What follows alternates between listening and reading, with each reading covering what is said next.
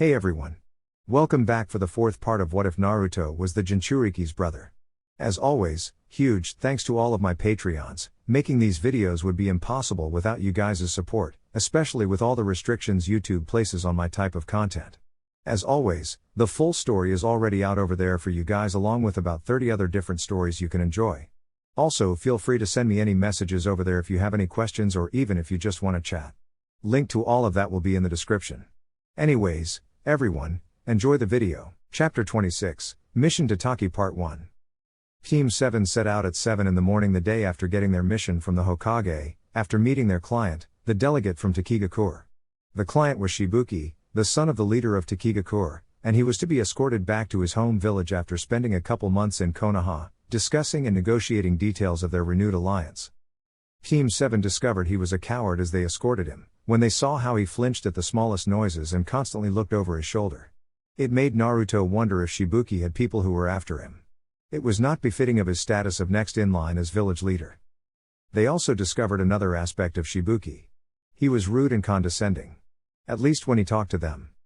It all came together to make for a very troublesome escort mission, despite the fact that they didn't run into any trouble. Sasuke and Narumi were disappointed the mission was going too easily. It was sometime in the afternoon, when Shibuki suddenly stopped the entourage. "Alright. This is good enough. You guys can go now," Shibuki announced abruptly. "Eh? What do you mean? We're supposed to take you all the way to your village," Narumi said out loud in confusion. "This is as close as I'm willing to let you guys come to Taki," Shibuki responded. "How come?" Sasuke asked. "The entrance to Taki is a village secret which has protected our village for decades. Unlike you other hidden villages, our village is actually hidden. We don't let foreigners enter our village," Shibuki told Team 7, much to their displeasure. "What? That's stupid. So now what?" Narumi asked unhappily. "Now you go home. Do whatever. I don't really care," Shibuki told Narumi. The entourage was then approached by children of the village who had been outside. "Shibuki-san." The children yelled as they came to Shibuki. Team 7 saw that the children looked friendly with Shibuki, and vice versa, and were surprised. Was he only a jerk to them? "What are you kids doing out here?" Shibuki asked the children. "We were out here picking up trash. Can you help us?" the children asked. Shibuki did not want to pick up trash, but wanted to help the children of his village out. He turned around and saw a very good solution. "Alright. You guys can help them pick up the trash around here," Shibuki basically ordered his escorts. "Hey! Our mission was to escort you to your village, not to pick up your trash," Narumi yelled out, and her two friends nodded in agreement to back her up. "Fine, I'll hire you for another mission to pick up trash then. You can knock off 2 missions in the time to do one," Shibuki proposed. Naruto rolled his eyes, but he thought for a moment. By the time they were done picking up the trash, the sun would probably be setting. Unless Shibuki was a complete asshole, he would probably let them stay for the night, since they were there at his request. "Fine. We'll accept your mission," Naruto told Shibuki, much to the surprise of his Jinan who thought he would turn down such a menial mission. The team soon found themselves picking up trash. Naruto gave them a little incentive by making it a competition to see who can pick up the most, with the winner receiving a prize from him. Narumi was about to form shadow clones to help her, but Naruto forbade her from doing so, saying that would be cheating. Soon, the sun was starting to set, and the Jinan were done picking up the trash, with Narumi winning the competition, as Hinata wasn't too good with manual labor, and Sasuke thought the work was beneath him. "Alright Shibuki-san. My team is done picking up the trash," Naruto told Shibuki. "Good. We'll send the pay for that mission to Konoha. You can go now," Shibuki told Naruto. Naruto raised an eyebrow. "What do you mean leave? It's almost nightfall and you want us to head back?" Shibuki nodded. "I don't think so. They've been running ever since we left Konoha this morning. They need some rest," Naruto responded. "Well, you can camp out here if you want. You can leave in the morning tomorrow," Shibuki told Naruto. "Your village is right in the vicinity and you want us to camp outside? Don't you think that's a bit extreme? I mean, we've tolerated your rudeness, but this is crossing the line," Naruto argued. "Hey, it's our village policy. There's nothing I can do," Shibuki responded. "Help! The village is under attack." A cry for help rang throughout the air, distracting Shibuki from his argument with Naruto. Oka-chan. One of the kids cleaning up the trash yelled out when he saw his mom running towards them in a disheveled state, and collapsing to the ground in exhaustion. What happened? Shibuki asked the woman, who was on her knees, supported by her son. I don't know. Strange shinobi have appeared and attacked the village. Many of our shinobi are injured. She barely managed to cry out before passing out. Shibuki looked at Team 7 in desperation. He needed their help. Naruto saw this and shrugged. Hey, don't look at us. We're busy trying to set up camp. Don't you know we can't enter your village? It's village policy. Nothing we can do. He repeated back what Shibuki had told him earlier, holding back a smirk. Please. Come and help us. I'll pay extra for the mission. We'll let you stay in the village afterwards for as long as you want. Just please help us. Shibuki begged, their positions taking a complete 180. Naruto turned around to look at his Jinan. Hinata and Narumi wanted to help, because they didn't like leaving people in need, and the poor boy crying over his mother broke their hearts. Sasuke wanted to help for slightly less noble reasons, as he wanted some action from this boring mission. Naruto wanted to help because he wanted to sleep inside a warm building instead of camping outside in a tent. Fine. This will be at least a B-rank mission. Naruto told Shibuki. Fine. Now please help us, Shibuki cried out. Naruto motioned for his Jinan to get ready for action. Follow me, Shibuki yelled out, as he led his escorts towards a giant waterfall. Inside Takigakure. The team had to enter the waterfall and swim through an intricate underwater maze, with air pockets in random spots that only the residents of Taki were aware of. Even Naruto had to be a little impressed. If you knew where you were going, it was quite simple to enter, but if you were trying to find your way through on your own, you would most likely drown, unless you had some advanced jutsu that would let you breathe underwater. With some seals, he imagined he would be able to make this village nearly impossible to enter without permission. When they entered Taki, they were greeted by the sight of chaos. There were injured shinobi all over the place, and there were still many fights taking place. The Taki shinobi were taken completely by surprise by the invading force of missing nin, as they had gotten complacent from the protection provided by their village's hidden entrance, and were caught off guard. The Taki shinobi weren't as high of a caliber as Konoha ninja to begin with, so even though the force of invaders would have been easily repelled by a village like Konoha, they had lost quite a few shinobi. Still, they were rallied by their leader, Shibuki's father, and were able to put together a counterattack when they were able to gather enough shinobi from different parts of the village, and recall them from nearby missions, to halt the advance of their invaders. Shibuki saw his father glowing visibly with an incredible amount of chakra, and dispatching several squads of missing nin by himself with his Takigakure Ryu, Maizu Kiri no Yaiba, Taki style, water-cutting sword, while the other Taki Jonin and Chunin fought individual shinobi. Shibuki paled when he realized what had happened. His father had drunk the hero water of Taki. The hero water was a special liquid that was harvested once in 100 years from a giant tree hidden in the village, that gave a massive boost to chakra in exchange for the user's life force, a trade-off that reduced the user's lifespan proportionally to number of times the user's chakra was increased. Due to the challenge in fighting a superior number of enemies and caught off guard, Shibuki's father was forced to drink the hero water of Taki to protect his village and buy time until his shinobi could organize themselves. Naruto and his Jinan joined the fight, and with the Taki nin that seemed to arrive in droves by the minute, the missing nin were soon exterminated. This wasn't what was agreed upon. They said the entrance to Taki would be exposed and that the defense would be minimal. One of the missing nin said, as he lay on the ground injured. It was supposed to be an easy job. The missing nin's eyes widened when he saw someone approach. You were the missing nin was shortly silenced forever, when a jonin named Sween stepped forward and shoved his Maizu Kiri no Yaiba, water-cutting sword, through the man's throat. Looks like that's the last of them. Sween reported with a dissatisfied look on his face. Shibuki's father nodded, before the chakra around him faded, and he began coughing up blood. Adu-sama, Shibuki yelled as he ran to his father. Shit. The side effects of the hero water are worse than I had imagined. Looks like this is the end for me. The leader of Taki coughed out, as his face began to grow paler. You'll have to lead and protect this village from now on. I know it's a heavy burden, but you can do this. Sween will help you. Shibuki's father managed to weakly say, before he slumped over in Shibuki's arms. I'm sorry I won't be there to teach you and guide you, as I pass on the leadership to you. But you are my son.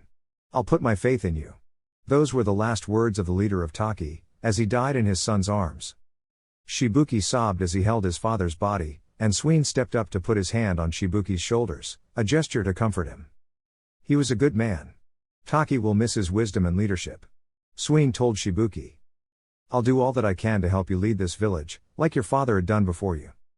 Shibuki nodded weakly. His sacrifice will not be in vain. At least we were able to stop the attackers from destroying the village or doing whatever they had been planning. The village is now safe. Sween told Shibuki. I wouldn't be so sure of that.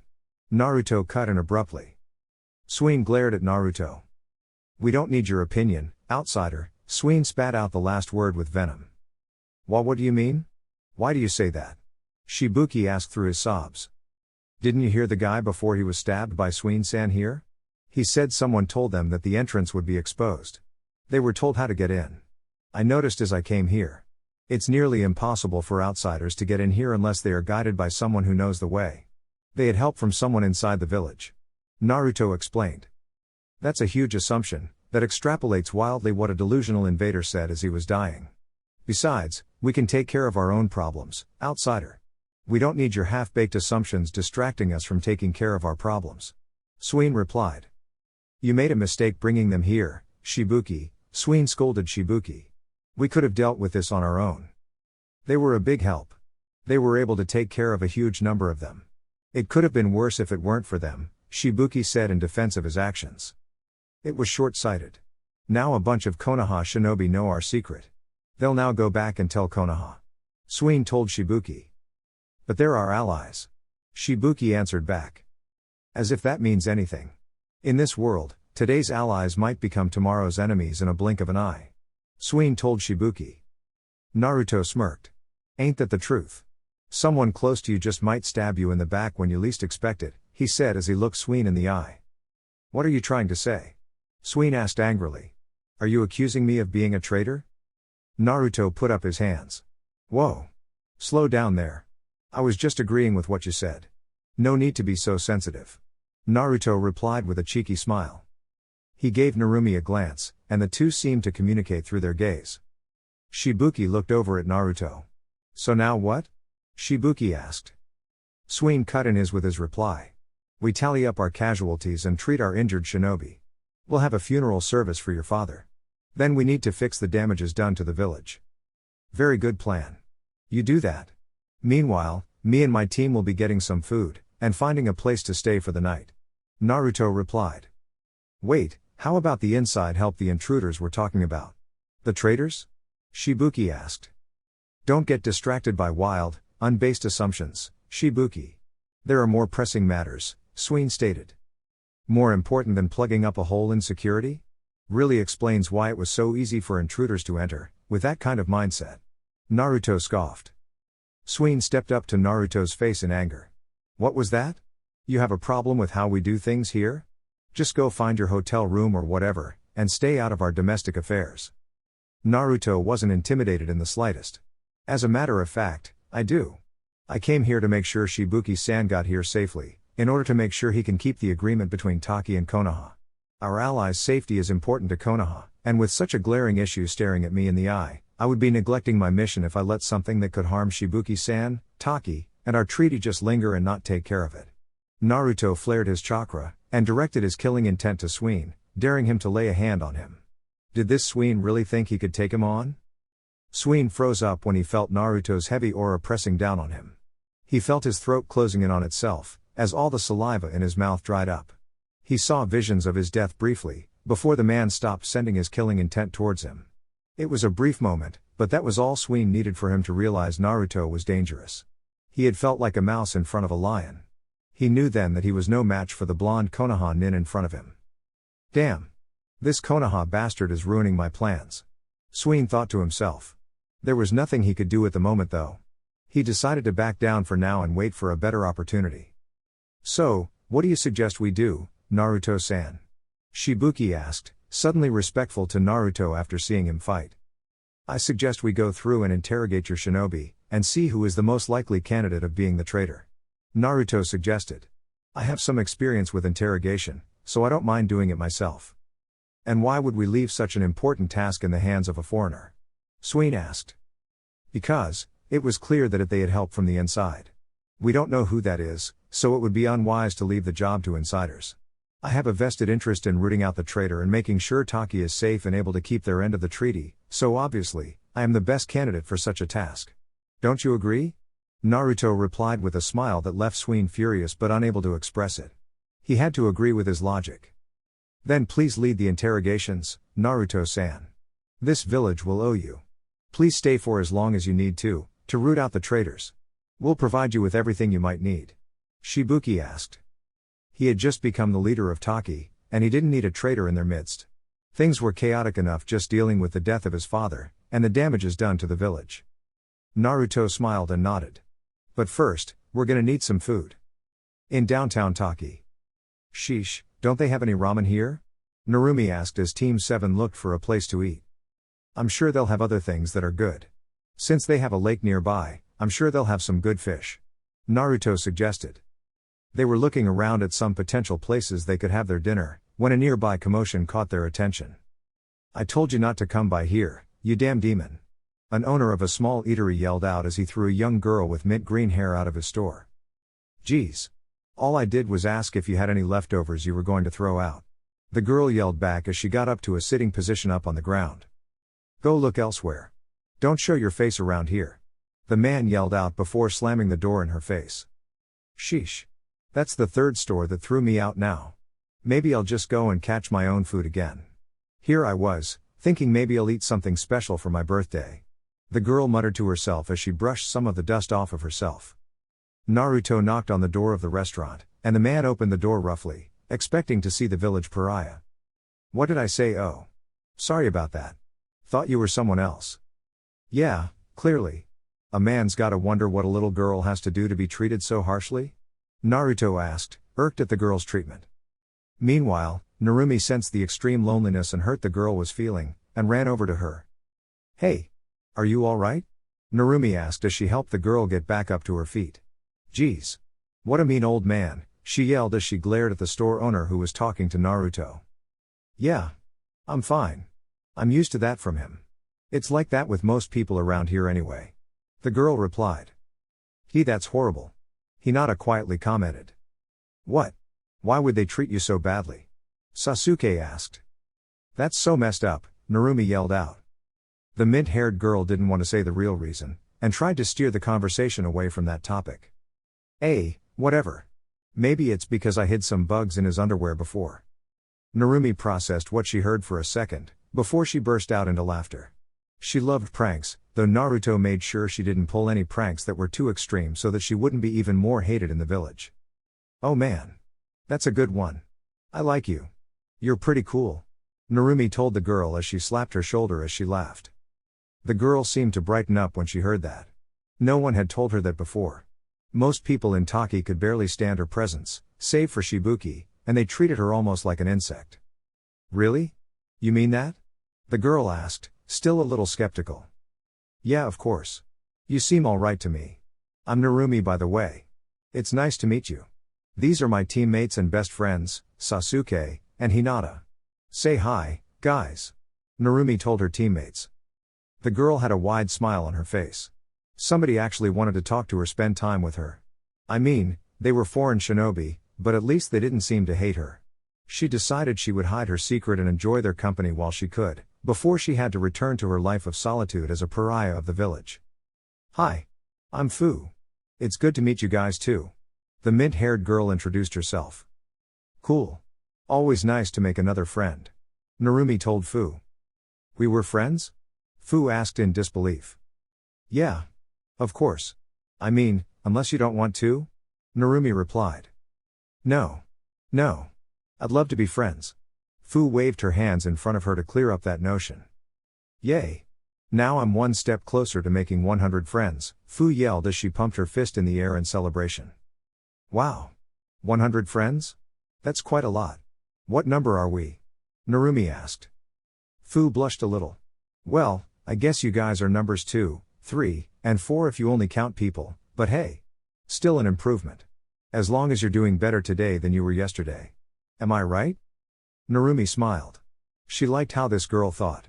Fu was pretty similar to her. That's a very positive and mature way to think, Fu-san. Hinata replied. Meanwhile, Naruto wrapped up his talk with the shop owner. Well, you sure won't be getting our patronage. Grow the hell up and get over yourself. Nobody other than the restaurant owner heard the other things Naruto said to him, but he was a lot paler and less confident looking than before, when Naruto closed the door in his face. When Naruto walked over to his Jinan, he found them talking to the girl, and having a good time getting to know each other. He smiled when he saw how Narumi and the mint-haired girl seemed to be getting along as if they had known each other all of their lives. She seemed to have a talent for making friends. If only they gave her a chance. He looked over at the green-haired girl. He knew right away what her identity was. He could sense it.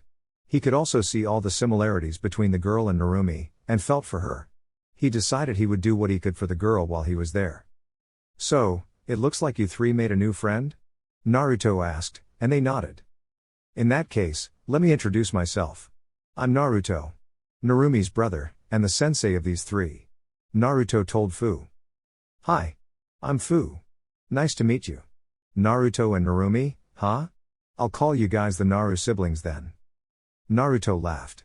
He remembered a time when he told his parents that people would call them that. Things were simpler back then. Hey, that's a good one. Nice to meet you too, Fu. Naruto told Fu as he gave her a fist bump. How about we get out of here and eat somewhere else? The stench of some bigoted assholes is ruining my appetite. Why don't you join us, Fu? Fu was in shock yet again.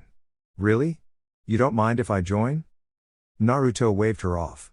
Of course not. It would be our pleasure. Tell me, Fu, where's the nicest and most expensive place in town?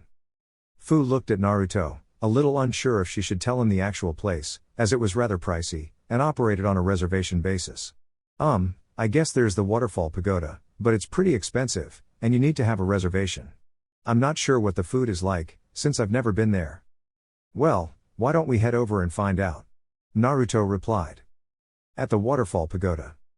The group of 5 were led into the restaurant, after Naruto had a talk with the manager. They were led to a VIP room, that gave them privacy from the other diners. The Jinan weren't sure what Naruto did to get them in, as they had initially been denied entrance as they didn't have a reservation. All they knew was the manager was bowing to Naruto in a complete 90-degree bow, and was personally serving them. Fu looked around the place, being a complete stranger to luxury. She wasn't even allowed into the smallest of restaurants usually, and now, here she was, in the nicest place in town. Naruto smiled as the manager brought them the menu.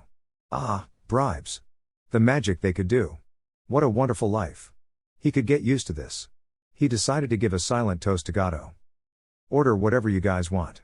Don't worry about the price. Naruto told his Jinan and Fu. Narumi was in shock. Who was this person pretending to be her brother? The Naruto she knew was a stingy person who tried to save every penny. Fu was also in shock. She had never had someone treat her like this. As she looked through the menu, she saw that she didn't recognize half of the things on the menu. These things were all too fancy for someone like her. Are you sure? Some of these things are pretty pricey. Fu asked.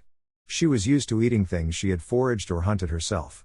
For her, a fancy meal was eating teriyaki chicken from a small restaurant, that Shibuki brought for her on the rare occasion. Of course. In fact, if you don't know what you want, I could order for you guys. Naruto offered.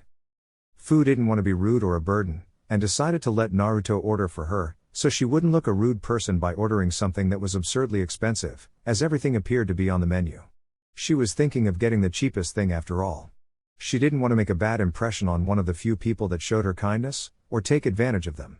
She felt a little awkward and out of place overall, as all this was new for her. Excuse me? Yes, we'd like to order one of everything on the menu. You can bring them out one at a time, as they get prepared. Naruto told the manager, who bowed a 90-degree bow once again, and thanked him over and over as he left towards the kitchen, Ryo signs practically visible on his eyes. Fu was flabbergasted. Just who was he? How could he afford all of this food? This way we don't have to choose what we want. Just try some of everything. Sounds alright, right? Naruto asked Fu, who nodded excitedly. Naruto smiled. He could see a lot of Narumi and Fu. Geez, Ni-chan. Are you sure? I thought you hated spending money. This is more expensive than the Narumi birthday special Supreme Ramen Deluxe 2000. Narumi asked Naruto. Naruto winced when he remembered that expensive ramen with a ridiculously long name that he was surprised that Narumi remembered. Well, today's a special day, so it's my treat to you guys. Naruto replied to Narumi. What's the occasion? Narumi asked. Well, it's to celebrate your new friendship with Fu here, Naruto said as he raised his glass of wine, and motioned for the others to raise their glasses of expensive non-alcoholic drinks. To Fu and her new friends. They cheered. Fu felt something warm in her chest and stomach. She was slightly overwhelmed by the kindness of the people who had been strangers just an hour ago. She almost cried, but decided a happy moment like this deserved a cheerful attitude, rather than tears. Thanks everyone, she yelled out with a wide smile on her face. To my new friends. And she drank her juice. At the nicest hotel in Taki. Fu lay on her bed, unable to sleep. It was nearly 2 in the morning, but there was too much to think about. Here she was, lying on what felt like clouds. Were all beds other than hers this nice? Or was this a really high-quality one?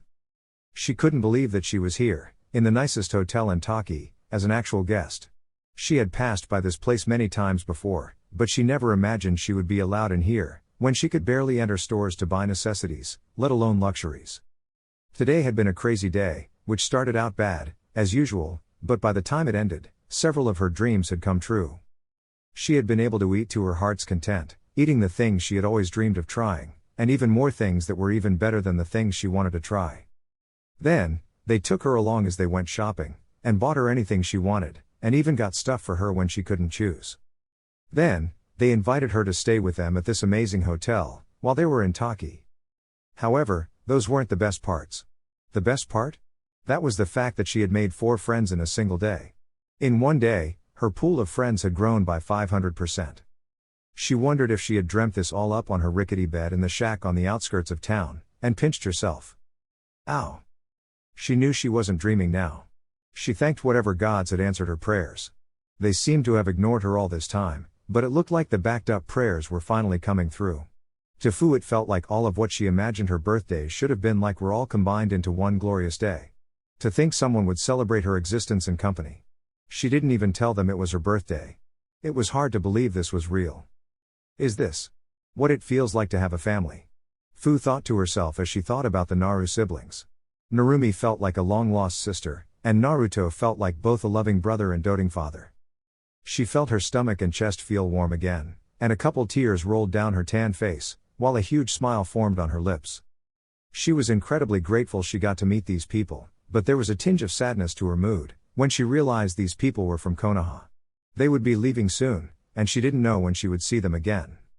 Her mind was swimming with all of these mixed feelings and crazy experiences, so she decided to go out to the balcony to get some fresh air, clear her mind. When she went there, she found Naruto there, lying on one of the recliners, as he gazed at the giant tree at the center of the village that overlooked a lake that reflected the moonlight from above to make a beautiful scene.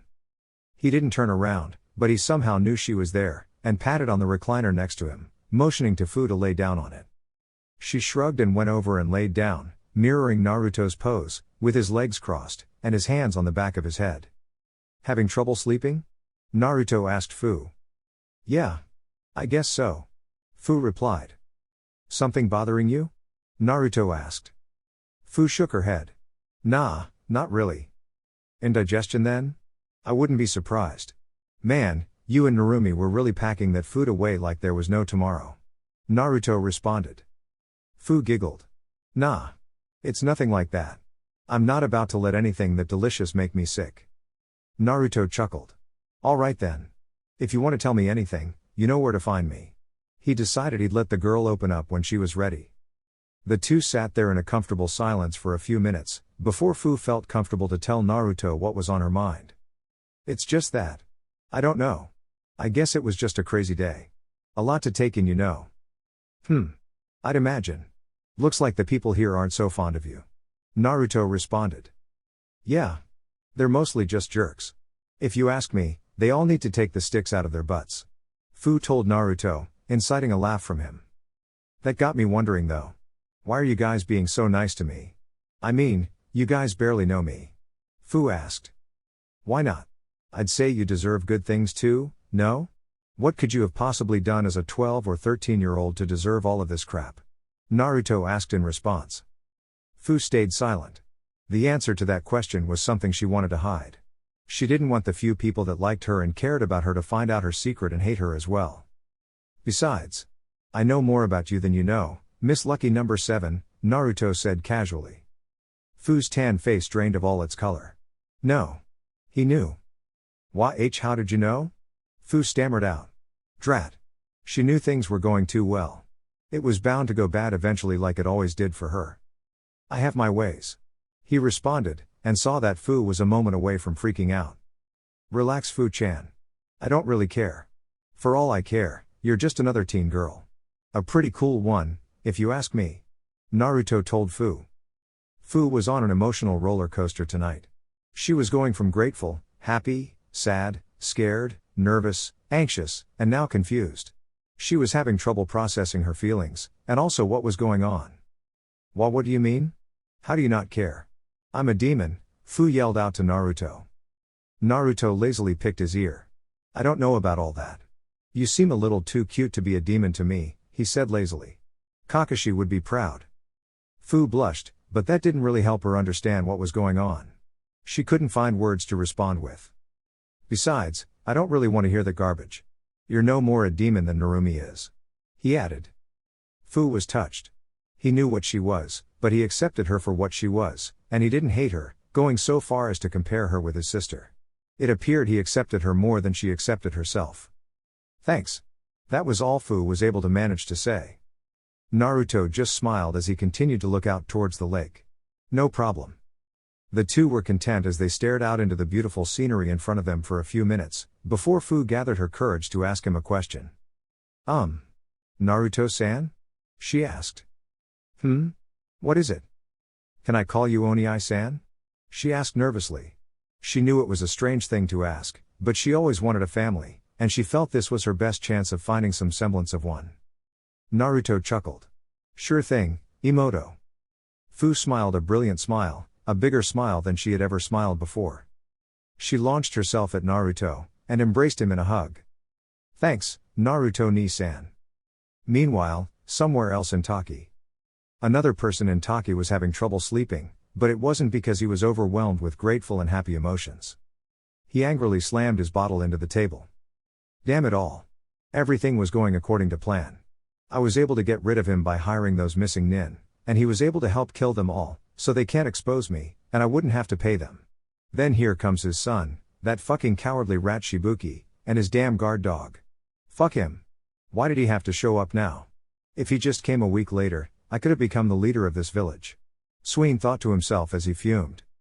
And now, that blonde bastard is going to be interrogating our shinobi. If he finds out I'm the traitor, it'll all be over. He took another swig from his bottle of alcohol. Maybe I can assassinate him? Sween shook his head. No, he knew there was no chance. Sween knew he was probably the most powerful jonin in Taki, but when he felt the overwhelming pressure from Naruto's killing intent, he realized the man could kill him as easily as Sween could kill a civilian. It hurt his pride, but he was smart enough to pick his battles wisely. He had to avoid interrogation for as long as possible, until he could come up with some sort of solution. Damn you. Why can't you just mind your own damn business? Sween growled out before he finished off his bottle. Naruto began his interrogations on the Taki nin, while he let his Shinon hang out with Fu, and act their age as children. He was using his wide pool of seals, genjutsu, and mind games to interrogate suspects, but none of them were showing up as the traitor. He knew he was wasting his time. He had suspected Sween due to his strange behavior right away, and he was able to confirm with Narumi, who used her ability to sense emotions, to know that Sween was probably the traitor. He just needed to get the evidence to prove it. However, that slimy bastard was finding excuse after excuse to find ways to avoid interrogation, from overseeing the funeral, and leading trips to find potential holes in their security. All that did was confirm Naruto's suspicions. You sure know how to make yourself look busy, you damn traitor. Naruto thought to himself during a break from interrogations. Are you any closer to finding who the traitor might be? Shibuki asked nervously. None of the people I interrogated were the traitor, but I've been able to narrow the list of suspects down. Naruto replied. How long do you think it'll take to find the traitor? Shibuki asked. As soon as he stops making himself so busy and agrees to come to be interrogated, I suppose. Naruto suggested. You have someone specific in mind? Shibuki asked. Naruto nodded. That Sween fellow. He sure has a fishy smell to him, and it's not because of the lake around here. Shibuki waved Naruto off. That's impossible. Sween has been a loyal advisor to my father for a long time, and he has even trained me. It can't be him. I suppose all the interrogation will do is prove his loyalty to you then. You've got nothing to worry about. Naruto responded. I've heard the screams that come out of the interrogation chambers. You don't need to do that to Sween. I can vouch for him. Shibuki told Naruto. I'm afraid I can't let you do that. His loyalty can vouch for him. Naruto replied. I'm the leader of Taki now. You'd go against my word?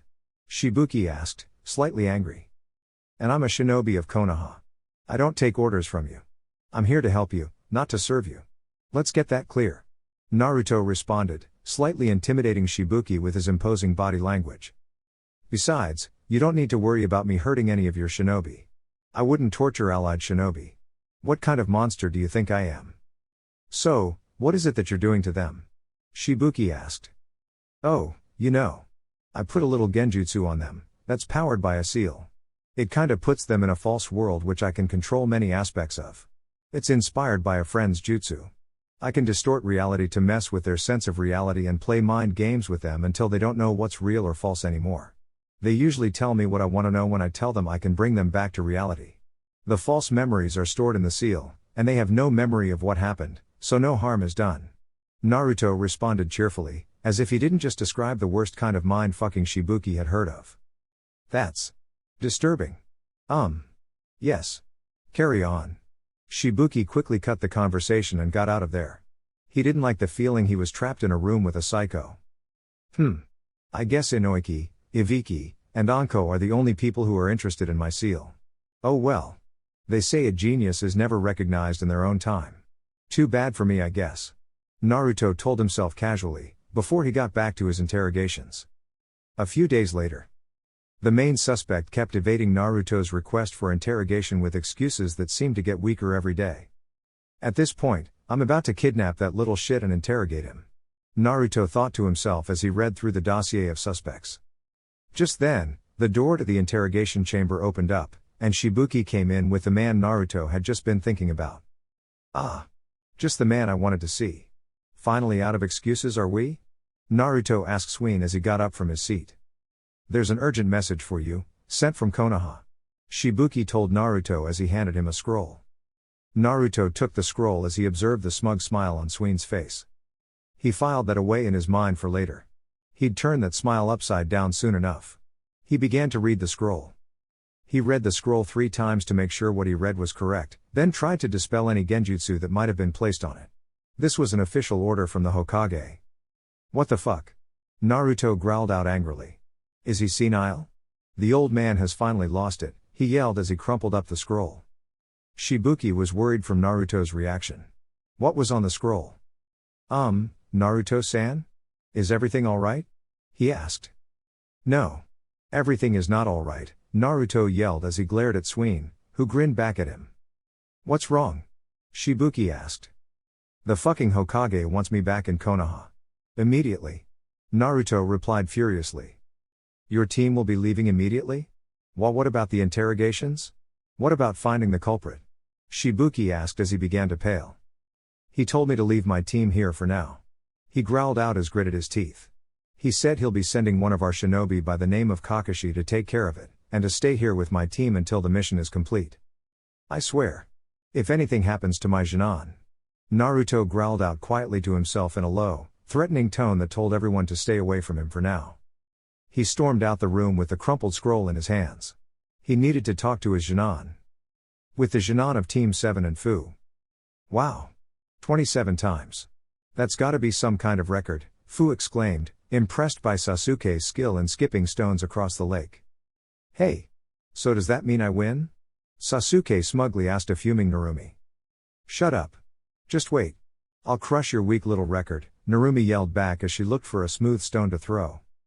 Hinata and Fu giggled, as they watched the two competitive Jinan try to outdo each other. Some of Fu's insects came and communicated to her that Naruto was on his way. She turned around to see his form walking towards them. She waved at him with a smile. Hey! Naruto-ni-san. Over here. When he got closer, however, she noticed he didn't have a smile on his face. Team, there's an announcement I have to make. Naruto announced with a grim face. Did you catch the slimy jerk? Narumi asked. Naruto shook his head. No.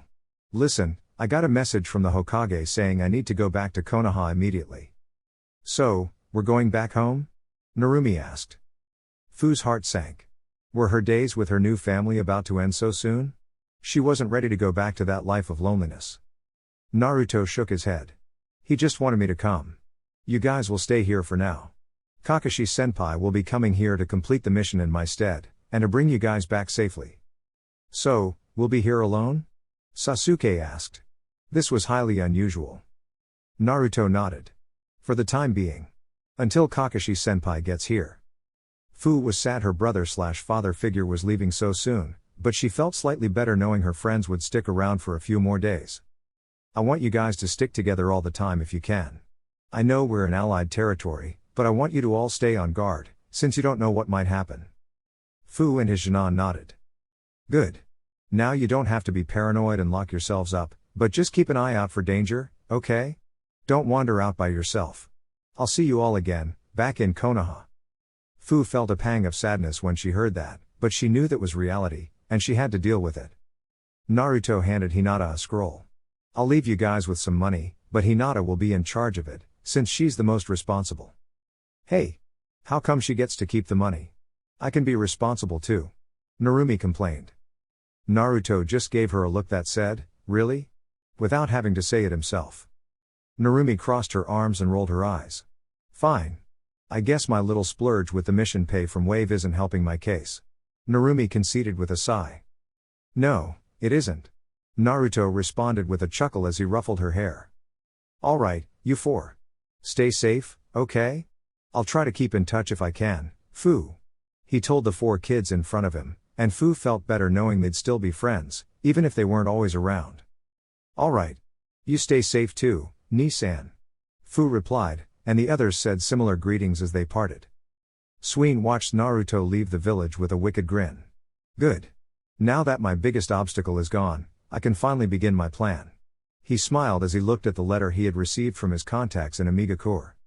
In Konoha, the next day. No, you can't go in there right now. He's busy. A female voice yelled out, before the door to the Hokage's office was slammed open. What is the meaning of this? Koharu yelled out. Can't you see the Hokage is occupied right now? Homura scolded Naruto. What the hell is this? Naruto yelled out to Hiruzen as he unrolled the scroll he received from him, ignoring the other elders in the room. The Hokage sighed. Koharu, Homura, mind giving us a moment? The two elders scoffed at being interrupted and then ignored, but listened to Hiruzen and left the room. Now Naruto-kun, Hiruzen began before he was cut off by Naruto. Don't fucking Naruto-kun me right now. What the hell is this? You made me abandon my Jinan in foreign territory. Explain yourself. Hiruzen sighed. He knew this was a bad idea. Well, if you'd let me finish talking, you would hear the explanation. Naruto crossed his arms. Well? I'm listening. If any other shinobi was showing this kind of disrespect and insubordination to the Hokage, they might have been demoted, or even imprisoned. Fortunately for Naruto, he wasn't any regular shinobi. He was indispensable to Hiruzen, and the old man knew he was in the wrong for making him leave his sister, the person he cherished the most in the world, behind, and even made him break protocol in doing so, after scolding him for doing so in the previous mission. Do you mind finding the client and tell him to get in here? Hiruzen asked his secretary. Hi, Hokage-sama. The secretary replied and scurried out to find the person. Well, you were hired for a very important, and highly sensitive mission. Hiruzen began. I was already on a mission. Couldn't you have found someone else or waited for me to come back? Naruto replied back. He couldn't believe this. Normally, I would have, but the nature of the mission means every moment wasted, more and more people may die. The Sandaime told the blonde Jonin in front of him. Why couldn't you send Anbu? Send Kakashi for Kami's sake. Why me? Naruto couldn't accept this explanation. The mission is a highly sensitive mission. We can't afford to send a team, lest the world find out that Konoha is involved. It could spark war if the other villages find out. You were the only one I could trust with a mission like this. Besides, the client requested you by name, and was willing to pay a huge amount to get you. Hiruzen explained. Naruto raised an eyebrow. You're willing to risk a war for some money? The third shook his head. The money is what the client is willing to pay. The real prize here is what could happen if your mission is successful. We could gain a major village as an ally. Naruto was intrigued, his anger temporarily forgotten. Well, are you going to tell me what the mission is, or are you just going to allude to it and hope I find out on my own? Hiruzen chuckled. Hokage-sama. He's here. The secretary announced. Ah, perfect timing. Let him in. Hiruzen told his secretary. I believe it would be best if the client explains the mission himself. I believe you two are acquainted after all. Naruto turned around to see who this client was. It's been some time, eh, Naruto? Huh? Zabuza? What are you doing here? Naruto asked in surprise. He was not expecting to see him again so soon, if ever. I'm using the war funds I was donated by a certain someone to hire help for the bloodline rebellion in Kiri. Zabuza told Naruto with a shark-like smile hidden behind his bandages that covered the lower half of his face. Naruto smirked back. Well, maybe this could be interesting. He decided he'd hear the man out. Chapter 27, Mission to Taki Part 2. Back in Taki. The Jinan of Team 7 and Fu were at the swings Fu had made for herself, near the outskirts of town. So, when do you think Kakashi-sensei will get here? Sasuke asked as he leaned against the tree the swing was hung from. Don't you think he'll be here as soon? Hinata replied as she sat on the grass and picked at the small flowers nearby. She didn't tell her friends outright, but she was scared at the fact that they were in foreign territory with nobody there to watch them. She hoped Kakashi would get here quickly. Bah, I doubt he'll get here that quick. From what I've heard from Ni-chan, Kakashi-sensei is always late. Narumi replied as she swung on the swings, pushed by Fu. Besides, it's kinda nice just hanging out here with just us. We can do anything we want.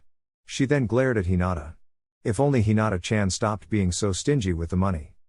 Why, you didn't need so many of those stink bombs, Narumi-chan. Hinata replied. Or the itching pea powder. But we have so much money. We can afford a few things for fun, Narumi shouted back. We need to save it for emergencies. Besides, we shouldn't do things that will get us in trouble. Hinata answered back. Fu giggled as she pushed Narumi on her swing, watching her friends have their little row. She definitely preferred this lively atmosphere over her lonely one, when she would have to resort to talking to bugs. Looks like there was a reason Naruto Ni-san gave the money to Hinata, Sasuke-kun? Fu asked Sasuke. If Narumi got the money, we would have lived like kings for the first 2 days, and then have to live in our tents for the rest of our time here. Sasuke replied. He was still confused about the situation they were in. Jonin-sensei usually never left their Jinan alone like this in foreign territory. He wondered what Naruto was up to. At the Hokage office. Naruto glared at the Hokage. Asked for me specifically, huh? Naruto asked the old man. Hiruzen chuckled. Well, he did mention you by name. He asked specifically for Naruto and his team. Seeing as we can't afford to send an entire team, that leaves just you. Zabuza was a little miffed at the situation as well. He had come to hire the legendary Ghost Squad, but all he was getting was just one of its members. The Hokage had been very reluctant to say anything when Zabuza asked where the other members were, simply replying that he couldn't send a whole team and risk the other villages finding out that Konoha was involved. So, let me get this straight. I'll be going to help a civil war, alone? Naruto asked. The Sandaime nodded. And I can't do anything, such as using any jutsu, that lets people, other than the leaders of the rebellion, know that I'm from Konoha? The Hokage nodded again. So, I'll be going into a war, alone, and with my hands basically tied to my back. Hiruzen grinned sheepishly. It did sound pretty bad when you put it like that. Well, more precisely, I would say hide your abilities until victory is certain. The Sandaime added. Naruto wasn't the only one unhappy with this decision. Zabuza was carrying the weight of the rebellion's expectations on his shoulders, and he paid all that money just to get a limited version of Naruto. He decided to throw in his 2 cents. I can't be the only one who thinks this is unfair. I paid for multiple S-rank missions for a team of your best, and you give me just one man, and then proceed to limit what he can do? Zabuza complained. On paper, Konoha cannot support a rebellion against a major village. It would set a terrible precedent. I'm afraid this is the best we can do. Hiruzen explained. But you can be seen supporting the rebellion if it succeeds? Zabuza asked. They say history is written by the victors. If you win, we can argue that the current Kiri regime was not legitimate, and this was simply the people taking back their place in the village. The Yondaime Mizukage killing the Nidaime Mizukage's clan will be helpful in turning the story in that direction. Hiruzen explained. Then why not just use that spin now to justify helping the rebellion? And why wait until the war is practically won before Naruto can use his full abilities? Zabuza asked, irritated at Konoha's seemingly half-hearted help. It would basically be a declaration of war against the current regime in Kiri, which other villages who seek our downfall will be quick to act upon. If the rebellion succeeds, they won't have the time, or the help from Kiri that they need to act against us. The elderly Hokage explained. Don't worry about me underperforming. I assure you I've got quite a bag of tricks in my arsenal, Naruto said in defense of himself. Zabuza grumbled. I hope so. For all of our sakes. Back with Fu and Team 7. The 4 young teens and almost teens sat on a tree, eating the ice cream that Narumi convinced Hinata to buy for them. Geez, Sasuke, who orders tomato-flavored ice cream? Narumi asked her friend. You worry about yourself. I'm certain you have a problem with your brain, asking if they have ramen-flavored ice cream. Sasuke fired back. Hey! If they have tomato flavor, it's worth asking if they have ramen flavor, Narumi yelled back before getting back to her chocolate ice cream. Fu giggled watching the two fight. She had been laughing a lot more ever since she met Team 7. Do those two ever stop arguing? Fu asked her Hyuga friend. Hinata giggled as she replied. They're usually a lot quieter after Naruto-sensei trains us into the dirt. The two girls laughed, and got back to their respective ice creams. It was nice having a friend to laugh together and enjoy things with. They were so busy talking and enjoying each other's company, that Fu didn't really notice when a beetle landed on her hand and started heading for her ice cream. Fu-chan? There's a bug heading for your ice cream, Narumi yelled to warn her. Huh? Fu asked before looking at her hand. Oh. It's just Mushimaru. Hey there buddy. Want some of my very berry ice cream? Fu asked the green beetle on her hand. The 3 Jinan of Team 7 looked at her strangely. Huh? Fu-chan? Are you talking to a bug? Narumi asked. Fu nodded as if it were the most normal thing in the world. Yeah. This is my friend. Say hi to Mushimaru, Fu said as she raised her hand closer to Narumi's face. A few other beetles landed on Fu's arms and shoulders. Oh, hey guys. And this is Mushikin, Mushirama, and the smaller one on my shoulder is Mushiko. Say hi. Fu told the Jinan. Hi. I'm Narumi. Nice to meet. You? Narumi greeted the 4 beetles wondering what the hell she was doing. Sasuke chuckled as he watched Narumi introduce herself to some bugs. Oh my. Shino would be so proud of you right now, Sasuke said as he put a hand to his heart sarcastically to tease Narumi. Oh. You would totally get along with Shino. Narumi replied as she snapped her fingers as if she had an epiphany. Huh? Who's Shino? Fu asked in confusion. He's one of our friends. He also likes bee bugs, and he sometimes talks to them. Hinata explained. Sounds like a pretty cool guy. Anyone who likes bugs is alright with me, Fu exclaimed. The Jinan laughed and continued to talk and enjoy each other's company. A few minutes later, a Taki Chunin appeared at the base of the tree they were sitting on. Fu. Shibuki-sama has summoned you. Come to his office immediately. The Chunin told Fu in a very business-only tone. He wasn't too fond of the village demon, and was just here due to his orders. Fu nodded and prepared to jump down, when Narumi grabbed her wrist. Wait. Are you sure you gotta go? Narumi asked, feeling iffy about the Chunin's negative emotions towards Fu. Fu gave her a smile to reassure her. Don't worry. Shibuki's my friend. Then can we come with you? Narumi asked. Shibuki-sama just asked for Fu. You can all stay here. The Chunin said in response. But Naruto-sensei told us to stick together, and not let each other go off on their own. Hinata told her team and Fu. I'm sure everything will be fine. I'll be back at my treehouse before 5. We can go get dinner afterwards. Fu told her friends before jumping down and leaving with the Chunin. She's in her own village. I'm sure everything will be fine. Sasuke told Narumi, who seemed worried. There weren't any obvious red flags, but she still had a weird feeling about it all. I hope so, Narumi whispered to herself. Konoha Hospital. That should be the last of it. Let me go check if I left out anything. Shizune told Naruto. Thank you, Shizune-san. Naruto told the medic Nin, who went back to the storage room. Naruto had just finished sealing the last of the medical supplies into sealing scrolls, when a familiar woman entered the room. "Guess who I ran into on the way here?" the woman said with amusement evident in her voice. "I don't know, Izumi. Why don't you tell me?" Naruto replied as he got up. "You sure seem to see Shizune-san often," Izumi said with a smirk. "Looks like someone is taking my advice." "It's not like that. I was just picking up supplies for a mission," Naruto replied with a twitch on his forehead. "That's how it starts. You go to her for some supplies, then you go to her for training for your students, then you go to her for healing, then you go to talk to her about your students, and before you know it, you're seeing her every day. And then you find yourself walking down the street, and you see small things that remind you of her. Oh, Shizune-san likes apples. Oh, that hairpin would look nice on her. Oh, that kimono reminds me of her." Next thing you know, your weekly discussion over your students is taking place at the fanciest restaurant in town, over a candlelit dinner, and the topic of your students is curiously absent, Izumi said with a dreamy look in her eyes. Naruto watched her go off into her little fantasy of romance with a raised eyebrow. "Right. Nice little novel you're writing. Now, why don't you go put it down onto paper?" Naruto told Izumi as he rolled his eyes. Shizune entered at that moment with a box of extra supplies that was left behind. "Oh, hello, Izumi-san. Are you here to check on the policeman that came here the other day?" Shizune asked. Izumi nodded. "Already checked up on him. He said he's doing fine, and expects to be out within a couple days.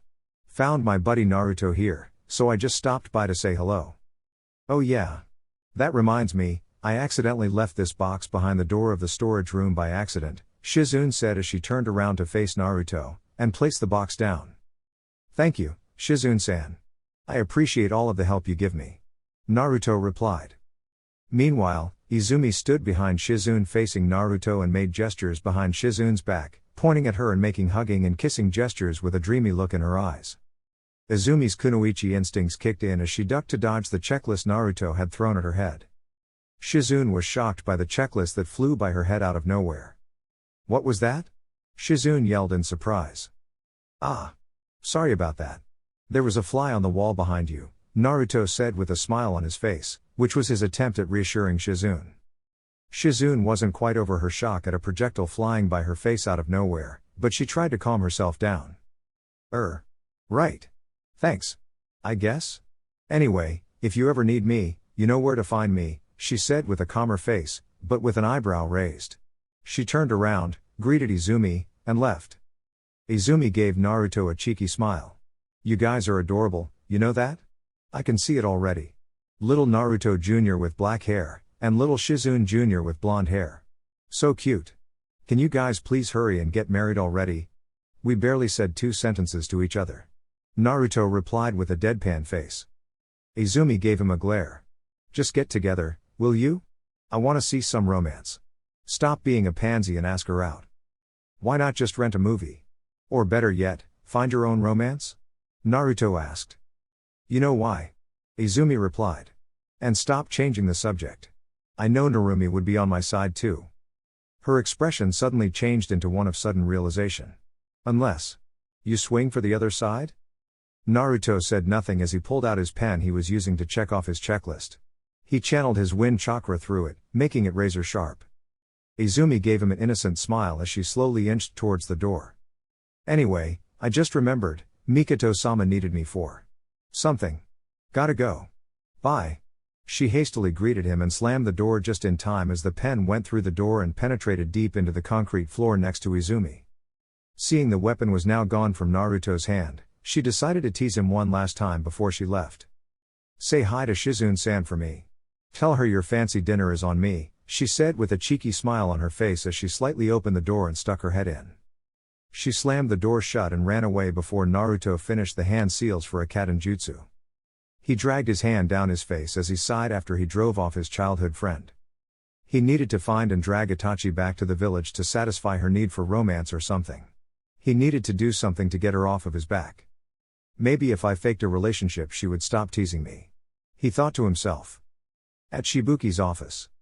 "Hey Shibuki. What did you need me for?" Fu asked with a friendly tone as she entered. She was surprised to see Sween instead of her friend. "Oh. Sorry. I thought Shibuki would be here," Fu told Sween. Sween gave her a smile that was meant to disarm her, but failed too. Don't you worry about that. He'll be here any moment. Sween told Fu, before he gave a nonverbal command with a look to the two foreign shinobi that were beside Fu.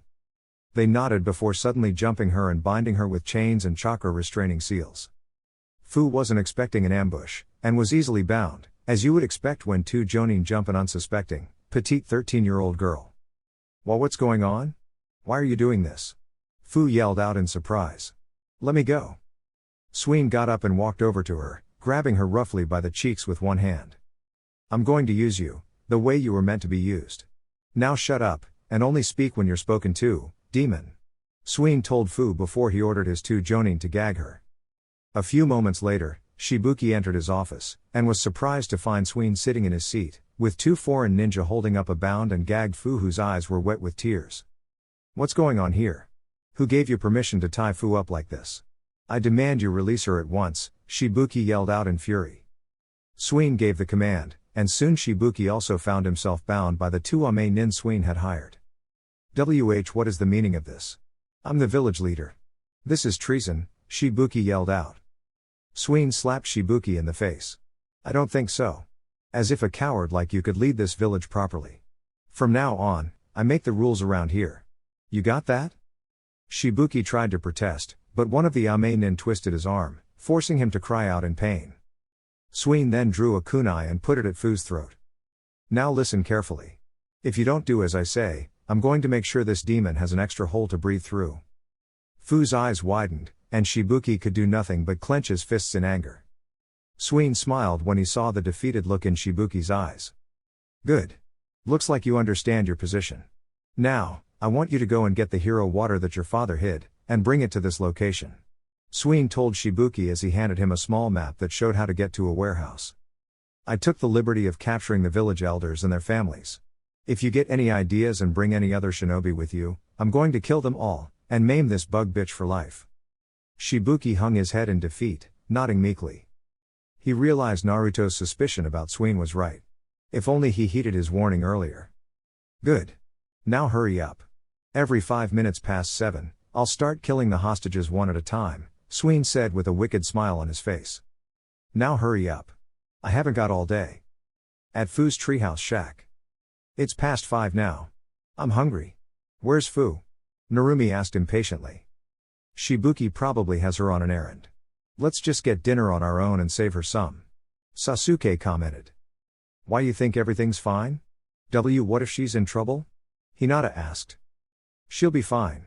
She's a strong girl, she can handle herself. Sasuke replied. Narumi frowned. That bad feeling was returning to the pit of her stomach. Was everything all right with Fu? They decided to wait a few more minutes before leaving to get dinner on their own. After a few minutes of waiting, they were getting up to leave, when a green beetle landed on Narumi's hand. Hey! It's Mushimaru, Narumi exclaimed. I'm pretty sure that's Mushirama. Sasuke corrected her. Hey, are you sure? Isn't that Mushiko? Hinata questioned. The three genin realized they were arguing about a bug's name. The beetle buzzed its wings and flew a short distance away before returning to Narumi, and continued to do so multiple times. Narumi coughed into her fist. Ahem. Right. Well anyway, I have a feeling Mushimaru wants us to follow him. Right. You really want us to follow Mushirama? This is a bug we're talking about, not a dog or even a summon, Sasuke said in disbelief. Trust me. Mushimaru knows where Fu is. Let's go, Narumi yelled before she started following the green beetle that flew off. Sasuke sighed. He couldn't believe they were going to be chasing a stupid bug, but he wasn't about to let his friend potentially get into danger by herself. Sigh. Let's go, Hinata. Sasuke told Hinata, who nodded and started to chase Narumi. At the warehouse. The three genin of Team 7 chased the beetle until it led them into view of a warehouse, before it landed on Narumi's head. Hey, Hinata-chan? Can you see what's inside that warehouse? Narumi asked Hinata, who nodded. Byakugan. Veins began to bulge around Hinata's pale lilac-colored eyes as she activated her Kekkei Genkai. She began looking into the warehouse before she let out a gasp. What is it? What do you see? Sasuke asked Hinata. I found Fu. She's tied up and has chakra restraining seals on her. But there are also around 20 other people who are tied up inside. They're guarded by what looks to be 12 shinobi from Amigakure? Hinata reported. Narumi's eyes narrowed. Is that guy Sween also there? Hinata looked around for a second before confirming. Looks like Ni-chan was right. That slimy jerk probably hired those Ame nin to do his dirty work, Narumi said with disgust. What should we do? Hinata asked her two friends. She didn't want to leave her new friend Fu as a hostage, but there were only 3 of them, while there were 13 opponents, who were all at least Chunin, some of them even Jonin. Meanwhile, they were still merely Jinan. Well, I'm not gonna leave Fu like that, so running away isn't an option, Narumi said resolutely. And maybe we can get some help? We could tell the Taki shinobi. Hinata suggested. Sasuke shook his head. We don't know who's on Sween's side. Besides, we don't know what will happen to the captives while we go and look for help. So, we're going to fight them? Hinata asked in fear. But there are only 3 of us. And we're only Jinan. Naruto Ni-chan always said a good plan can help a weaker force defeat a much stronger force. If we come up with a good plan, we might have a chance of saving Fu. Narumi told her friends. So, what should we do? Hinata asked Narumi. She shrugged. I dunno. Got any ideas, Sasuke? She asked. Way to stick the planning with me. Sasuke complained, before he began to think.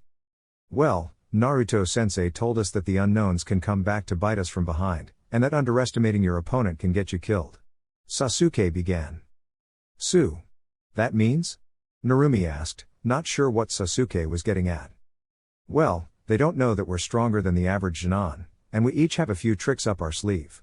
They're also probably not expecting us to do anything, so we probably have the element of surprise on our side.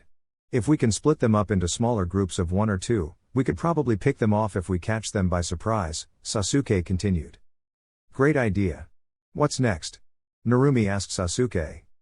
Well, we need to come up with a way to get them to come out of the warehouse one at a time, or go somewhere where they'll be alone.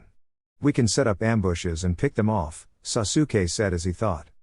Only problem is how we'll get them to come out one at a time, and not as a group, Sasuke said as he rubbed his chin with his hand subconsciously, like he had seen Naruto do before when he thought. Narumi thought for a second before snapping her fingers. I have an idea. The 2 other Jinan looked at her, asking her to elaborate. Told you these will come in handy, Narumi said to Hinata as she pulled out the stink bombs and itching powder she was able to buy. Sasuke raised an eyebrow, wondering what she was planning to do with them.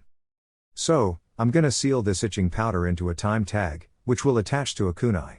One of you guys can throw the kunai into the ceiling above the ninja guarding the captives, and after a few seconds, the tag will start sprinkling the itching powder onto the guards.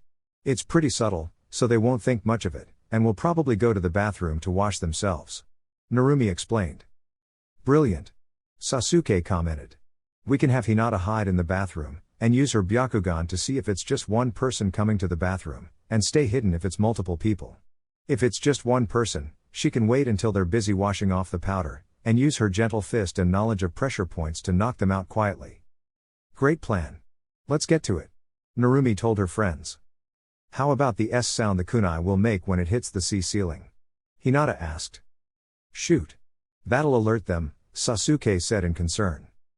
I'm not as good as my Ni-chan yet, but I think I can draw a silencing seal onto the kunai to make a small bubble that will absorb all the sound around it for a few seconds. Narumi suggested. Perfect. That'll do just fine, Sasuke continued. Now we just need a few backup plans, in case things go awry. We might get discovered, or we might have to fight multiple opponents at once. We can lay some traps. We can lay fake traps to throw them off and multiple layers of traps to make sure they fall into at least one of them. Narumi squealed in glee. All she had to do was use the pranks she was dying to try out, and make them slightly more dangerous. Anything you have in mind? Hinata asked. Narumi grinned. So my Ni-chan was teaching me how to make my own paper bombs, and also how to make self-replicating tags. I haven't mastered it yet, but basically, I can make a big boom. If we can plant them somewhere, we can pretend to run away and lead them there. Sasuke also grinned. I can use my ninja wire to lay a few traps as well. If you don't see them and run into them, they can cut you, and they can also be a conduit for my Ryuka no Jutsu, Dragon Flame technique. It can be a backup trap, or we could use it to herd them to Narumi's trap. They continued to strategize for a few minutes, ironing out the details. This would be their first operation that they would plan and execute themselves, and they had no backup. Things needed to go perfectly or they were in serious trouble. A couple minutes later, Hinata spotted Shibuki entering the warehouse, and handing over a bottle to Sween. Sween then had Shibuki tied up as well, and went into a back room to read a scroll, taking the occasional glance at the bottle. It was now or never. Team 7 finally decided to execute their plan. Sasuke snuck into the warehouse, using several silencing seals Narumi had created for him. He found a secluded corner, and cast a genjutsu over himself which would make unsuspecting people overlook him. He took a deep breath. He would be the one to start off the plan. He carefully aimed his prepared kunai, and threw it above a guard. Several seconds later, the tag slowly started to sprinkle undetectable amounts of itching powder onto the guard. The guard felt a small itch, that he decided to ignore at first. However, as time passed, the itch became harder to ignore, and he began to scratch himself more and more, until he couldn't take it anymore. Damn. This fucking dusty-ass warehouse is making me itchy. I'm gonna head to the bathroom and try to wash myself or something. The guard announced as he headed to the bathroom, scratching himself all over. He entered the bathroom and took off his shirt. He began to wash his neck and back, as well as his arms. Hinata saw that no one else was coming, so she sneaked out.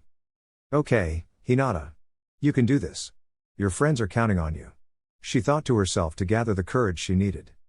She crept up behind the distracted Chunin, and struck him at a pressure point at the base of his neck with a juken strike, rendering him unconscious. She tied him up, and applied a chakra restraining seal that Narumi had drawn up, and hid him in one of the stalls. Sasuke continued to place the kunai with the tags over the guards, causing them to fall into their ambush one by one. The plan went smoothly for a while, getting around 4 of the missing nin, but then some of the guards started getting suspicious when the guards who went to the bathroom weren't returning to their posts. A few clones of Narumi were stationed around the warehouse, watching to see if anything went wrong. If they saw anything, they were to dispel, so that Narumi could get the memories, and act accordingly. One such clone saw 3 of the guards heading to the bathroom to see what was going on, and dispelled itself. When the memories came to Narumi, she knew it was time to act. She made 3 clones, and had them transform into the Genin of Team 7. The henged clones then went to the front entrance of the warehouse, where they were seen by the 2 guards that were posted at the entrance. Halt! What are you kids doing here? They yelled at the henged clones. We were looking for our friend, Fu. Have you guys seen her? The Narumi clone asked. The guards looked at each other. If they were really looking for their friend, and came up to ask a bunch of random people guarding a warehouse, there was a high chance that they already knew Fu was here, and they needed to be eliminated. They whistled to get the attention of the other guards. Hey! We got some intruders here, they yelled out. The 3 guards that were heading to the bathroom turned around and ran towards the front entrance. Hey! Who says we're intruders? We're just looking for our friend. The Narumi clone said defensively as she began to backpedal. Go catch those brats, and send them to Sween. One of the missing nin yelled, and 3 of the Chunin guards began to chase the 3 clones. Hinata breathed a sigh of relief when she saw the 3 guards walk away from the bathroom. She could see there were only 6 enemy shinobi left. Unfortunately, 4 of them were Jonin. The 3 guards chasing the Genin clones were led into a forest. One of them ran into a wire trap, and received cuts to his arms and face. Arg! The little shits led us into a trap, he yelled out, as a log trap swung towards him. Watch out for the trees. They're booby-trapped, he yelled out as he jumped back to avoid the giant log that swung towards him to crush him. The 3 Genin clones seemingly tried to hide in the forest and avoid stepping into the occasional clearings in the forest. Those little bastards know we'll kick their ass in the open, so they're hiding in the forest. True cowards like the leaf bastards they are. One of the pursuers told his 2 comrades. Another one of the pursuers smiled as she pulled out several senbon. If they don't want to go into the open themselves, we'll just have to force them to go there. She began to throw the senbon at the Genin clones, and they were forced into the open to avoid the barrage of senbon that flew their way. Ha! Right where we wanted them. Let's finish them off. One of the missing nin yelled, and the 3 surrounded the Genin. You should have minded your own business, and you might have lived long enough to hit puberty. If you want to blame anyone, blame yourselves. The female Ame missing nin told the Genin as they tightened their perimeter closer around the Genin, until they were in striking distance. Suddenly, the Narumi clone smiled. What are you smiling at, brat? The Kunoichi missing nin asked. This. Kai. The clone yelled. In the warehouse, Narumi received the memories. She was hoping to take out more shinobi with that trap, but was disappointed she only got 3 of them. In the back room of the warehouse. With this antidote Orochimaru gave me, I can use the hero water without the side effects. All I have to do is work with him and give him some of the water so he can study it, and he'll give me all of the antidote I'll need. I'll use the demon and the hero water to lead Taki into a golden age as we should have done a long time ago. Sween thought to himself as he read the scroll Orochimaru had given him. He thought about the elders he had captured along with their families. If only those old fossils saw the error of their ways and didn't oppose my glorious plan. I wouldn't have to kill them, like I killed Shibuki's old man. Oh well. If you can't handle the change, it's time for you to go. I don't need those useless geezers anyway. Sween suddenly heard and felt a large explosion from not too far away. He immediately became wary. Kirisame, Hisame, Murasame. Take care of whatever the problem is, he yelled out towards the missing nin who were the leaders of their respective teams. The 3 jonin who were in the room nodded and stepped out. Kirisame couldn't hide his face of glee. I wonder what fools dare get in our way. He licked his lips as he prepared himself to hurt some people. In the warehouse. The 3 missing nin jonin came out of the room, and ordered the 2 chunin to check out the explosion. They noticed the rest of their chunin who were supposed to be guarding the hostages were missing, and became alert. They split up and began to look through the warehouse themselves to find any perpetrators. Hinata held her breath nervously when she saw Kirisame start heading for the bathroom. She wasn't ready to fight a jonin yet. One of Narumi's clones noticed this, and began trailing the jonin secretly. Murasame circled the outer perimeter of the warehouse, before he started following the chunin who headed to the source of the explosion. Meanwhile Hisame, being the smartest and sharpest of the 3, noticed a slight warp in a corner of the warehouse, and noticed there was a genjutsu cast there. She smiled and dispelled the genjutsu easily, and began slowly walking over to where Sasuke had hid himself. Shit. I've been spotted. Sasuke tensed when he saw Hisame walking over to him with a wicked smile on her face. Well. Looks like a leaf rat managed to sneak in, Hisame said to Sasuke, who pulled out a kunai and prepared himself for a fight. Hisame laughed mockingly at Sasuke. Ha! You think a pathetic little genin like you stands a chance against me? I'm a jonin. Sasuke clenched his jaw. This was bad. Real bad. This wasn't how the plan was supposed to go. At the bathroom. Kirisame opened the door and stepped in, sweeping the room with his eyes, looking for any signs of trouble. At first glance, there weren't any signs of trouble, but at a second look, he noticed a hand that was barely visible through the cracks of one of the stalls. He grinned to himself. He found a little rat. He kicked the door open, and found 4 tied up and unconscious chunin piled up on the floor. His instincts told him to dodge, and he spun out of the way of Hinata's attack from behind. What have we got here? A little girl who needs to get punished? He said in a sing-song voice. Hinata said nothing, but continued to try to jab Kirisame with a juke and strike. Kirisame easily dodged all of her attacks. He noticed her Byakugan and whistled. A Hyuga, huh? Looks like a main branch one as well. I'm gonna enjoy ripping your precious little eyes from your head before I kill you. He stopped merely dodging Hinata's attacks, and began striking at Hinata. Hinata dodged a punch that came towards her face by tilting her head to one side, and managed to jab Kirisame's outstretched arm a few times, before Kirisame's foot buried itself into her gut and sent her flying into the wall behind her. Kirisame stepped out of the stall so he could have more space to move. He began going through some hand signs, before shouting out, Suten, Suaben, water release, water whip. He used the water in the toilets to form a long whip of condensed water which he held in his hand. Ooh, I'm gonna enjoy this, he said with a sadistic smile, before whipping the water whip towards Hinata. At the warehouse. Fu was in the corner of the warehouse, bound up by chains and chakra restraining seals. Unable to move or speak, she had been left to her thoughts, and her desperate attempts at staying positive were beginning to fade with her hope. I guess this was what I was created to be after all. A monster, who's meant to be used as a weapon for the village. I guess it was silly of me to think I could live like a regular girl, making friends and even finding a family of my own. Tears began to fall from her eyes. She had never met her parents, so their faces weren't what came to her mind. Instead, it was the faces of Naruto and Team 7 that she thought of. I guess it was nice while it lasted. Thanks for making me feel normal for once. I hope you guys can get away safely, and not get involved in this mess. Fu thought to herself. Meanwhile, Narumi snuck around to where Fu had been bound up. She looked around to see if anyone was there, and found that all the guards were either defeated or busy searching elsewhere. She revealed herself to Fu, whose eyes widened when she saw Narumi. Narumi went over and quickly removed the chakra restraining seals, before using her sword and the wind chakra Naruto had stored in it to slice open the chains to release Fu.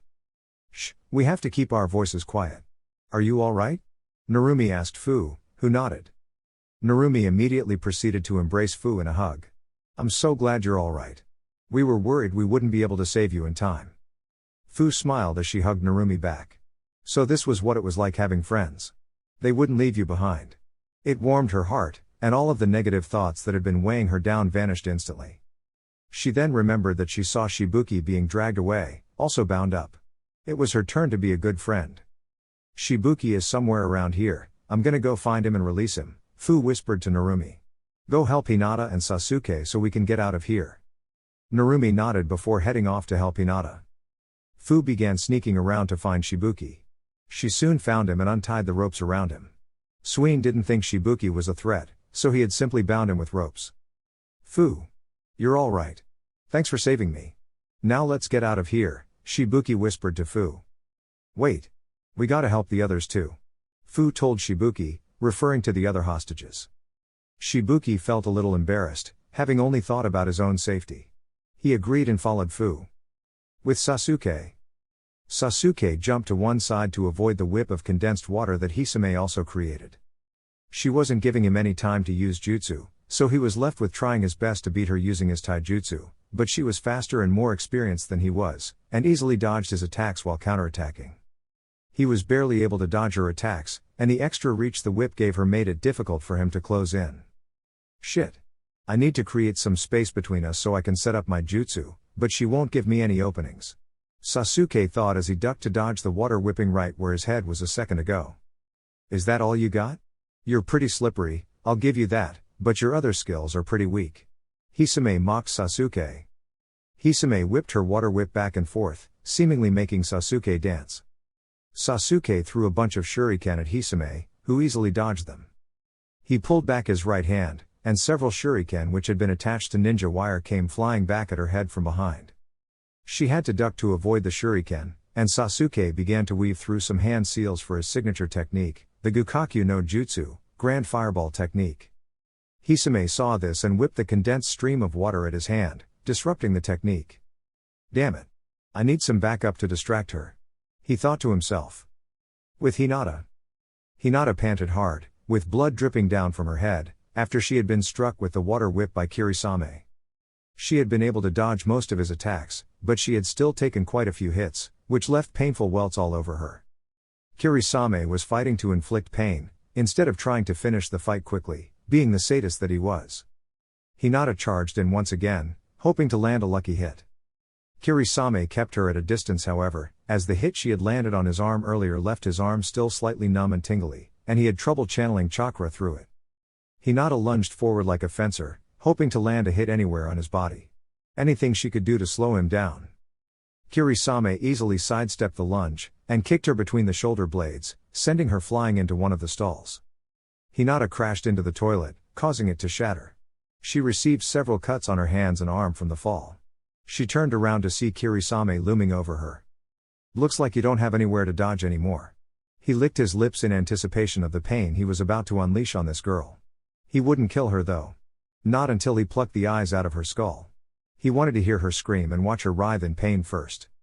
Hinata stumbled to her feet, and got into a fighting stance. She knew she couldn't win, but she would at least go out fighting. Looks like you still got some fight left in ya. Good.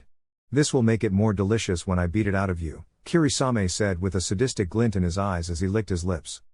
He drew his arm back to whip the girl into submission, completely focused on the girl in front of him. He was about to swing his arm forward, when he felt a sharp pain on his arm. The water whip fell apart with a large splash as the water hit the floor.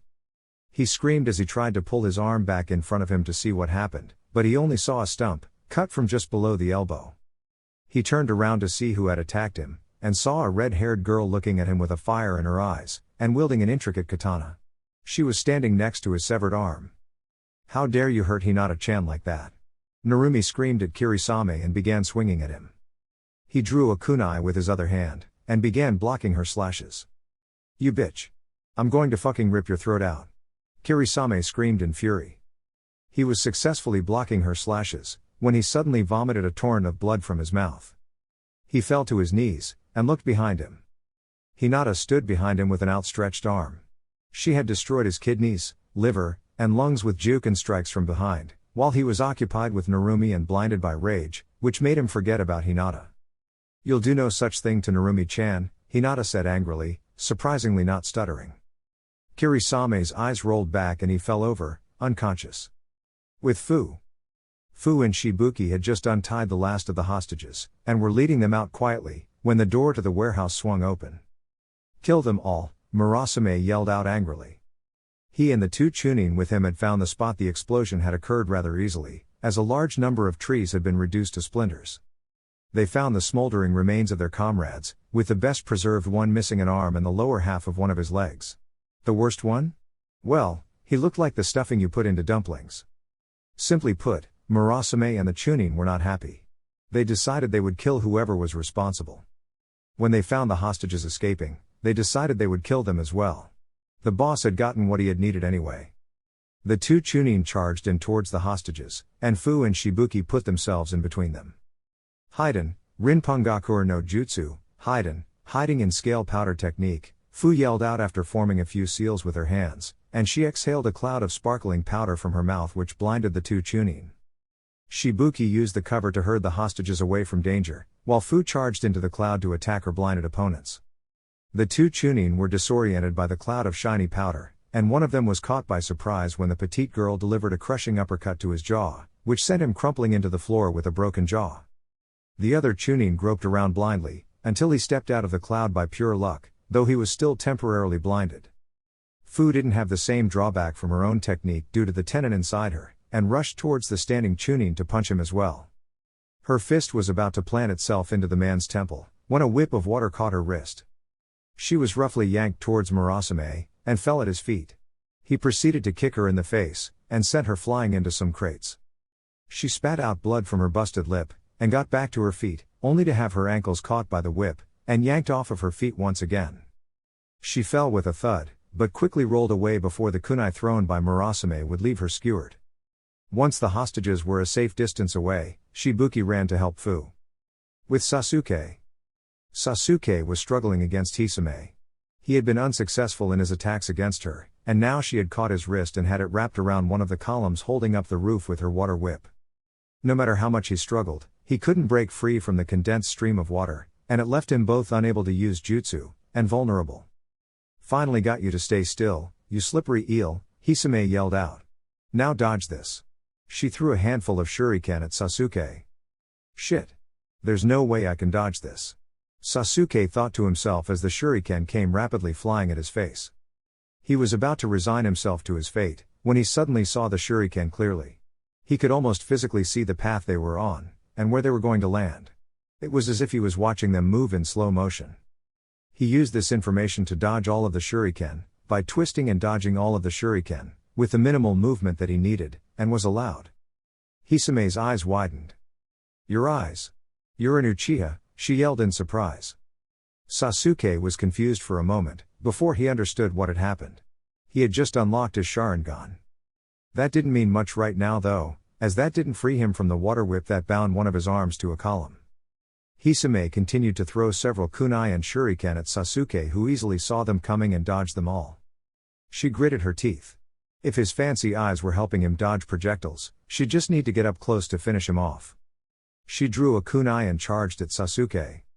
Sasuke smirked. His life was in danger, but he was excited to finally use his family taijutsu in conjunction with the Sharingan, the way it was meant to be used. Being able to predict the movement of Hisame's slashes and stabs, he was able to use his free hand to intercept her strikes, hitting her wrists and inner elbow joint to stop her movements dead in their tracks. While one of his hands was bound, Hisame's hand was also occupied by the technique she was using to bind his arm. Hisame wasn't the close-range fighter amongst the three former Ame Jonin, and had never faced a Sharingan user or the intercepting fist before. She was growing frustrated with her inability to kill a simple Jinan. "You damn brat. I'll rip those damn eyes out of your head." She wanted to use her jutsu to attack him instead, but that meant she had to release him from her water whip so she could use both hands. However, she didn't want to go through the hassle of catching the slippery bastard again. Kage Bunshin no Jutsu. Shadow Clone Technique. A female voice rang out through the warehouse. Sasuke couldn't have been more relieved to hear his friend's voice. 5 Narumis charged at Hisame, forcing her to release the water whip and jump back to gain some space. Sasuke. Are you alright? One of the clones asked Sasuke. Sasuke nodded as he rubbed the wrist that had just been released. Sasuke. Your eyes. The clone exclaimed in surprise when she saw his Sharingan. Sasuke smirked.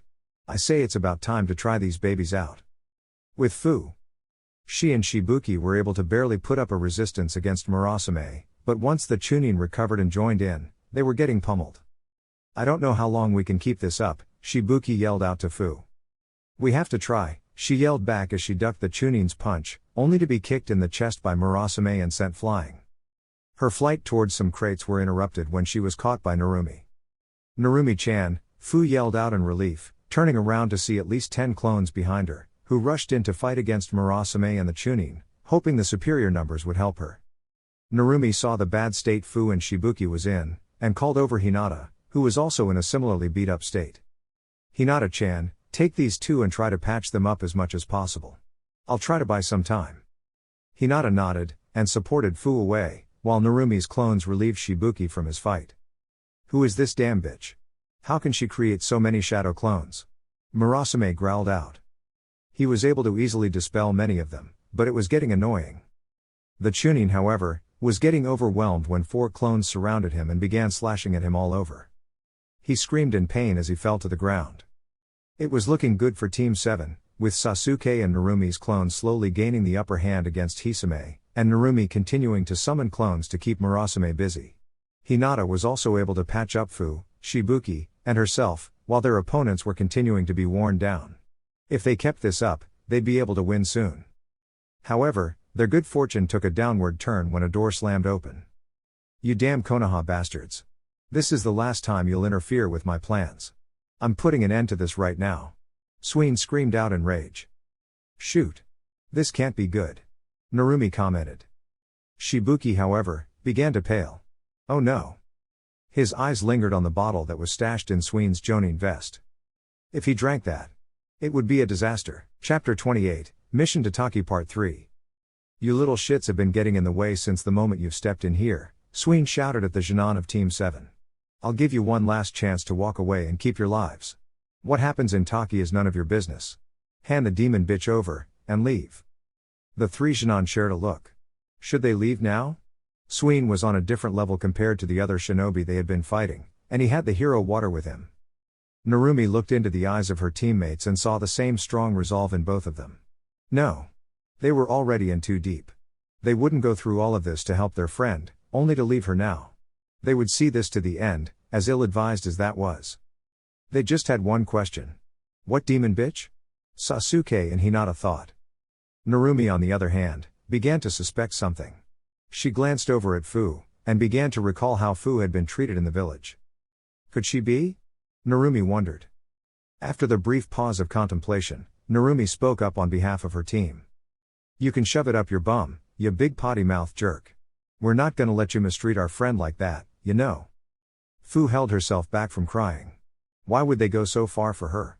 No one had ever put themselves in so much danger for someone like her. She had started to think she wasn't worth it, but her new friends kept on breaking her expectations on what friends would do for each other.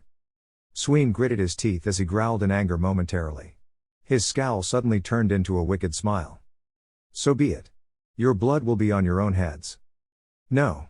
If you kill them, it will be a disaster for Taki. Konoha won't sit still if you kill their shinobi, Shibuki yelled out to Sween. It's not too late. Stop this madness. Sween began to laugh. Madness? Madness is leaving the fate of the village in the hands of a cowardly teen, who doesn't have any concrete plans for the future of this village. At least your father was somewhat competent. He just had to die because he couldn't see that sacrifices needed to be made for the greater good. The expression on Shibuki's face began to shift through multiple expressions when he realized that the earlier attack by missing Nin had been orchestrated specifically to kill his father. The slow response of the Taki shinobi and the confusion had all been set up by this man. You killed my father. Shibuki barely managed out, overwhelmed by his emotions. Sween chuckled. Indeed. And now, you can join him. I'll pin the deaths of these leaf brats on your head too. We're not gonna go down so easily. Tajuu Kage Bunshin no Jutsu. Multiple shadow clone technique, Narumi yelled out, forming 50 clones around her. Murasame's jaw dropped. What the hell? What kind of chakra monster is this? He gaped at the immense feat of chakra that was in display. If you think mere numbers will be enough to defeat me, you're sorely mistaken. Sween mocked Narumi, as he threw a kunai at a nearby water pipe, piercing it and causing it to spray water everywhere. Murasame. Mizu Bunshin no Jutsu. Water clone technique. Sween formed 6 clones, and Murasame also got the hint and formed 4 of his own. It was now 12 versus 51, which still gave Narumi the numerical advantage. Her numerical superiority, however, was negated by the fact that her opponent were both jonin. Narumi's opponents armed themselves with their signature jutsus, the water-cutting sword and water whip, and charged in at Narumi's clones. Narumi's clones drew their swords and charged in as well. However, despite having a numerical advantage that exceeded 4-1, Narumi's clones found that Sween was not like the other chunin she had been fighting so far. Despite only having 1/10 of the power, Sween and Murasame's clones were tearing through her clones. Murasame's clones were working in tandem with Sween's, using their water whips to constrain Narumi's shadow clones' movement, while Sween's clones cut them down. With Sasuke used Narumi's clones as backup to occupy Hisame, while he provided ranged support with his shuriken and kunai. Damn! These kids are annoying, Hisame yelled out as she had to dodge the slashes coming at her from multiple clones, as well as the sharp projectiles that were aimed at her. She used the water whip to grab one of the wrists of the Narumi clones, and pulled her into the trajectory of the shuriken that were thrown by Sasuke, causing it to dispel. However, other than the water whip which was already activated in her hand, she had no time to form other jutsus. The tables had turned on her, putting her in the same position Sasuke was in earlier. She was surprised at the skill, ferocity, and teamwork shown by the two Jinan. If they had been in a Megakure, they would have been chunin easily. Underestimating them at the beginning had cost her the momentum of the fight, which was completely against her. However, she was still a jonin, and Hisame was able to dodge or block the attacks, using her water whip to snatch a few shuriken out of the air to add a sharp element to her whip, which she used to swipe at the Narumi clones. With each clone she was able to take out, the tide of the battle began to swing closer and closer to her side. Soon, she whipped the sharp, shuriken-tipped end of her water whip into the head of the last clone, causing it to dispel in a puff of smoke. Nice little trick, you damn leaf brats. But if you thought that was enough to take out a jonin, you're about to learn a nasty lesson. Hisame taunted Sasuke, who was now alone. However, Sasuke didn't show any of the responses she was expecting to see, instead looking up to give her a smirk, with his one Tomoe Sharingan blazing. When Sasuke jerked his hands back, Hisame found herself bound by ninja wires. What? When? How? Hisame yelled out in shock. With these eyes, it was simple to read the patterns of your movements. Narumi's clones gave me the time and the opportunity to analyze your movement and to attach ninja wire to my shuriken and kunai. You thought you were dodging my shuriken, but they went exactly where I wanted them to go. Sasuke explained with a smug look. Fuck your damn eyes, Hisame yelled out, as she struggled to break free from the razor-thin wires, which only made them cut into her flesh. Sasuke responded with an arrogant smile. Thank you for helping me unlock them. Now it's my turn to return the favor. Kaden, Ryuka no Jutsu. Fire release, dragon flame technique. Fierce flames traveled up the chakra conductive wires, heading towards the bound-up Hisame. Despite the pain from the wires cutting into her arms, she forced them together to form the hand signs that would save her from a fiery death. Suten, Suishuha. Water release, water colliding wave, Hisame yelled out, using the water around her to create a wave of water that covered the wires to extinguish the incoming flames. Hisame stood there panting, as blood dripped down her arms. Sasuke raised an eyebrow seeing his jutsu fail, but looked nonchalant otherwise. How did you like that, you damn brat, Hisame yelled out. You'll fucking pay for all of this, when I rip your precious eyes out of your head. Sasuke seemed unfazed as he responded with a grin once more. I've got a few more tricks up my sleeve, woman. No need to be so impatient. He responded, with his smile widening into a mad grin that made Hisame feel a chill go up her spine. You'll be the lucky one to see a jutsu of my own creation being used for the first time. Raiten, live wire trap jutsu, Sasuke yelled out as he flipped through a few hand seals that helped him focus his lightning chakra. Sparks began to travel down the wet wires, faster than the flames did previously. Hisame could see what was about to happen, and had no answer for it. No. Her screams were cut short when the electrical current wrapped all around her, causing her to spasm wildly. Sasuke hadn't fully mastered the lightning element yet, so the attack wasn't at full power.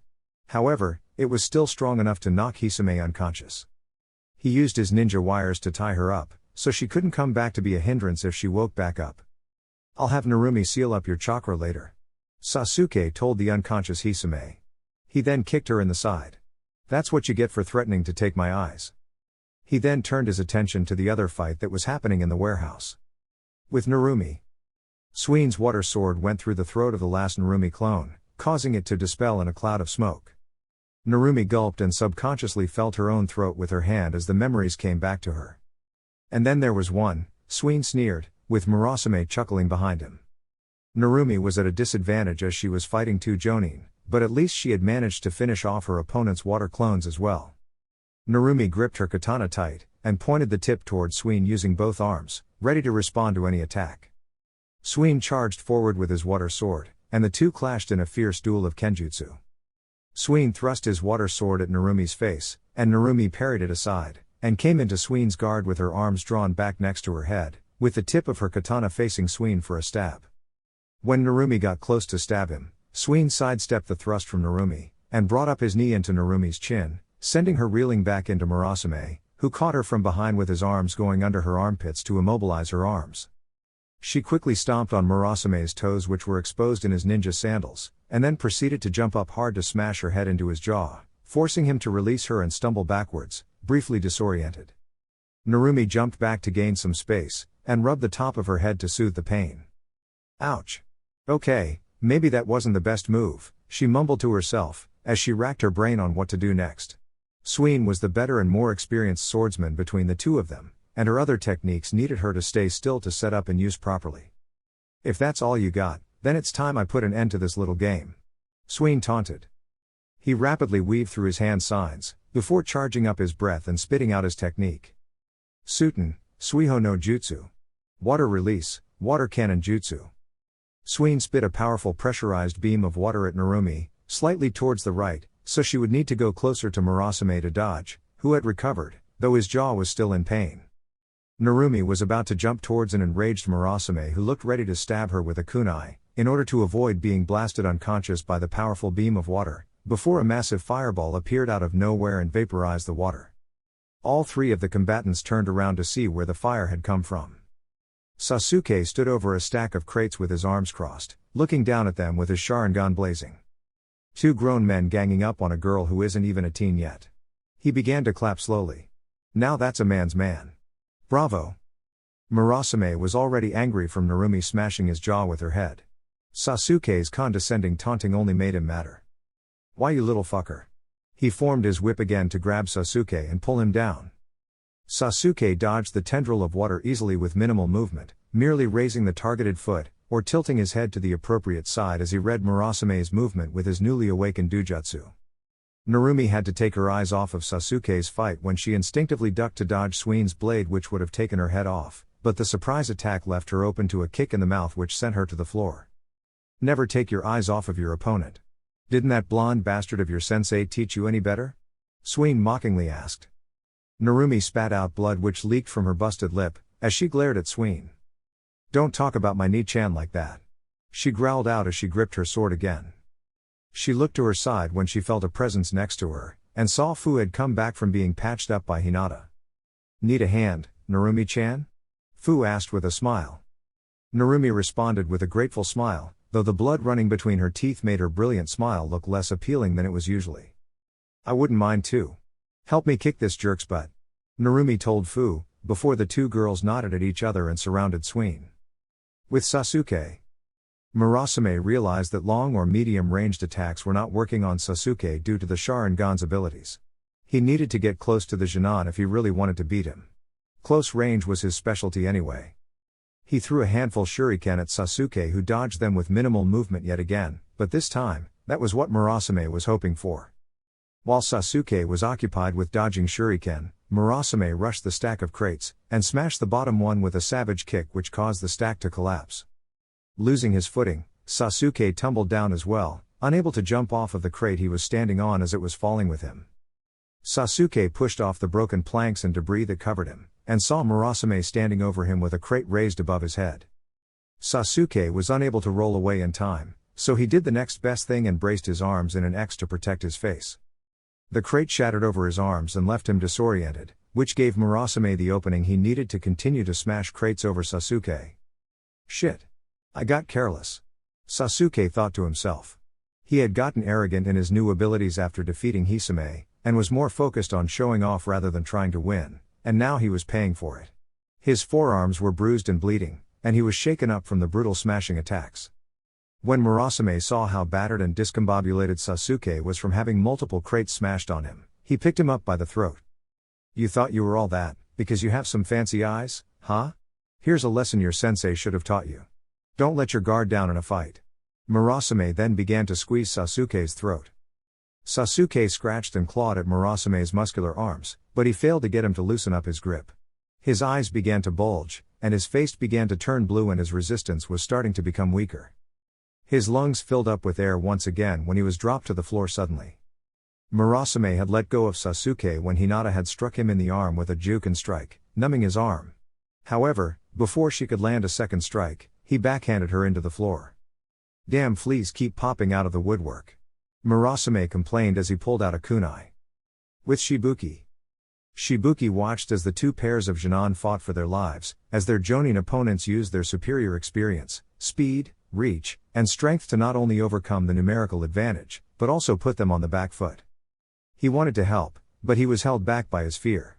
He remembered his younger days, when Sween used to train him, and knew he was no match. He clutched at a small vial that was attached to a cord around his neck, as he watched Fu take a kick to her ribs, which folded her, and sent her crashing into Narumi. Fu. I wish I could help you. But I'm too weak. Shibuki lamented to himself. If only I was stronger. Shibuki thought, before he became conscious of the fact that he was clutching at a vial, and looked at what he was holding. The hero water. With Sasuke. Sasuke favored one leg as he stood, as the other one hurt to put much weight on it, after Murasame cut him in the thigh with a kunai.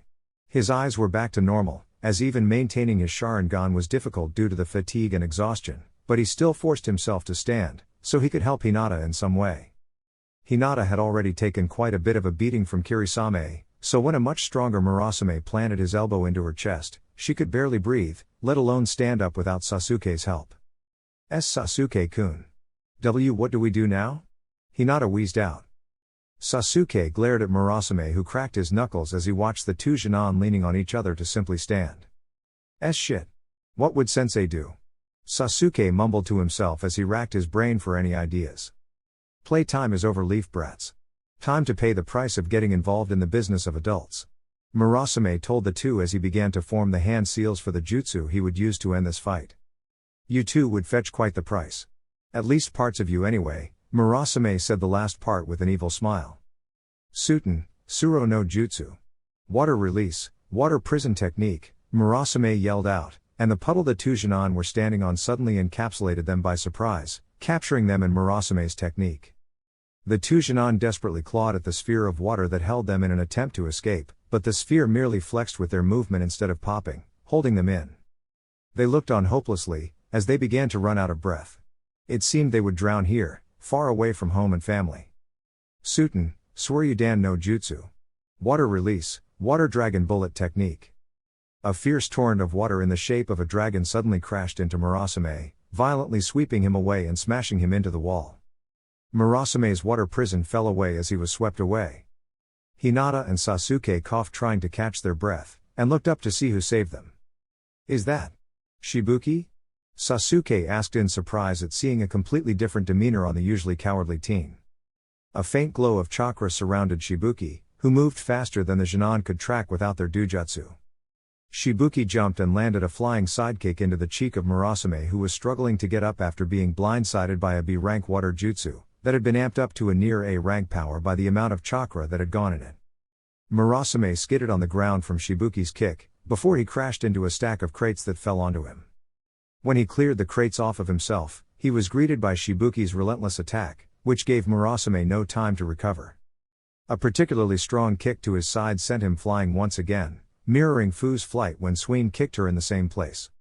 Shit. How did that spineless bastard get so strong all of a sudden?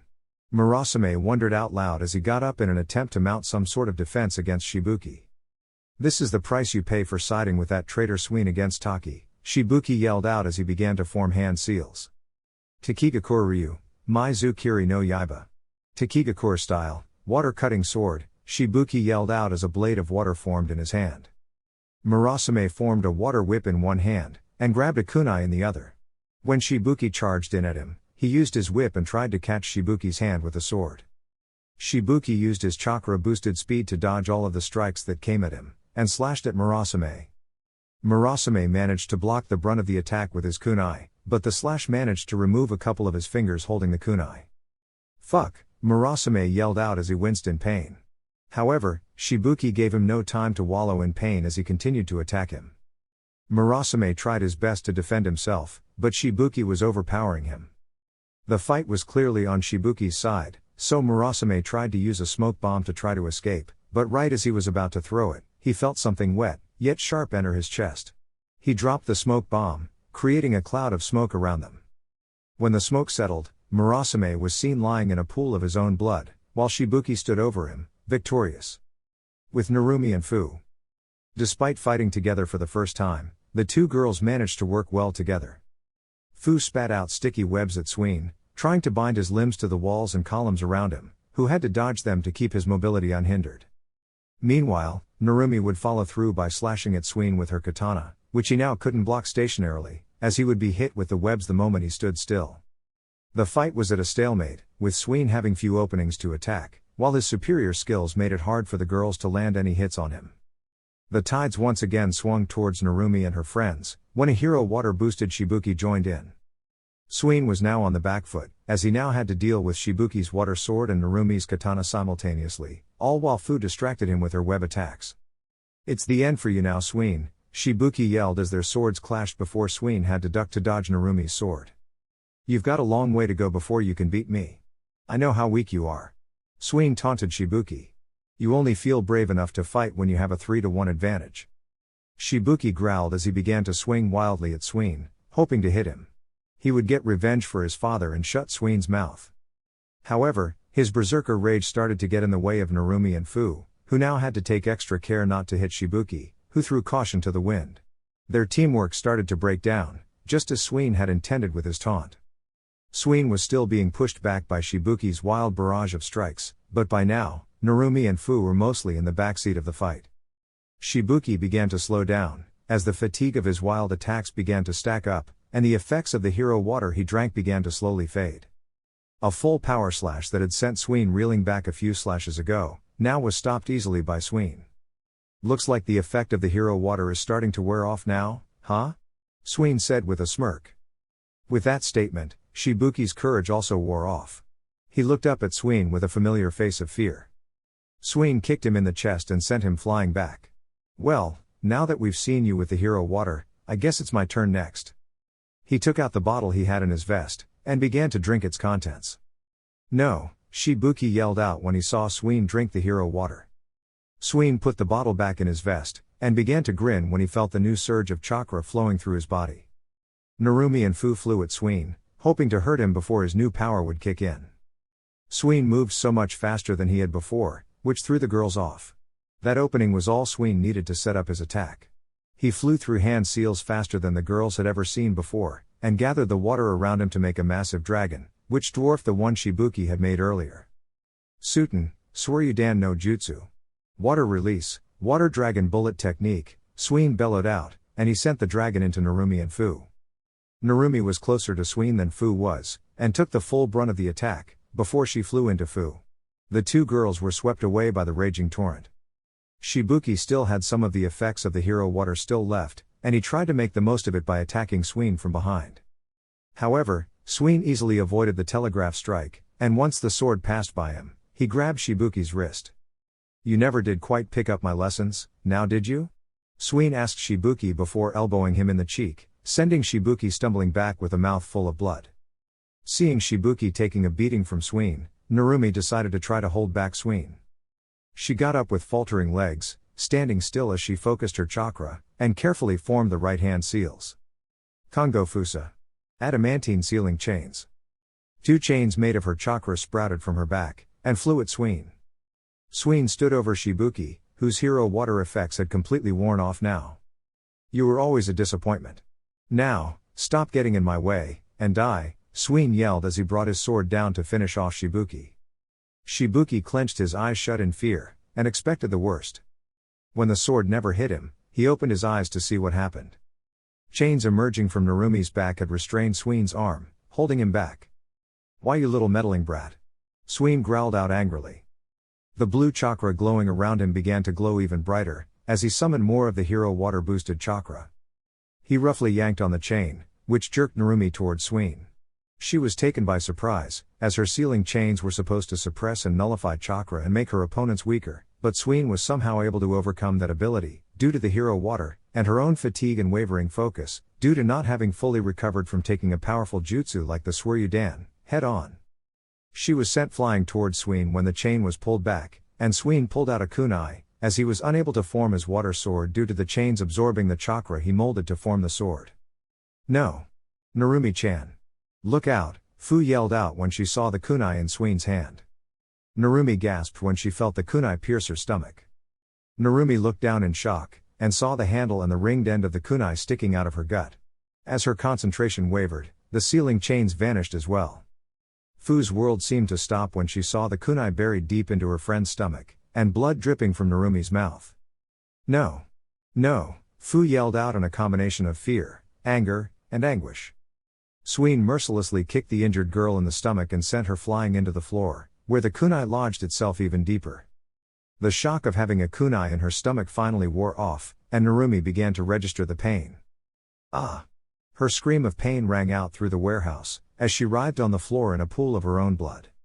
When Sasuke and Hinata heard her scream and saw her state, they rushed to her side, ignoring the pain of their own injuries. "Narumi! No!" Sasuke yelled as he ran to her. He began having flashbacks of the massacre again, where he lost nearly his whole clan. Then he remembered how Narumi had always been there for him, even during his darkest times, and even on the night of the massacre. He couldn't bear the thought of losing her. He rushed over and held one of her hands. "Narumi. You're gonna be alright. Just hold on. Hinata can help you." Sasuke told Narumi frantically, unable to hide the panic in his voice, despite his best effort in trying to sound calm, as he tried to calm and comfort her. "Right, Hinata?" he asked, turning to his teammate. Hinata faked a confident smile and nodded. "Oh, of course," she stammered out. Her hands were white and trembling as she pulled out some disinfectant and bandages. She couldn't believe this. Narumi was supposed to be the strong one. The source of her own strength and confidence. She had to make sure Narumi was alright. When Fu saw Narumi go down, she began to lose herself to rage. "How dare you do that to Narumi-chan?" Her eyes began to go white, as dark red chakra forming an outline of a rhinoceros beetle began to envelop her body. Shibuki, Hinata, Sasuke, and even Narumi turned their eyes to Fu when they felt a dark, powerful chakra burst out from Fu. "Oh no," Shibuki whispered out in fear. "What the heck is going on? What is that?" Sasuke asked in confusion. "Fu-chan. So you're one too?" Narumi quietly whispered to herself. Sween had drunk a large amount of the hero water, believing that the antidote Orochimaru had made for him would keep him safe from the side effects, and as a result, had received a massive boost of chakra that honestly put him on the level of some of the most elite ninja in the world. However, even he felt a chill crawl up his spine, when he saw the tailed beast chakra envelop Fu, as he could feel the powerful and malevolent chakra. When 2 tails formed behind Fu in the shape of wings, she roared as a powerful burst of chakra exploded around her, sending shockwaves flying through the entire warehouse, shaking the walls and breaking the windows. Fu vanished out of sight, and appeared in front of a shocked Sween, and socked him with a devastating punch that sent him flying through multiple crates. His flight was stopped when he smashed into the metal doors of the warehouse, where he was left embedded as he left a deep indent in the shape of his body. Sween coughed as the dust around him settled. When the pain was at a manageable level, he began to grin madly. Such power. Yes. This is what we'll need for Taki, Sween chuckled out as he pried himself out of the metal door. Suiten, Tsuryudan no Jutsu. Water release, water dragon bullet technique, Sween yelled out as a powerful torrent of water in the shape of a dragon tore through the crates and headed for Fu. Fu flew towards the massive dragon head-on, and punched right through it, forming a huge spray of mist behind her, as the high pressure of the water dissipated against her punch. Sween barely had the time to shift his body to the left, just managing to dodge Fu's punch which went right through the metal door behind him, as if it were made of paper. He concentrated chakra into his foot and kicked Fu, sending her flying back. Fu grew even more enraged, and began smashing the floor and the columns next to her. One smash into the metal column snapped in half, and the roof began to sag. Fu! Watch out, Shibuki yelled as he pushed her out of the way of the collapsing roof. Fu, however, was in a berserker rage, and not aware of her actions at the moment, moving almost instinctively. When she saw Shibuki, she didn't see a friend. All she saw was another person to destroy. She backhanded Shibuki, and sent him flying through several crates, until he smashed into a pipe, which he bent. Sween appeared above her, with his water sword formed, and tried to impale her from above. The dark red chakra around Fu stretched out from her arm and punched him in the stomach, sending him flying into the truss beams holding up the roof, and destroyed the steel beams.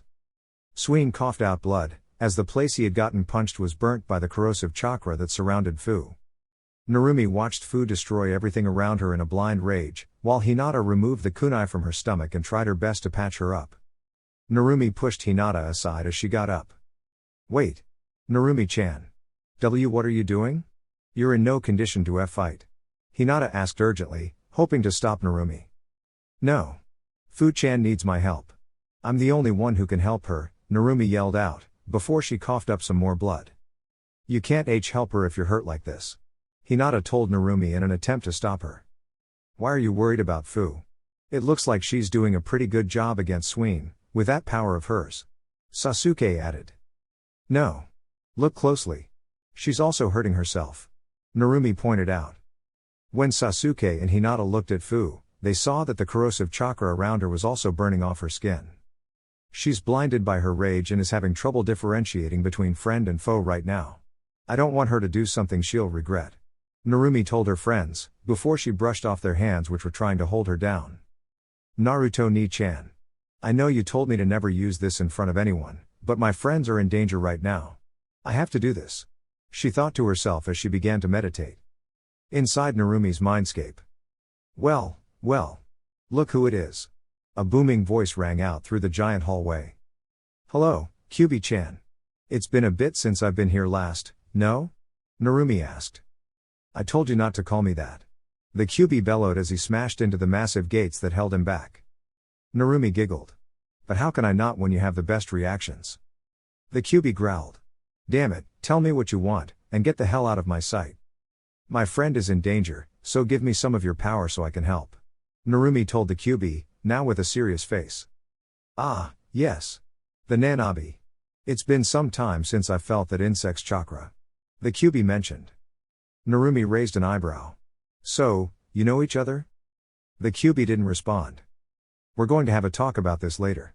For now, give me some of your power, Narumi demanded. The Kyuubi grinned. Fine. It's time the world learns the fear of my power again. Now go. In the warehouse. Sasuke and Hinata watched Narumi with curiosity as she sat up and began to meditate. Sasuke leaned over towards Hinata. What is she doing? Did she get hit in the head too hard? He asked the Hyuga clan heiress. I'm not sure. She replied, before Narumi opened her eyes. They were surprised to see her violet eyes now red, as red chakra began to bubble around her, forming a red, fox-shaped cloak with two tails around her. What the? Sasuke muttered as he scooted away from Narumi in surprise. Hinata was shocked when she saw the wound on Narumi's stomach begin to close, releasing steam as it hissed. Both Hinata and Sasuke saw the similarities between Narumi and Fu's chakra cloaks, and feared she may be in an uncontrolled rage as well. And Narumi? Are you okay? Hinata asked quietly. Narumi smiled and gave her a thumbs up. What the heck is that? What's going on? Sasuke asked, utterly confused by what was going on. I'll tell you later. I gotta help Fu for now, Narumi yelled as she jumped away with a massive leap. With Fu and Sween. The two were going at each other, like two wild beasts tearing at each other, more so for Fu than Sween. Sween had to use every trick in his bag to prevent himself from being smashed into mush by Fu's monstrous hits. As Fu grew more frustrated from the misses, she began to fall deeper and deeper into her rage, and now she had three tails behind her. She began to strike out wildly, destroying the warehouse around her. Kongo Fusa. Adamantine ceiling chains, Narumi yelled out once again. However, this time, the chains were boosted by the Kyuubi chakra, and four thick, dark red chains erupted from her back, and restrained Fu. Fu roared as she tried to struggle against her binds, but the Kyuubi-boosted ceiling chains were much too strong for her. Sween watched as he perched himself on a ceiling beam. That girl is a Jinchuuriki too? He gasped out in shock. The only Baijuu that Konoha is known to have. Is the Kyuubi. His eyes widened as he came to the conclusion. If he could catch her unaware and knock her out, he could have two Jinchuuriki for Taki, which would really turn their village from a minor one, into a powerhouse. They'd be able to maybe even deter action from Konoha. He decided to wait for Narumi to take out Fu. He wasn't insane enough to think he could take out two Jinchuuriki at the same time. Fu. Listen to me. It's me. Narumi. I'm not gonna hurt you. You just gotta calm down. The chakra around Fu began to fizzle away, as the ceiling chains drained it away. As her rationality began to return, she saw Narumi. Narumi? You're okay?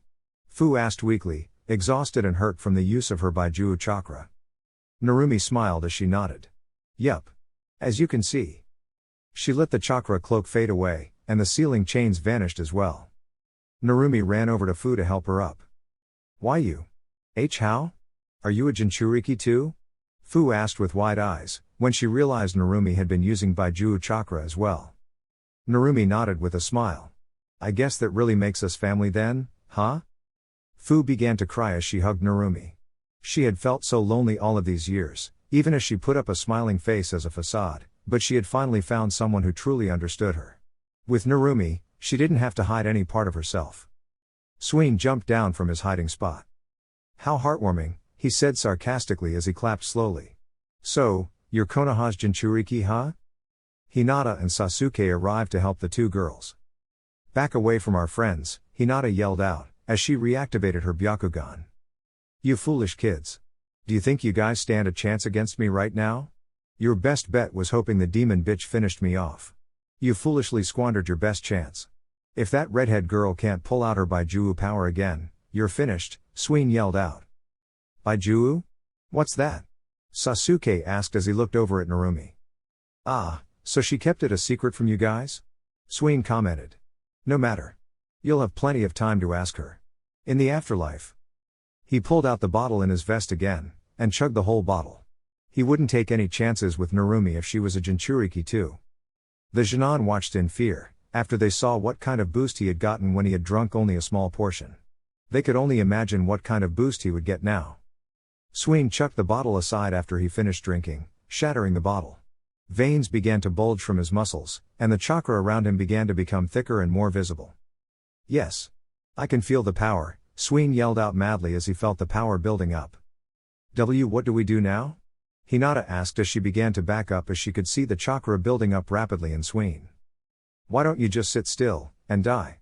Sween screamed out as he began to rush towards the Genin. Narumi desperately reached in her tool pouch for a smoke bomb, and threw it toward Sween. Sween ignored the bomb, as he didn't feel like some smoke would do any harm to him, and charged straight at Narumi, in order to defeat her before she went into her Baijuu mode.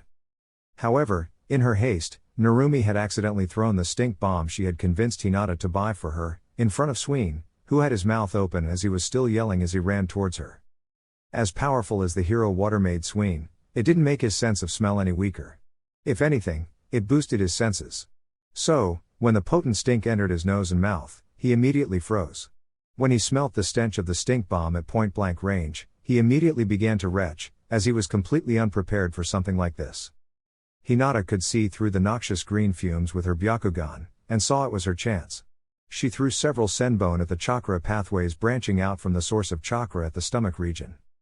Her attack would have simply blocked the use of chakra for most opponents, but the use of the hero water meant there was a huge amount of chakra that was being generated from the stomach, which was meant to flow to the rest of the chakra pathways all over the body. With the chakra pathways blocked, but a massive amount of chakra building up from the hero water, the chakra began to pile up and overload the chakra source in the stomach with extreme pressure, causing Sween intense pain. "Argh!" Sween yelled as he threw up from the noxious stench of the stink bomb, the pain from the pent-up chakra, and the disorienting effect that both gave him. "Kongo Fusa!" "Adamantine sealing chains," Narumi yelled again, using Sween's vulnerability to completely wrap him up in her chains. "Kaden, Bukaku no Jutsu!" "Fire release, grand fireball technique," Sasuke yelled out, as he used the remainder of his chakra to spew a massive fireball at Sween. Unable to move, Sween took the fireball head-on, which roasted him, burning him to the bone.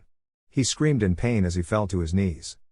Shibuki, after recovering enough to move, ran toward Sween, and stabbed him through the stomach with a kunai. "This is for my father." The huge amount of built-up chakra began to leak from the new hole. "Argh!" Sween screamed before he exploded, starting from the stomach. Boom! The Genin of Team 7 and Shibuki stood there in shock, covered in gore, as the stink bomb stench began to waft towards them. They all pinched their noses and ran outside the warehouse, away from Sween's body. "That was gross," Narumi complained as she tried to brush away the smoldering pieces of Sween's carcass off of her.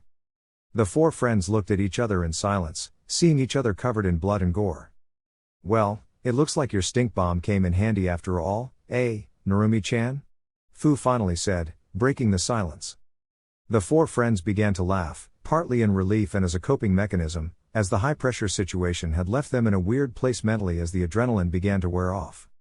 Shibuki limped over towards them, to the strange sight of four laughing teenage kids covered in blood. "They are insane.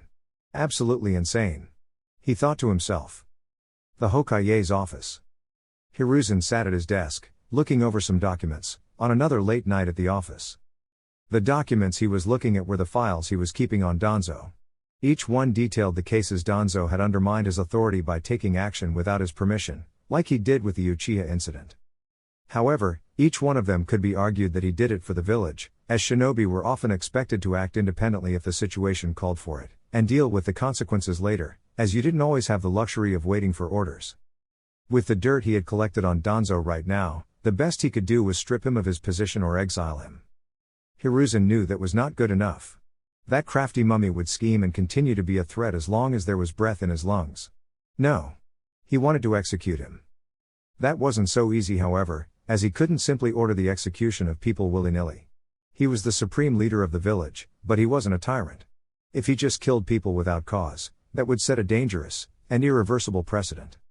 He knew Danzo was dirty, but the others in the village didn't, and he needed solid evidence to convince them.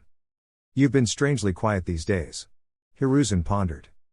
Danzo hadn't made any moves ever since the Uchiha massacre, which was 5 years ago. The inactivity from Danzo didn't give the old Hokage any peace, however. It only made him more concerned. "What are you up to?" He put the documents down, and leaned back in his chair as he thought, puffing on his pipe. "So, you're spreading propaganda that I'm unfairly favoring Naruto over the rest of the village," Hiruzen thought as he mused over the news he had been hearing about the discontent in the village, especially regarding the taxes to pay back Naruto. A move to make me distance myself from either Naruto or the rest of the village, no doubt. Making me choose between two choices, which would ultimately end in my destruction either way. Clever. He smiled as he took another puff of his pipe. "However, I don't intend on playing your little game. There's a third option."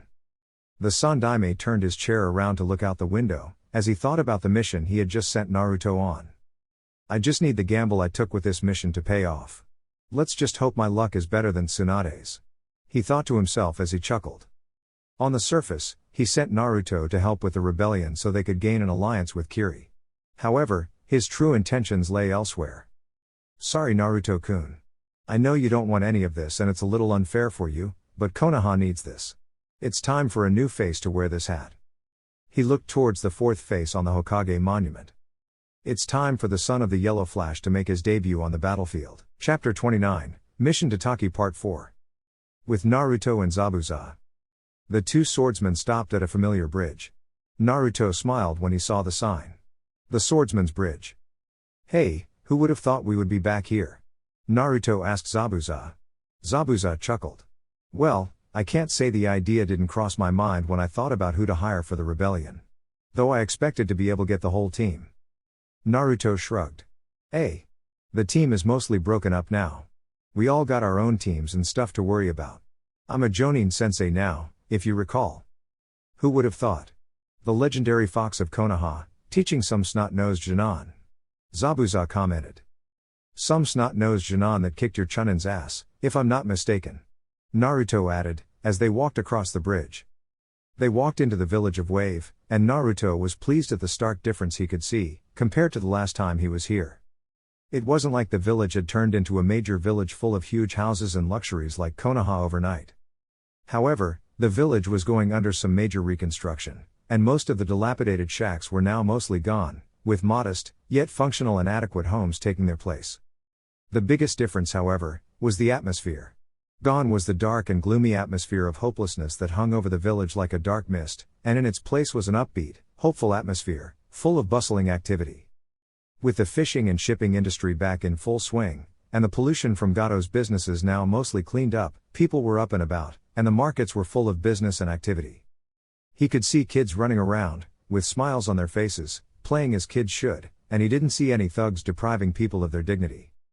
Naruto ni-san? Is that you? Naruto turned around when he heard a familiar voice. Well, look who it is. I almost didn't recognize you without your gloomy attitude, Naruto teased Inari as he greeted him. Geez, ni-san. You don't have to be so mean, Inari said as he punched Naruto in the stomach playfully. Obviously, it had zero impact on Naruto, but he played along. Oof. Hey, I was just kidding. You look good, kid. Looks like you got some more meat on your bones, and that wooden sword in your belt is a good accessory. Inari responded with a wide smile. And it's not just for decoration. I've been practicing every day, just like you told me to. Inari boasted. Ah, so you think yourself a swordsman now? Why don't we see what you can do with that stick then? Zabuza asked Inari. Inari knew Zabuza wasn't a bad guy, or after his family anymore, but he was still slightly scared of the man. I don't think I'm good enough to spar against you yet, Zabuza-san. Inari responded meekly. Naruto laughed out loud as he smacked Zabuza on the back. Geez, you're scaring the kid. He told Zabuza, who smirked. How about we go to your training ground and see your stances? See if you got your katas down. Inari nodded eagerly. Sounds great. Follow me. He grabbed Naruto's hand and dragged him behind. Naruto chuckled as he motioned for Zabuza to follow. All right. Let's see what you got. He told Inari. Back in Taki.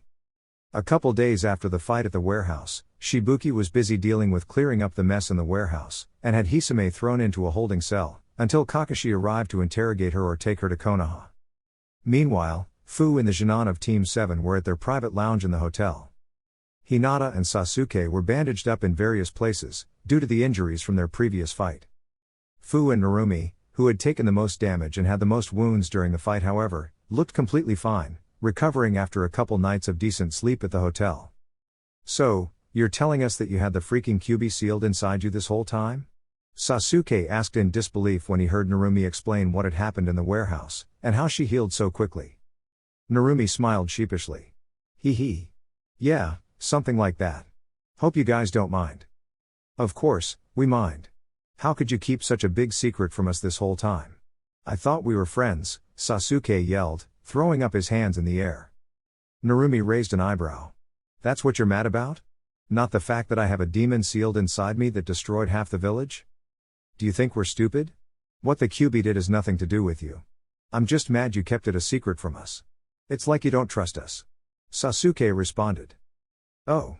Well, Naruto ni-chan told me not to tell anyone. Said it was an S-ranked village secret. Narumi responded. When Sasuke heard it was Naruto's idea, he accepted it immediately.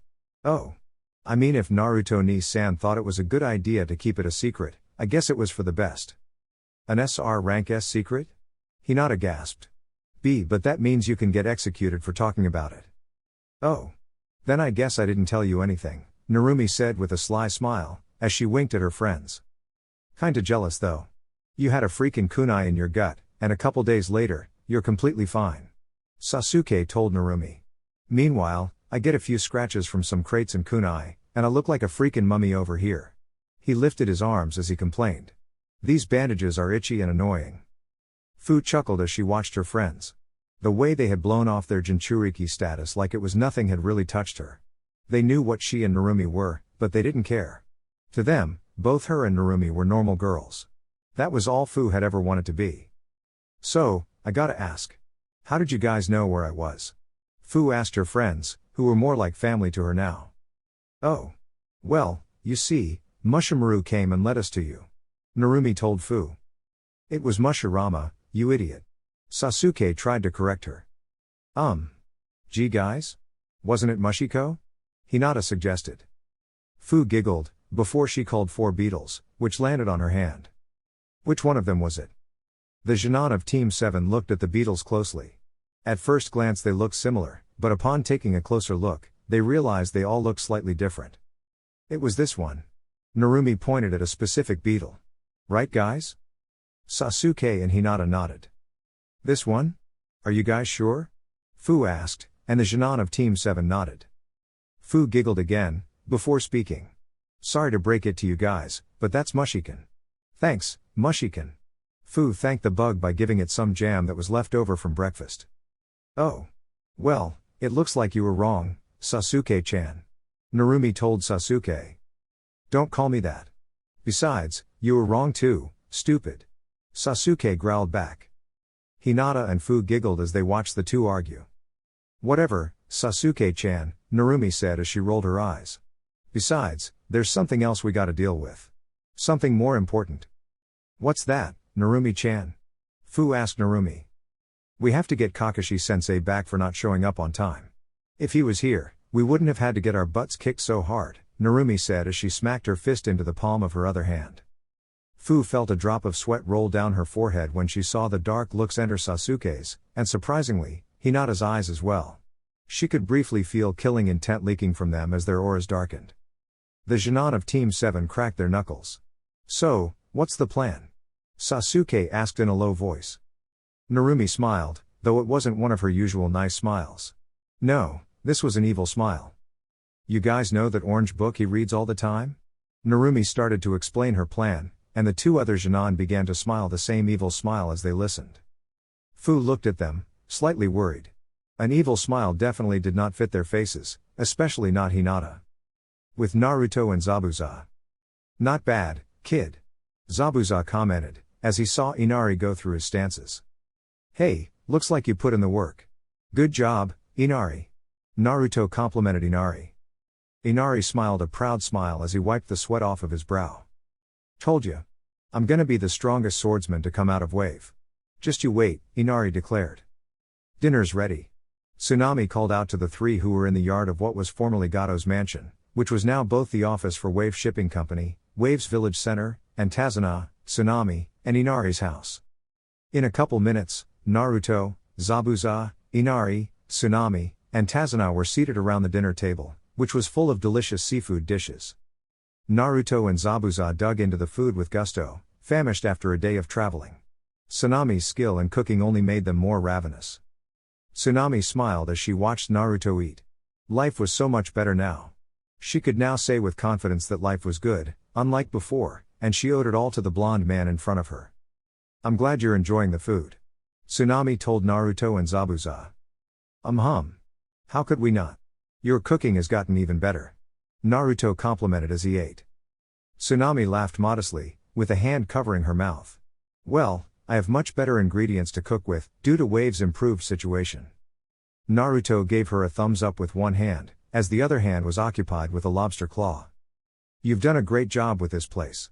I knew I made the right decision when I made you my partner and president of Wave Shipping Company. Naruto told Tsunami. Tsunami blushed slightly from the praise. I'm just trying to do my best to return your faith in me by making sure the village and the company do well. The whole village owes you. Tazuna added in. Please, if there's anything we can do for you, let us know. Naruto and Zabuza looked at each other. Well, we'd appreciate it if you could get us a ship. Zabuza suggested.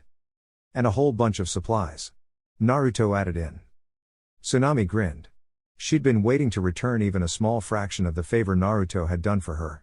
Don't you worry about the supplies. Now, how big of a ship do you need? She asked. In Taki. Man. That's the third bookstore that wouldn't sell us that book. Narumi whined, as the gang walked out of the bookstore. Just how dirty is that book? Sasuke wondered out loud. I mean, it is pretty saucy. Fu commented.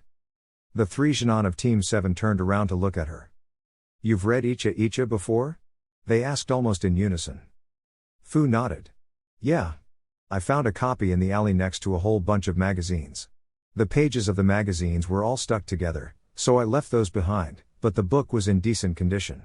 Fu mentioned, not realizing the implications of what she said. Narumi and Hinata didn't understand either, so they were more interested in the book, but Sasuke couldn't help but blush. Sweet. Do you still have it? Narumi asked. Fu nodded. Yeah. It's actually a pretty decent read if you get past all the weird scenes. A few moments later, they were in Fu's house, looking through her bookshelf. Ah, here it is, Fu exclaimed as she pulled out the book. Narumi took the book and opened it up. She was curious to see what all the hype about it was. The Genin in Team 7 read the first few pages together, before Narumi slammed the book shut. You. Gross. I didn't even know they used it like that. Ugh. I'll never be able to look at a cucumber the same way ever again. Narumi wanted to pour bleach in her eyes. Sasuke sat with his legs crossed awkwardly, staring out the window, trying his best not to make eye contact with any of the girls around him. Hinata had a huge blush on her face. Gee, that's so weird. People do that? Fu just shrugged. I guess so.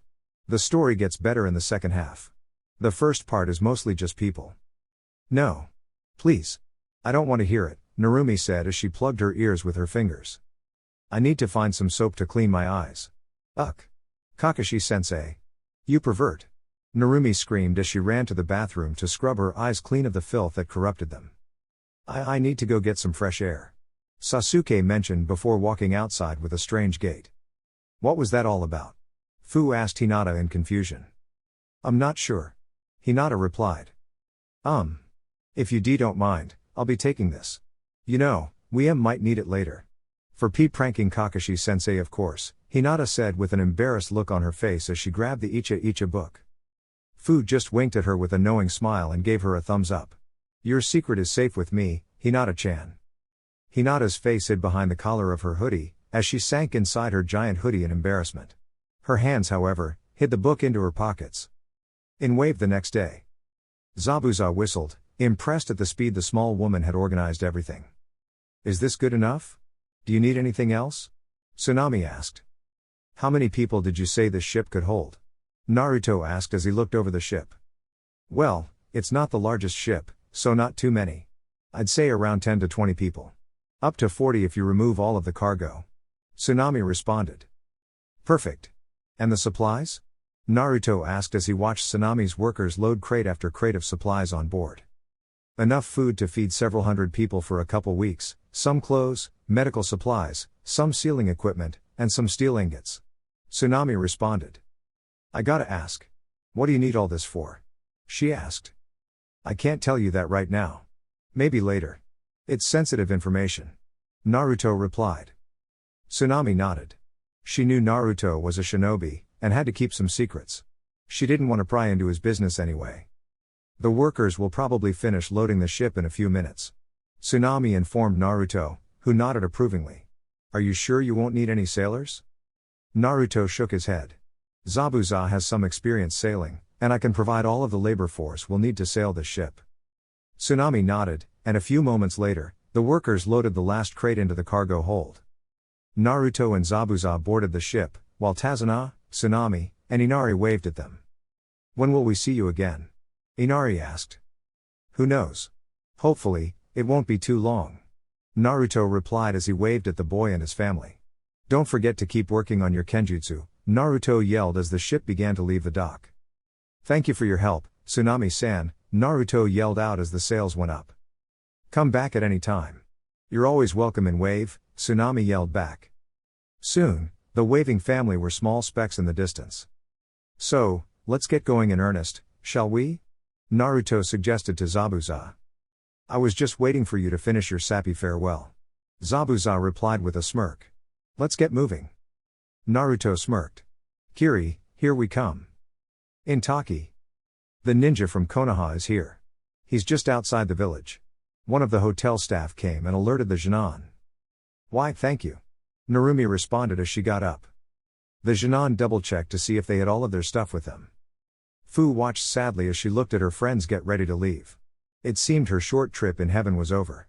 Soon, they would be leaving, and she would be back to her life as a pariah of the village, all alone. The four friends began to leave the hotel, when Fu was stopped by one of the hotel staff.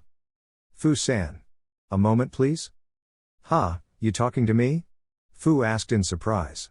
No one in this village ever called her Fu-san. She'd usually be lucky if they didn't call her a demon or bug bitch.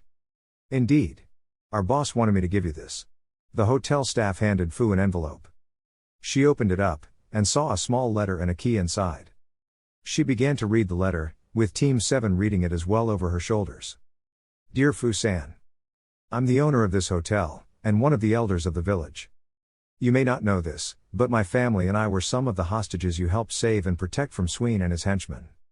In the past, I've let my prejudiced view of you dictate my actions towards you. I've come to realize it was foolish of me. You are much more noble than I am, and I owe you my apology. It's not much, but I would like for you to feel free to use any of the hotel's facilities, whenever you wish, free of charge. You are also free to use the room you had been staying at, for as long as you want. We'd be happy if you decided to live there permanently. With this letter, I've also put in the key to the room. I hope you can find it in your heart to forgive us, and I hope we can have a better relationship moving forward. Sincerely yours. The Hojo family. Wow Fu. Congrats. Narumi told Fu as she patted her in the shoulder. Fu couldn't believe what she just read. Was this really happening? The hotel staff bowed to the gang as they left, Fu still in shock. As they walked outside, some of the kids on the streets waved at her, while some of the owners of the bigger stores gave her a polite bow, shocking both Fu and the other store owners. It looks like the village is finally recognizing you for you, instead of the Nanabi. I'm so happy for you. Narumi congratulated Fu. She understood what that really meant for Fu, who was still awestruck. I'm not dreaming, am I? Pinch me. Fu asked Narumi. Narumi pinched the skin on Fu's tricep. Ow. Hey, that's a sensitive spot, Fu shouted, as she rubbed her arm to soothe the sharp pain.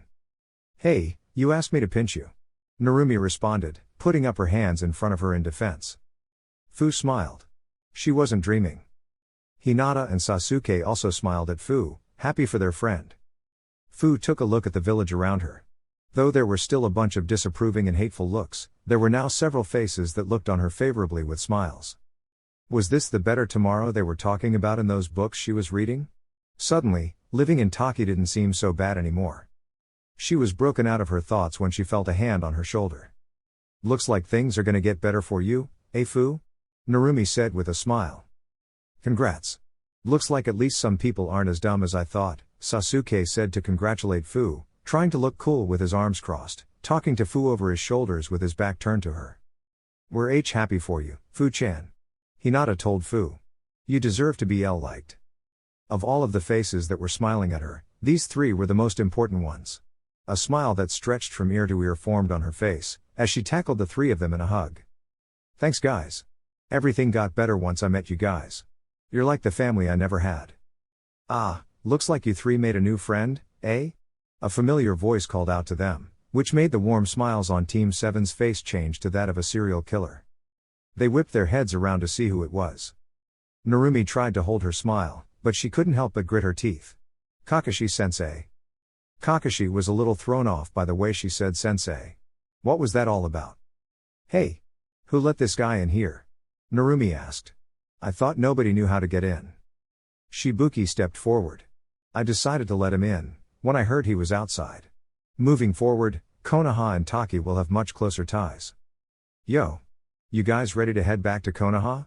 He said as he gave a two-finger salute to Narumi in greeting. Oh, but we still want to spend some time with our new friend, Sasuke said with an innocent voice, just like they practiced.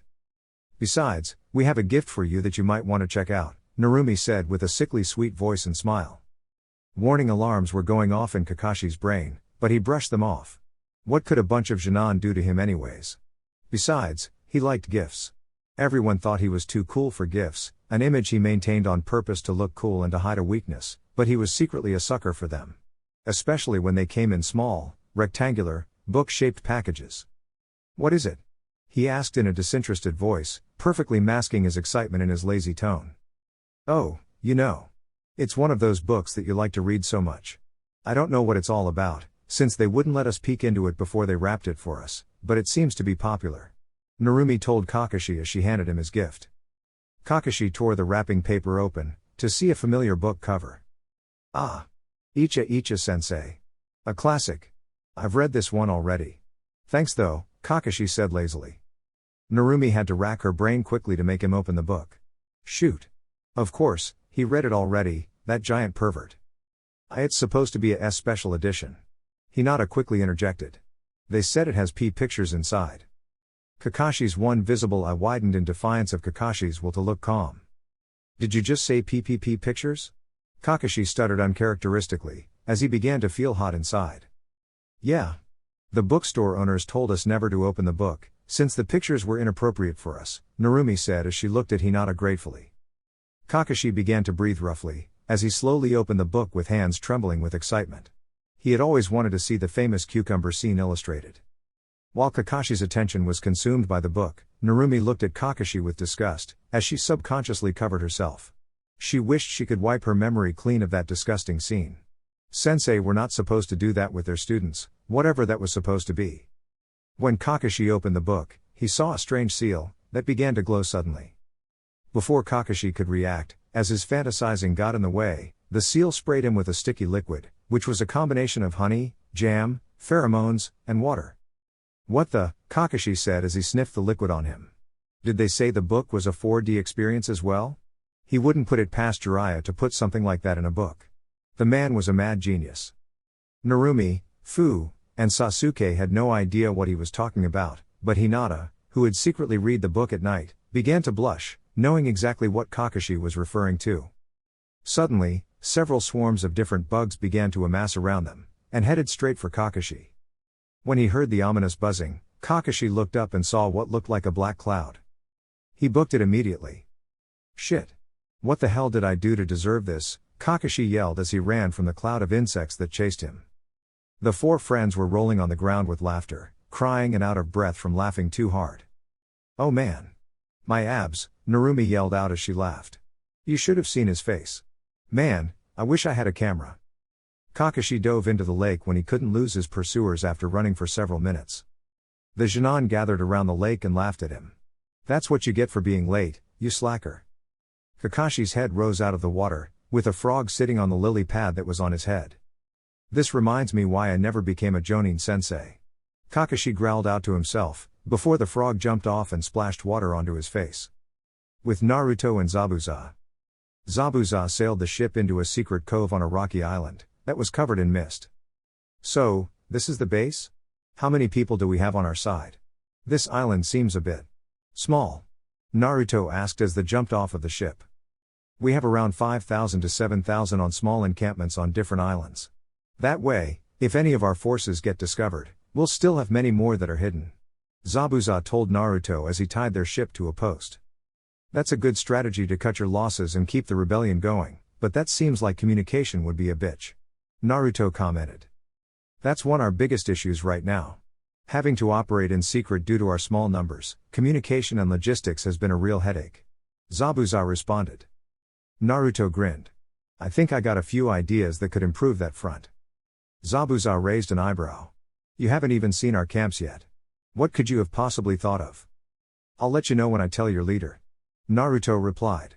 By the way, you never did tell me who the leader of the rebellion was. Zabuza smirked. Ah, our leader. He began to chuckle. Why don't I leave that as a surprise for you as well? In the meantime, follow me. Our camp is hidden in this mist, so you'd do well to stay close, lest you get lost. Naruto shrugged his shoulders and followed. The sooner he could get to their camp, the sooner he could meet this mysterious leader of the Bloodline Rebellion. Back in Taki. Team 7 decided to stay until the next day, as Kakashi needed to wash all of the sticky liquid out of his clothes and hair, and they wanted to spend more time with Fu. They decided to get dinner at the Waterfall Pagoda, where they first had dinner with Fu. It turned out the luxury dining spot was also owned by a grateful member of a village elder's family who had been rescued by Fu, and she was welcome to eat there whenever she pleased. After a night of very little sleep, which the Jinan spent just chatting and hanging out with Fu for the last time, they got ready to leave in the morning. Fu and Shibuki followed them to the entrance of Takigakure. "So, I guess this is where you say goodbye to your friend, you little demons," Kakashi told Team 7, while he glared at them. He still could smell the sweet scent on him, but hoped the bugs on the trip couldn't. "When will I see you guys again?" Fu asked with a wavering voice, as she was trying her best not to cry. "I'm not sure, but we'll try to visit if we're ever nearby. You should visit Konoha as well. We'll show you around. You gotta try this ramen stand, it has the best food in the world. It even has a dish named after me. Oh. And we'll introduce you to Shino." Narumi rattled off as she held onto Fu's hands. "We'll see if we can work something out. We'll be busy reorganizing Taki after this whole mess, but we'll try to arrange something soon," Shibuki mentioned. We could write to each other. Since Taki and Konoha are now allied, it should be easier to send letters to each other," Hinata suggested. Fu smiled. "Good idea. I've always wanted a pen pal. You guys better write often." The three Jinan of Team 7 nodded. "Of course. That's a great idea, Hinata-chan," Narumi yelled out. "Alright kids, it's time for us to head out now," Kakashi told Team 7. "Wait. One last thing," Narumi yelled out hastily, as she pulled out a scroll. She unsealed a red, tube-shaped bag that could be strapped to the back. "We bought this for you," Narumi said as she handed it over to Fu. "Sweet. I love the color," Fu said excitedly, as she strapped the bag on her back. "How do I look?" she asked. Narumi and the others responded with a thumbs up and a warm smile, which put a smile on Fu's face as well. However, Fu had to ask. But what is it?" "Ah." Narumi spoke up with a smile. "Glad you asked. The top zipper opens up a pouch where you can store supplies, but the bottom part of the bag is a house for your bugs. You see, we thought it would be cool if you could carry your friends around with you all the time, so you'd never be alone." "Guys," Fu cried out, with tears forming on her eyes. We also got this for you." Hinata handed a small orange hair pin to Fu. "We thought it would match your eye color." Fu wiped a tear out of her eye, as she looked at the hair pin. "Thanks guys. I love it." She quickly put it on her hair. "Sorry I wasn't able to get you guys anything," Fu said with a frown. "I'll try to send you guys something with the letter." Narumi smiled. "That would be nice, but you don't have to. We heard it was your birthday when we first met. Think of this as a late birthday present." The three girls embraced in a group hug, while Kakashi and Sasuke watched from the side. "Get your butt in here, Sasuke, or I'll use my chains to bring you in," Narumi yelled out. Sasuke rolled his eyes and walked over to the group, where Narumi snatched him by his arm and pulled him into the group hug. If the other guys saw him like this, there would be no end to the teasing. Sasuke was glad nobody else was here. Snap. The group turned around to see Kakashi hold up a camera. "Well, that's a cute scene. I can't wait to get the picture developed," Kakashi said with an eye smile on his one visible eye. "Give me that," Sasuke yelled as he tried to snatch the camera out of Kakashi's hand, but to no avail. He had an image to uphold, damn it. The girls laughed at the scene. A few moments later, the team finally began to head back. "Bye Fu-chan. Hope you have an awesome life from now on," Narumi yelled out as she waved. Fu smiled as she thought about everything that changed ever since she met her new friends. "Don't worry. Everything is gonna be great from now on. I can feel it. Thanks for everything," she yelled out as she waved her friends goodbye. "And don't be so mean to Kakashi-san. You guys heard her. Be nice," Kakashi said as he pulled out a book out of his pocket. Narumi rolled her eyes. "Whatever you say, Kakashi-sensei." On the road to Konoha. "So, looks like you had a good time in Taki, huh?" Kakashi said as he had his eyes buried in his book, though he still surprisingly managed to walk on the path without bumping into anything. The Jinan just glared at the back of his head, with a gaze that looked like it would drill through his head. They didn't even bother to answer his infuriating question. "What took you so long to get here anyway?" Narumi yelled angrily. "Oh, I was helping a paranoid client walk his dog, when it suddenly found a bag full of dangerous drugs, which happened to belong to an underground gang of missing nin, which included several A-rank ninja." Kakashi explained with a nonchalant voice as he read his book.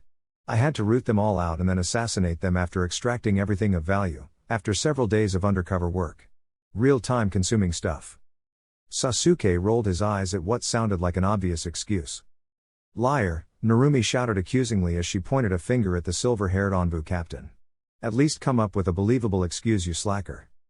The Jinan humphed and walked past a stunned Kakashi, who actually put down his book for a second. Huh? But I'm being serious.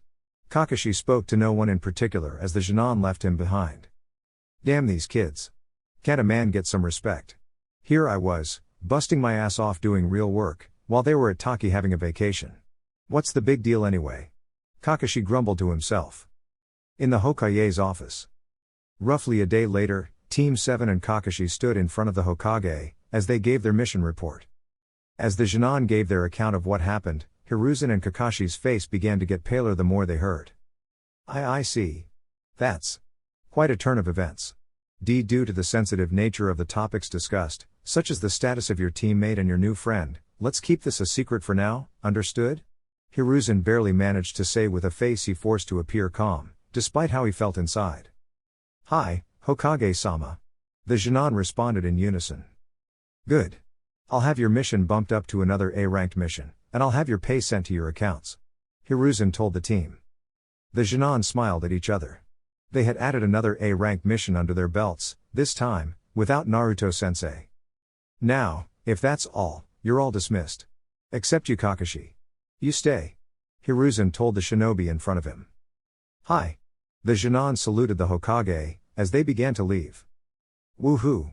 I'm filthy rich again. Ichiraku's here I come, Narumi yelled as she jumped up with a fist in the air. Hiruzen waited for their footsteps to grow quieter after the doors shut, and they eventually became inaudible as they left his office. The old Hokage then collapsed into his seat. This is a disaster. We're lucky they got back in one piece. The Hokage said as he began to stress.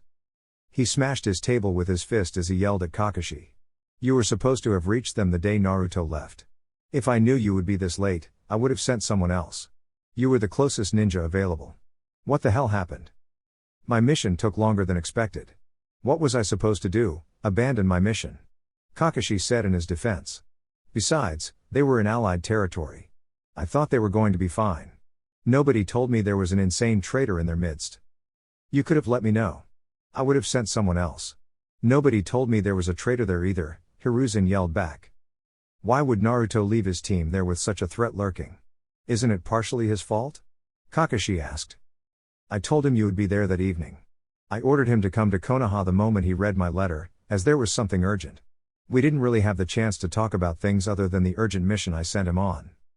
The two men stared at each other in silence. Shit. What are we going to do now?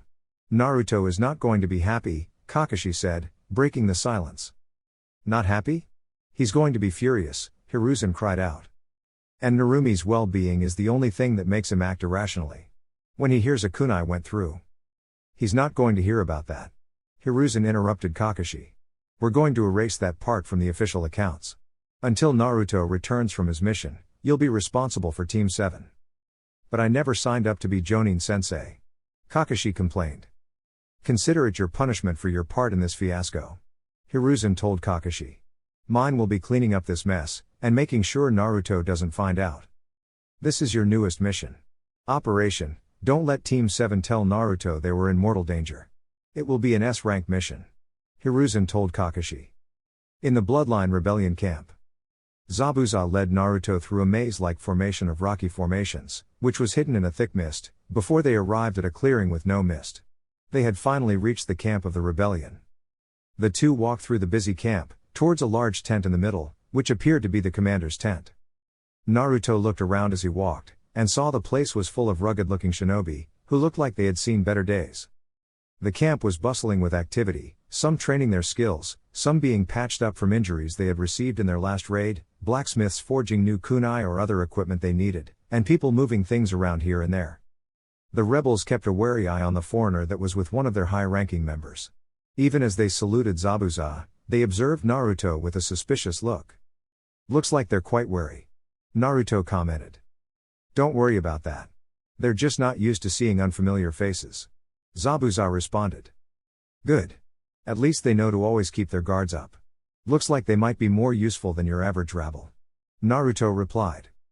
Soon, they reached the tent, and Naruto entered when Zabuza lifted up the flap at the entrance for him. Naruto looked around, and saw an older, rugged-looking man with an eye patch, who looked like he had been through countless battles. Ah, this must be the leader of the rebellion. Naruto thought when the man stepped up to approach him. Naruto gave him a slight bow. Hello. I'm the help you hired from Konoha. The man with the eye patch raised the eyebrow on his visible eye. Zabuza, where's the rest of them? They weren't available. Zabuza replied with a shrug of his shoulders. They said he was the best they could offer. The man with the eye patch scoffed. This is ridiculous. This is an insult to our rebellion. What did they expect us to do with just one shinobi, that we couldn't already do with ours? Naruto felt a bit disrespected, but kept his cool, as he didn't want to offend the leader of the rebellion so early on. I apologize on behalf of my village, but we couldn't afford to let our involvement in the rebellion become known to the public. It was easier to hide the presence of one person compared to a team, so they sent me. But don't you worry, I'm more than capable of making up for a team, as you'll find out soon enough, Naruto said calmly. The man scoffed again. Humph. They sent an arrogant pup. Back in my day, such arrogance got people killed. Is it arrogance if a lumberjack says he's good at cutting trees? Naruto responded, barely remaining patient. Why you? The man yelled at him, before he was cut off by a feminine voice. Now, ow. No need to be so rude to our guest. The alluring voice said with authority. Mei-sama. My apologies. The man with the eye patch said with a bow. That threw Naruto off. Huh? He turned around to see who had just spoken. His eyes landed on the most physically attractive woman he had ever seen in his entire life. She had long, auburn hair that was tied into a knot at the top, but still fell all the way down her back, and her bangs covered one of her eyes, which made her look even more attractive with a slight mysterious look.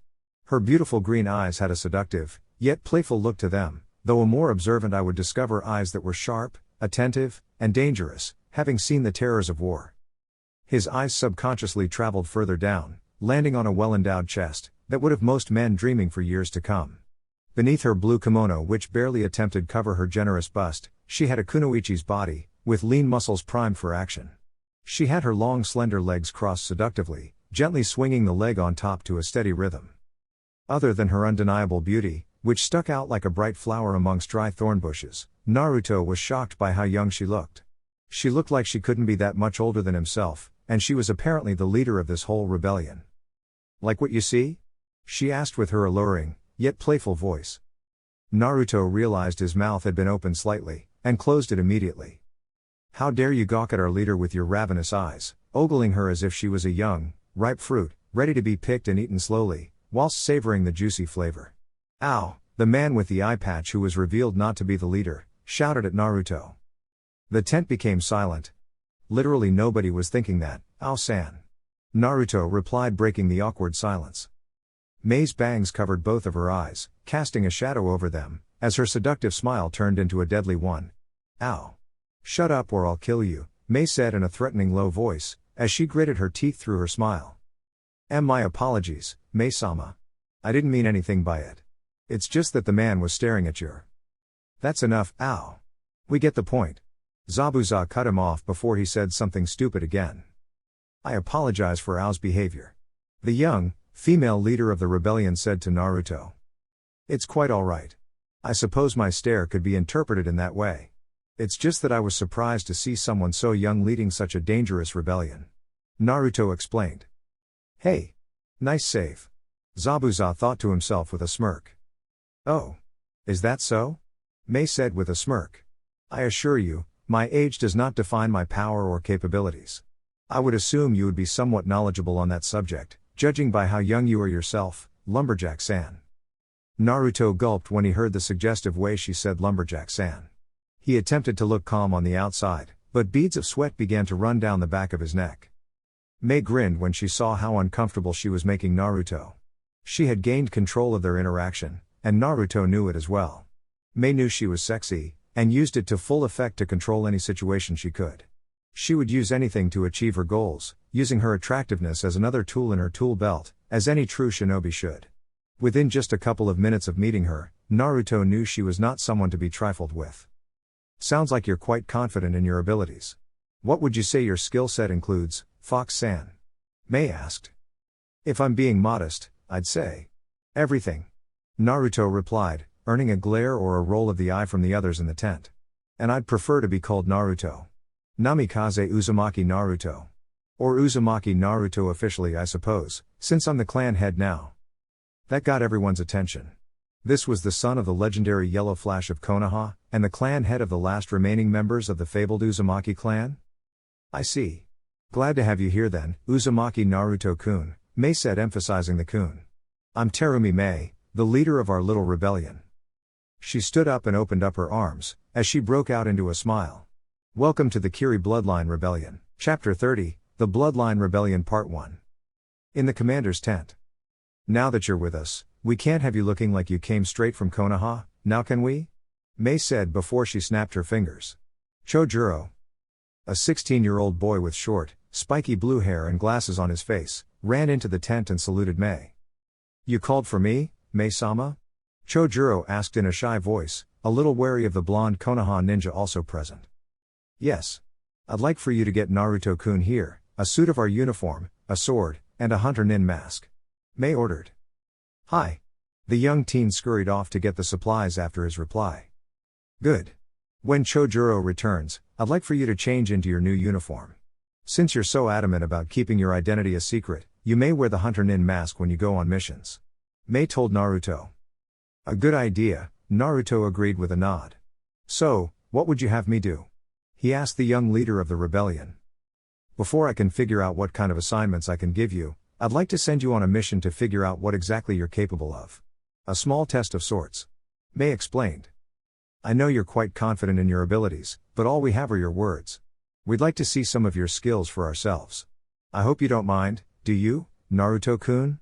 The flirtatious woman purred in a sensual voice, making the hair on the back of Naruto's neck stand up. Oh, of course. I would have done the same thing myself. Naruto replied. He mentally chided himself for stuttering. This damn woman was throwing him off his game with her flirtatious approach. Why, thank you, Naruto-kun. I knew you'd understand. Mei cooed as she smiled. Now what to do with you? Mei hummed to herself as she looked through some scrolls and letters. Mei-sama. Here are the supplies you asked for. Chojuro announced as he entered with an armful of supplies, as Mei picked out some letters. Thank you, Chojuro. You may leave them on the table over there. You are dismissed for now. Mei told Chojuro, who did as he was told and left with a salute. Why don't you change into your new gear while I decide the mission for you? Mei told Naruto, who nodded. He took off his blue cloak, then took off his jonin vest, leaving just his black, skin-tight, long-sleeved turtleneck shirt he wore underneath, which revealed his chiseled body underneath. It was Mei's turn to check out Naruto. Mei took a second to admire the blonde man's body. The outline of his abs and his pecs barely visible through the shirt revealed just enough to get taste of what really lied underneath. She noted that he had a youthful and handsome face, but it wasn't as feminine or delicate as many of the handsome noble boys. The blonde hair, which was cropped shorter at the sides, complemented his blue eyes to give him a striking look. Together with his lean, yet muscled body, Mei had to admit the man was quite attractive.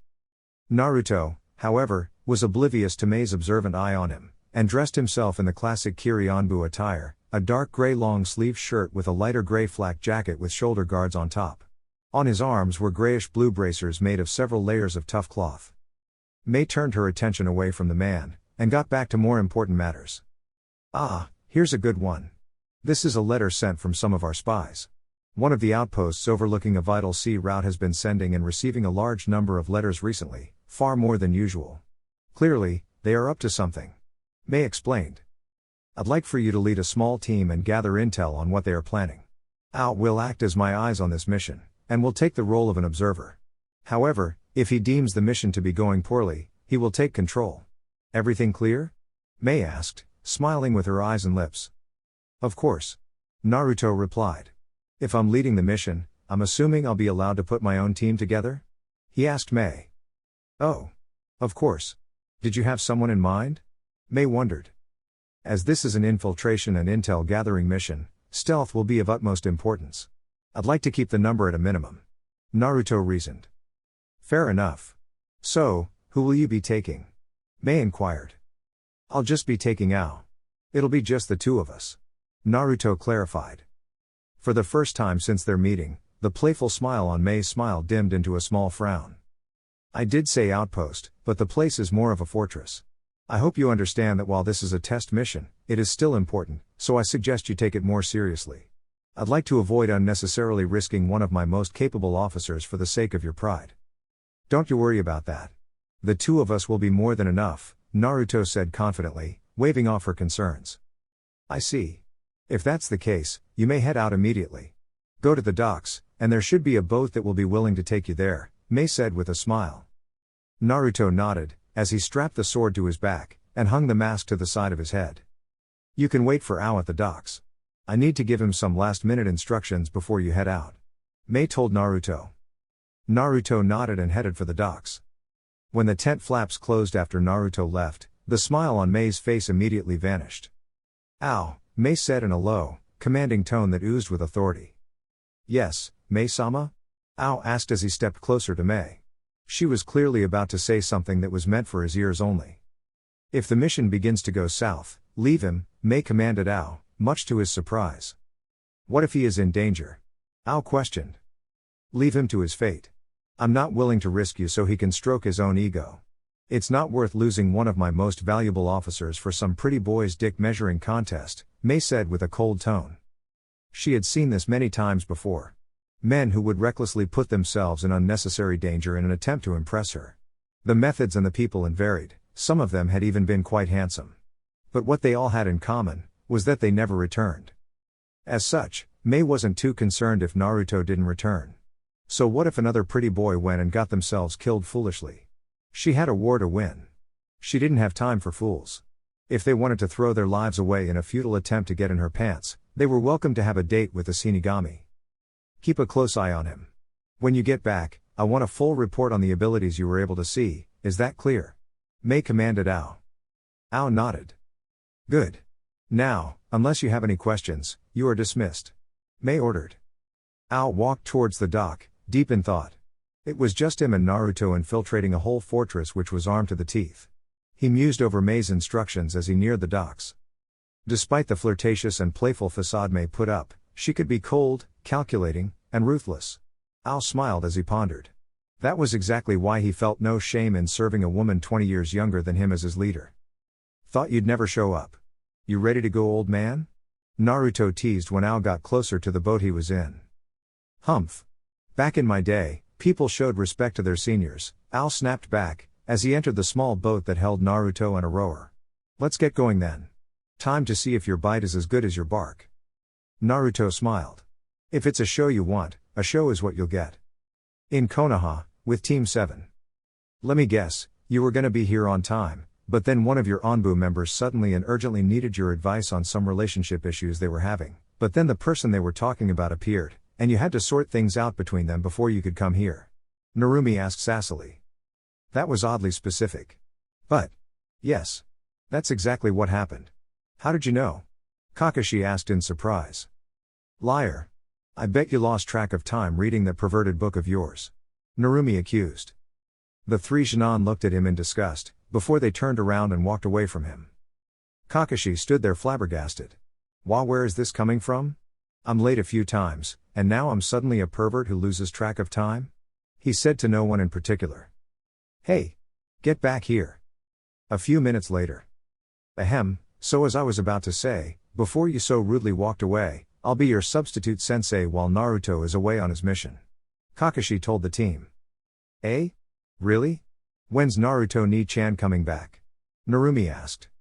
I'm not sure. It's a really important and sensitive mission, so the details are a secret. He'll be back when he gets back. Kakashi replied. So, what will you be teaching us while he's gone, pervert sensei? Sasuke asked. Hey! A man can enjoy some adult literature without being a pervert, alright? Kakashi shouted in exasperation, quite uncharacteristically. In the Onbu, he was a highly respected figure, seen as the epitome of cool, calm, and collected, an image he had carefully cultivated. In front of these three, however, he was somehow turned into a joke, something he couldn't understand. Sure, whatever you say. Sasuke replied, causing Kakashi to nod in approval. Sasuke then smirked, But you're still a pervert. Kakashi smashed a palm into his forehead. These damn kids really knew how to push his buttons. It looked like this was going to be a long day. Can we just get into the training? Kakashi sighed in defeat. Fine. I guess that's enough teasing for now. So, what will we be doing? Narumi asked. Thank you. Now, we'll be working on improving your elemental affinities again. You all know how to do it, so get to it. Kakashi ordered. The Genin looked at him quietly. What? Kakashi asked. That's it? You're not gonna teach us anything new? Plan a new training regimen for us? Sasuke and Narumi asked together. No need to fix something that's not broken. You all need some more work on your chakra control and elemental affinities, so that's what you'll be working on. Kakashi responded. Fine, Sasuke said tersely before turning around and finding a nice spot he could train, undistracted. The three Genin walked away, each to their own spots. Lazy, Narumi spat out as she shot Kakashi a glare. Damn, a tough crowd out here, Kakashi said to himself as the Genin walked away. He found a nice tree he could lay under, and pulled out his own, unbooby-trapped, copy of Icha Sensei to read under the shade. While he appeared to be reading, he was in fact, deep in thought. As the Genin were busy training, he had his own problems he needed to figure out. How am I gonna get these kids to not tell Naruto what happened? Should I order them blatantly? No, that'll make it more suspicious. Is there some way to interplay it, so they don't feel like it's something they feel like they need to tell Naruto? Ah, wait, Narumi got stabbed in the stomach, and the other two learned of her Jinchuuriki status. That will be difficult. Kakashi sighed. How did he get involved in this mess? Maybe I should just tell him myself. He'll be a lot angrier if he finds out we hid it from him. It feels wrong keeping something like this from him, despite my orders. Besides, what's the worst that he could do? He turned the page to his book to keep up the appearance of reading his book, carefree. He looked at the fingers that turned the page. His index finger, though hardly noticeable now, was still slightly crooked, a souvenir from the last time he sparred with Naruto when he was angry. Ah. Scratch that. There's a lot he can do. Kakashi sighed again. I wish I got squished under that rock instead of Obito so I wouldn't have to deal with this shit. He felt the headband over the spot that covered his hidden eye. Hey, they would have had a field day with you, old friend. Wish you were here. At the outpost near Kiri. We're here. Ao announced quietly. So, what's the plan? I'll sneak in, get the letters, and come right back out. We get in the boat, and head back to our base, leaving them none the wiser, Naruto said nonchalantly, as if what he just said wasn't ridiculous to hear. Ao got angry. Do you see that fortress over the cliff? That's the outpost. You see all of those lights? Those are torches, held by guards, who are trained shinobi, some of who are censors. Do you think this is a game? We'll need a solid plan and to have even the smallest chance of getting up there unharmed. Coming back down will be a whole different challenge of its own. Naruto picked at his ear with his pinky. Yeah. I heard you. Listen, this is my test, my mission. Let me do things my way, and you can see if things work, okay? Ao huffed. Why, you little arrogant pup? Back in my day, we actually took our mission seriously. Oh, I'm quite serious. Who said I wasn't taking this seriously? Naruto asked as the boat quietly arrived at a beach that was covered by the shadow of the rocky outcropping of the cliff the fortress sat on. Do you honestly think you can get through the fortress, unaided? This is usually a mission for a team of at least 4. Do you even know how many people you're gonna have to get past? You're gonna need someone to watch your back and keep an eye out for you. Do you even have any idea where the letters might be? Ao questioned dismissively. Let me see. Naruto closed his eyes and began to focus. It seems like there's 120.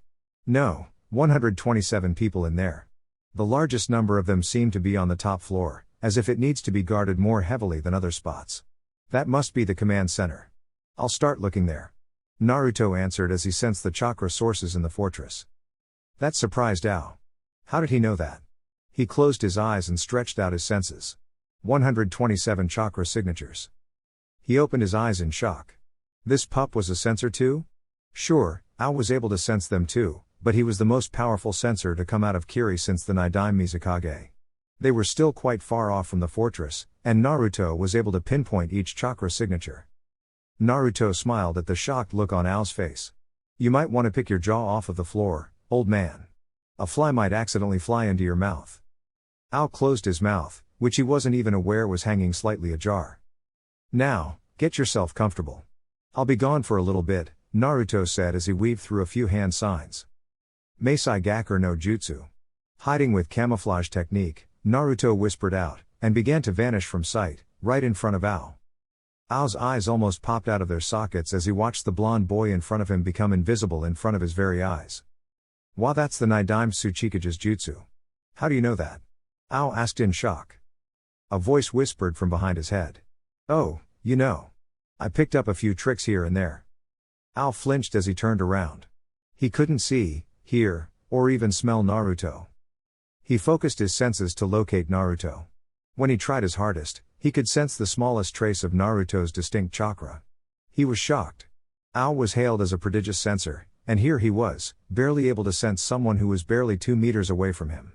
In fact, if he hadn't known exactly what to look for, he wouldn't have known Naruto was there, even if he had his senses up. "Now, if you've made yourself comfortable, I'll be on my way." A few seconds passed, and Ao assumed Naruto had gone towards the castle, but it was hard to tell since he couldn't sense the blonde. Waiting for several more minutes, when he was sure Naruto was far away, he secretly activated the Byakugan that had been implanted underneath his eye patch, a souvenir of the past Shinobi World War.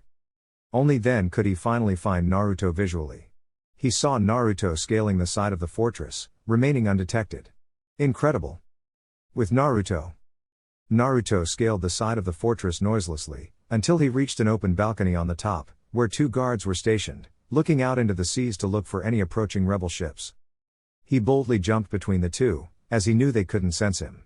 He landed perfectly, cushioning his fall by landing on the ball of his feet and allowing his flexed knees and ankles to absorb all of the impact, and creating no noise, due to several silencing seals he had inscribed onto his sandals. He waltzed right by them, and entered the hallway that led to the command center.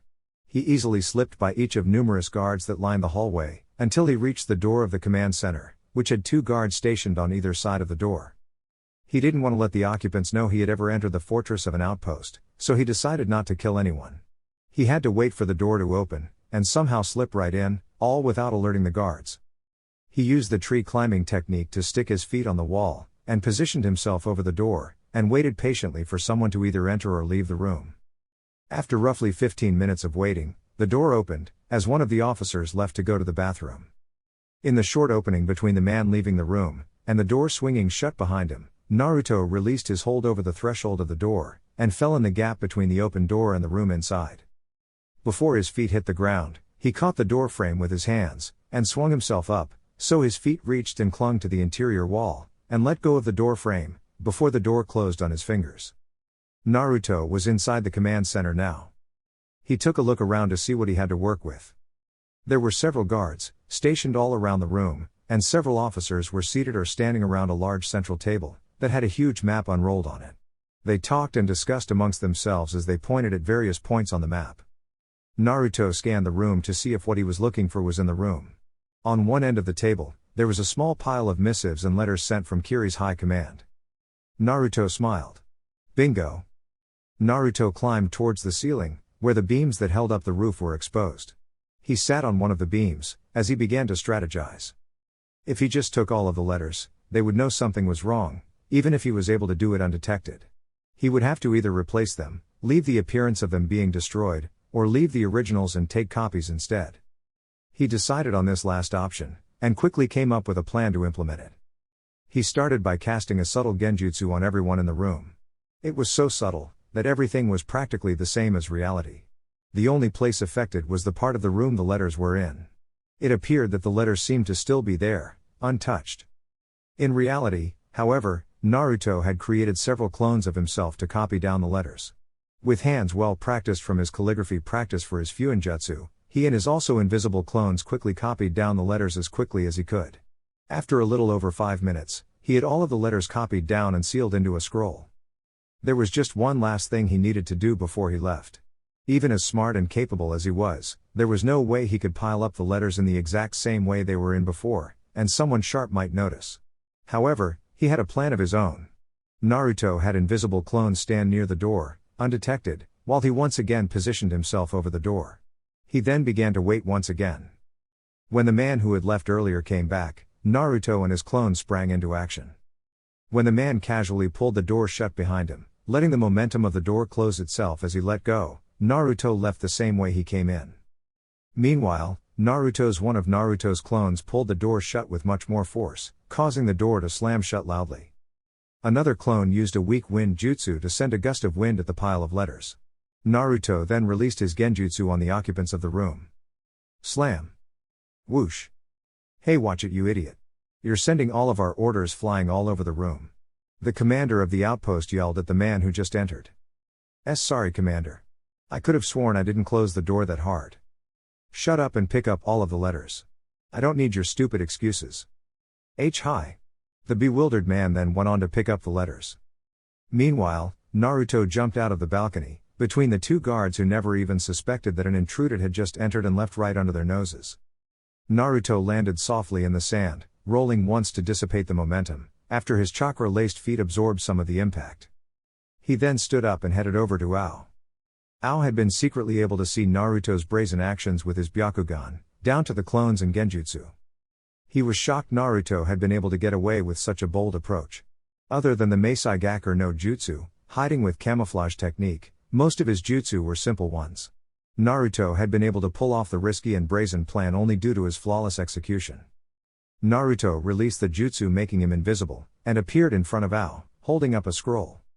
Got what we came for. Now, let's get out of here. Ao could only nod. He was still speechless from what he had just witnessed. Perhaps the young pup was more skilled than he had expected. In Konoha, in front of the T&I building. In the evening. Told you I'd get him to spill the beans, Anko said with a victorious smile. Wow. I did everything by the book. I even did that one thing with the candle you told me to try. Izumi huffed out in shock and irritation. Well, you see, Izumi-chan, that's the difference between us pros and you amateurs, Anko sneered. Izumi rolled her eyes. Whatever. You just have a scarier face.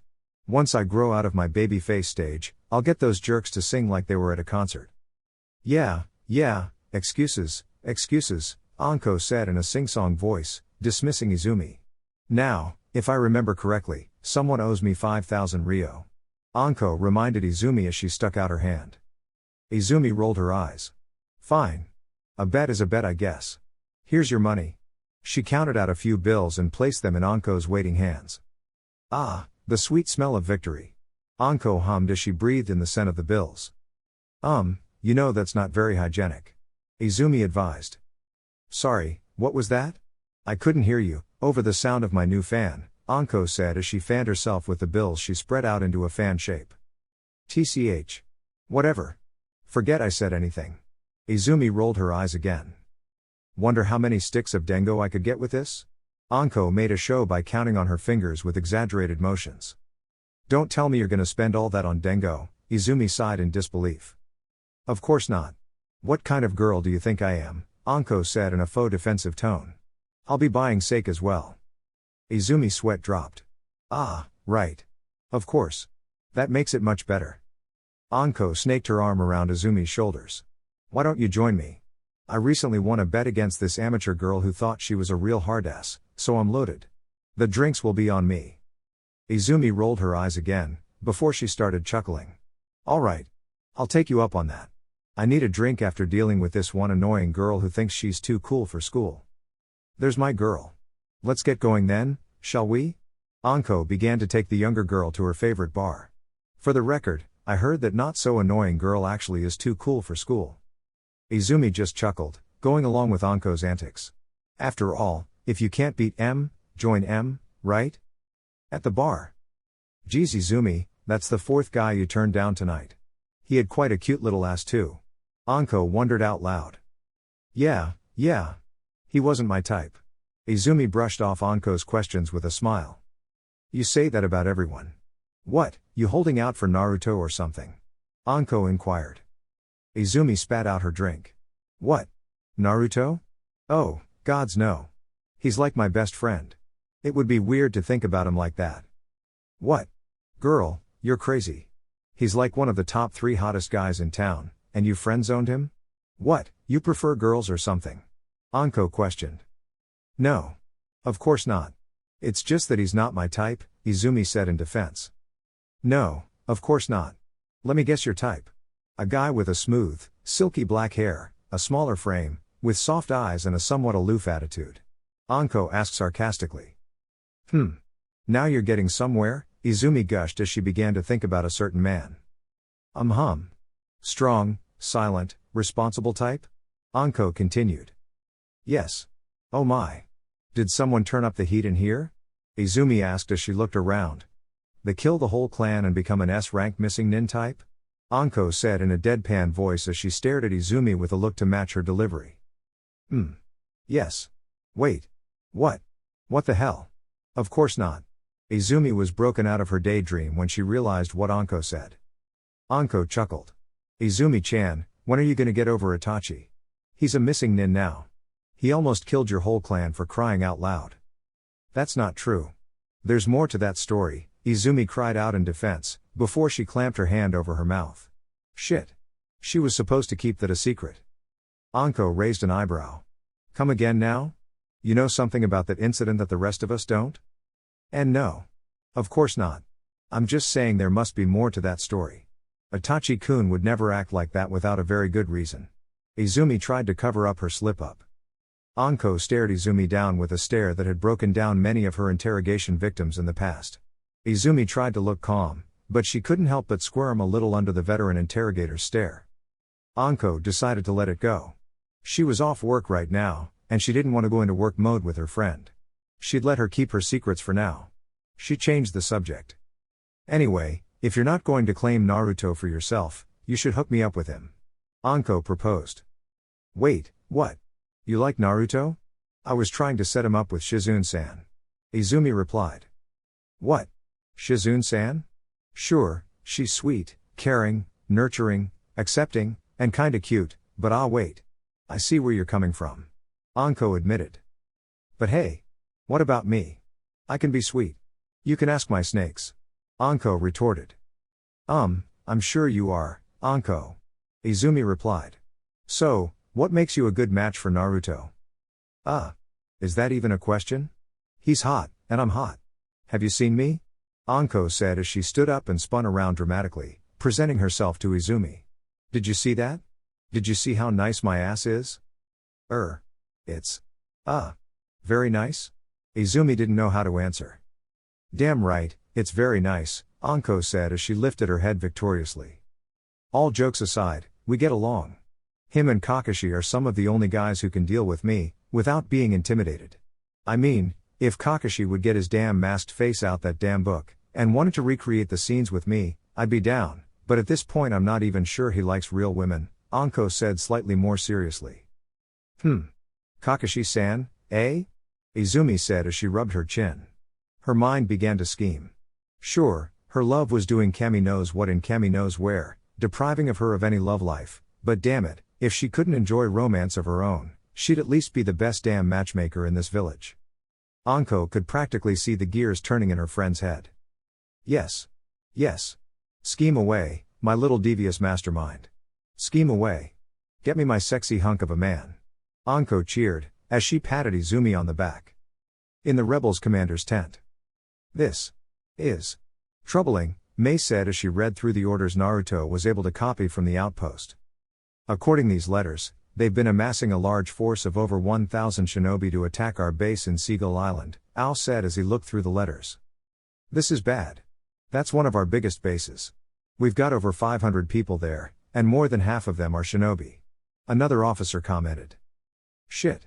That's where Mangetsu and his brother are. Zabuza growled out angrily. When are they planning to attack? A different officer asked. According to one letter, they'll be attacking tonight, Ao said in a serious voice. Oh gods. They won't even know what's coming. It'll be a massacre. One officer stammered out. Zabuza slammed the table with his fist. Damn it. Even if we left right now to reinforce them on our fastest ships, the earliest we could get there is by tomorrow morning. It'll be too late. How did they even know we were on Seagull Island? It's secluded, and it's an insignificant island that's mostly inhabited by seagulls. An officer shouted. It seems their informants are finally beginning to map out our bases. Mei mentioned in a calm voice, though inside she was screaming. This would be a huge loss for the already small rebellion. Still, she had to maintain her appearances of being calm and collected, for the sake of her men. She could only cry from the weight of her losses and burden of leading the rebellion when she was alone, which rarely, if ever, happened. Meanwhile, Naruto was studying the huge map that was laid out on the table, which was used for strategizing. If we leave now, I think we could reach the island in about 3 hours. Naruto quietly suggested. Look, we basically live out here in the sea. That kind of distance will take at least 12 hours. It's not like traveling over land, alright? One officer said dismissively. Geez, these mainlanders. You hear the shit they say? Ao, however, wasn't so quick to dismiss Naruto. He'd seen the smallest of glimpses into Naruto's abilities, and realized the young pup wasn't all talk. 3 hours? I'm guessing you have some secret way to travel faster? Ao inquired. Naruto nodded. He unsealed a large folded-up sheet of cloth. I had this specially made in wave. It's a sail that has ninja wire woven into it to make it extra tough. And that helps us how? A doubtful officer asked. I've got a jutsu that will help us travel faster, but it'll tear right through your average sail. If you outfit your ships with these, I'll help us get there in time. Naruto explained. How many of those sails do you have? Mei asked. Just enough to outfit one of your largest ships. I didn't have much time to get more, you see. Naruto replied. Ow, how many men can we fit on our largest ship? Without any cargo? Mei asked. Around 150 to 200 men, Mei-sama. Ao replied. Even if we send 200 shinobi to reinforce the 300 or so that are present there, we'd be outnumbered 2 to 1. Trying to escort or protect the civilians present will be a big hindrance. We risk losing even the reinforcements if we send such a small number, while gaining nothing. One officer advised. So, you want her to not do anything? Let our brothers in arms just die? Zabuza snapped. Better letting them die, than losing everyone. That was the whole point of spreading out our forces. The officer retorted. Arguments began to break out all over the tent. Meanwhile, Mei was silent, as she looked over the map. Naruto too, remained silent, awaiting Mei's orders. Okay, that's enough, Mei said quietly, but her officers didn't hear her over the commotion of their argument. I said that's enough, Mei shouted out with authority, as she released a large amount of killing intent that swept throughout the room. Everyone stopped speaking immediately. Ow, you and Zabuza take 200 of our strongest fighters, and head over to Seagull Island immediately with Naruto. We'll send another 600 men on 3 ships, to sail there as fast as they can. Ow, I want you to command the 200 to help our forces there hold out against the loyalists until the rest of our reinforcements can arrive. Mei ordered. But that leaves only 200 shinobi to protect this island. An officer cautioned. It's a risk I'll be willing to take. If they come here, I'll be waiting here to send them to hell where they belong, Mei hissed in a low voice, that promised pain for whoever got on her bad side. Ao nodded. Understood, Mei-sama. He then turned to the lower-ranked officers behind him. Zabuza. I want you to gather 100 of the best fighters on the east side of the island, then head to the docks. I'll do the same from the west side of the island. Naruto-san, you go to the ship right away, and rig up the ship with your special sails. We don't have time to waste. Naruto and Zabuza nodded. Good. Now the rest of you get ready to head out as well. Time is of the essence. Everyone, move out, Mei commanded, and the officers saluted her. Ow, Naruto-kun, stay for a second. The rest of the officers ran out of the tent to prepare to set sail as soon as possible. Naruto-kun. Mei purred out. Yes? Mei-sama? Naruto replied. Mei seductively walked over to Naruto, and softly caressed his cheek. If you can help my men rescue my forces on Seagull Island, I'd be very grateful, she said in a suggestive voice. She then leaned in to whisper into Naruto's ear. And, I reward those who I'm grateful to, quite generously.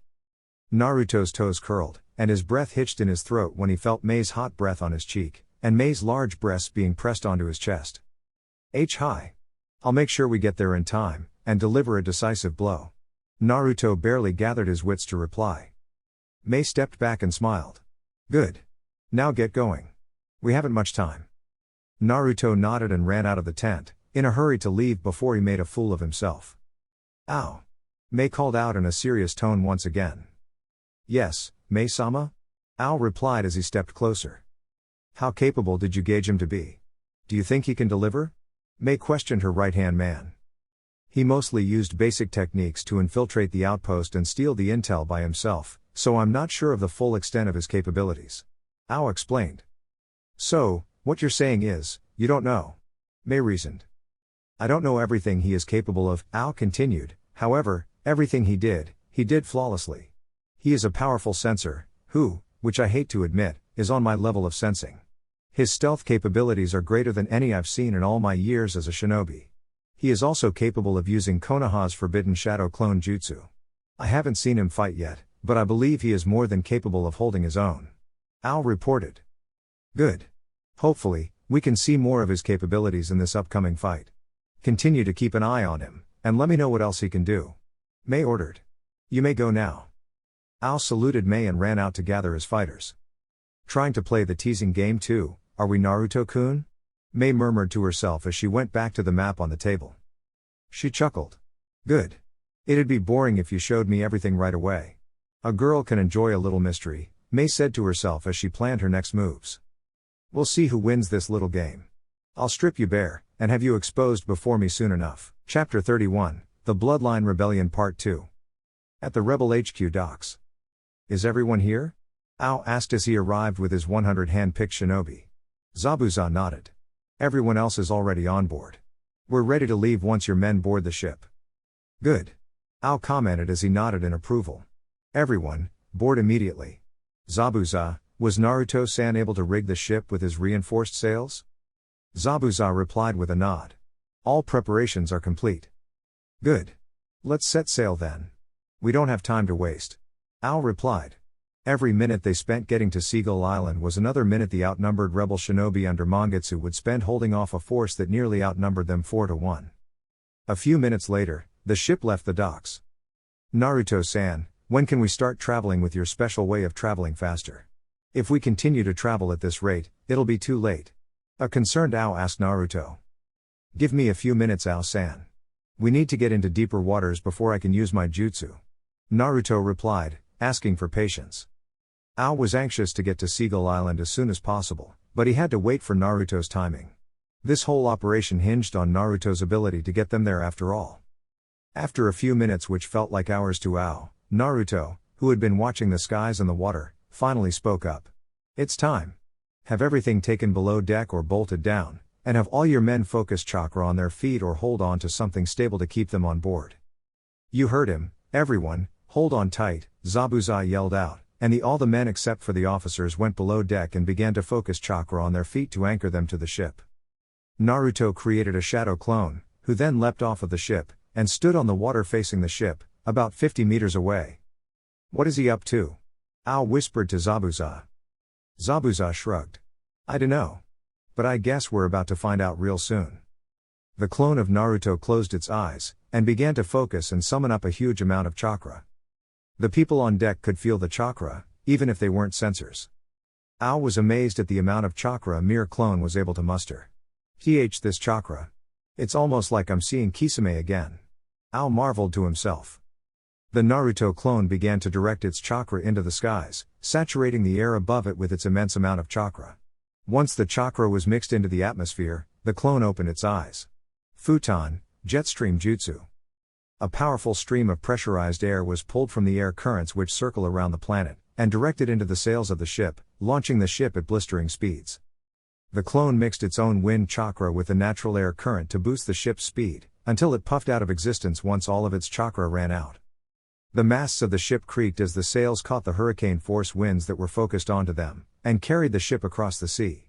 The hull of the ship sometimes lifted out of the water and skipped along the surface of the water like a skipped stone, before sinking back into the water. Meanwhile, the people in the ship barely clung on with extreme effort, and some of the weaker shinobi below deck were left pressed against the back wall after they were torn off from where they were standing and tumbled into the back wall, where they remained due to the extreme G-force applied on them. The officers on deck tried to remain cool and calm, but the gale force wind on their faces had their lips and cheeks flapping. Naruto couldn't help but laugh beneath the hunter nin mask he had put on in anticipation of this very effect, as he looked at the usually stern and serious faces turned comical. Even as he could keep his one visible eye barely open, as his eyelids flapped in the wind like his lips and cheeks, Ao turned to look at Naruto, impressed. That has to be one of the most powerful wind jutsu I've ever seen, even if it isn't necessarily meant for combat. He must be one of the most powerful wind type users I've ever seen in my life. He thought to himself. Everyone looked at Naruto, awestruck. Naruto stood at the helm of the ship with his arms crossed, looking as tranquil as ever, though his mask hid his face. However, despite his cool look, which suggested this was nothing for Naruto, his thoughts said the opposite. Damn. That worked out a lot better than it did in my mind. Fucking sweet. Oh man, Itachi or Kakashi should have seen this. Naruto repeated this trick a couple more times, and soon the ship was almost at Seagull Island. At the speed we're going right now, and considering the drop in speed as we approach the island, we should be there in around 20 minutes. Ao informed the officers and Naruto. Good. Can't wait to sink my Kyuubi Kiribocho into those loyalist bastards. Zabuza growled out. Several others shared Zabuza's sentiments, especially the several Kaguya clansmen that were on board, who were basically foaming at the mouth to get into some action. Good to see high morale, but we can't just charge in. We're heavily outnumbered. We'll need a plan if we wish to come out of this alive, let alone saving our comrades. Ao reminded everyone. He took out a kunai and scratched out the shapes of the key features of the island, as well as the supposed positions of their allies and enemies. According to emergency protocol, our allies should be somewhere between these two rocky cliff faces. The civilians should have been evacuated into the cove inside, with the shinobi guarding the entrance, though the sudden nature of the attack probably has them a lot more disorganized. Ao explained as he drew the directions of movement. Unless they were able to draw back to form a defensive perimeter here, our comrades are probably surrounded by our enemies from three sides with their backs to the cove, as the rocks that surround the crater the camp is located on has narrow openings, here, and here, Ao continued. We'll be approaching the island from the southern side, while the cave is located on the east side. Now the question is, what should our strategy be to minimize casualties on our side, while getting the attackers to withdraw? Ao asked the men before him. I say we charge in directly from the south side, and crash into their flanks. We'll take the heat off of the defenders, giving them time to fall back to the defensive line they should have formed, so they can protect their flanks. Once the line is formed, we'll slowly inch our way there as well, and reinforce the perimeter, and hold out until our help arrives. Zabuza suggested. Many of the officers agreed. Not a bad plan, however, I suggest we actually sail around the island and head north, and do what Zabuza suggested from there. Naruto proposed. Why would we waste precious time to do that? One of the crew asked. Our ships behind us would come from the southern side. We'd be in the way of their approach, and we don't have any means to communicate with them right now to direct them elsewhere. By the time they arrive, we'll be exhausted, and need them to help immediately. Also, if all of the reinforcements come from the south, the enemy might get an idea of what direction our HQ is in. By coming from both sides, they'd assume we have help in all directions, and would make them think we have more bases, and by extension, reinforcements, than we actually do. Naruto explained. You have a point. Ao commented. Naruto continued. Also, instead of joining their line, have some of our men form a line from the northern side, without pushing forward. But isn't that a waste of our manpower then? Zabuza asked. No. This will prevent the enemy from just charging into our allies' lines, as it would leave them open to a charge from their northern flank. If they want to engage both lines, they'll have to turn their whole force at an angle to prevent being flanked, taking away their ability to surround our smaller numbers, and also exposing their backs to the south side where our reinforcements will be coming from. Naruto explained. What about the west side, where they have their ships? Should we leave a couple men in the south to tell our reinforcements to head over there so we can surround them? Zabuza proposed. No. If we surround them, they'll fight like cornered bears, fighting for their lives. It would only increase our casualties. Naruto countered. And let them escape? We have a chance to kill them all. A Kaguya clansman advocated for Zabuza's suggestion. When people have no way out, they'll fight to the death. If we leave them an opening, they'll take it. Naruto explained. Besides, I never said we'd let them get away unharmed, Naruto said with a smile. You're planning an ambush? Ao guessed. Naruto smiled. Precisely. Who's gonna lead this ambush? Zabuza asked. Me. Naruto replied. It won't need too many people with what I have planned. I can handle it myself. Just you? Ao asked, and Naruto nodded. Ao knew by now that Naruto clearly had something planned. So, what do you have in mind? We'll make our weak point, our civilians, our strongest position by reinforcing our defensive line, and deter the enemy from engaging. Meanwhile, we'll direct them towards our ambush, by intentionally feigning weakness on that side. We'll appear to be weak by making it look like we weren't able to surround them completely due to our small numbers, and reinforce that notion by setting up a weak diversionary ambush. Naruto explained. Diversionary ambush? Ao questioned. Naruto nodded. Exactly. I'll snipe them down from the cliff tops with a few kunai, making them think it's a token resistance. Actually, Haku would be useful here as well. Naruto told Zabuza, who was reluctant to part with his student, but agreed. He didn't want her to be in the front lines after all. Meanwhile, they'll ignore the Pochots and head for their ships in an attempt to get out of here as soon as possible, with some of our reinforcements giving chase, but not getting too close, Naruto continued. So, when does the main ambush come into play then? Zabuza asked. Naruto just smiled. You'll find out when it happens. Just follow my plan, and everything will work out. The officers discussed a few more plans, but Ao decided Naruto's was the best. Fine. We'll go with your plan. We better hope it works, or we'll be in trouble, Ao said grimly. All right men. Lower the sails. We'll be rowing to the north side, Ao commanded.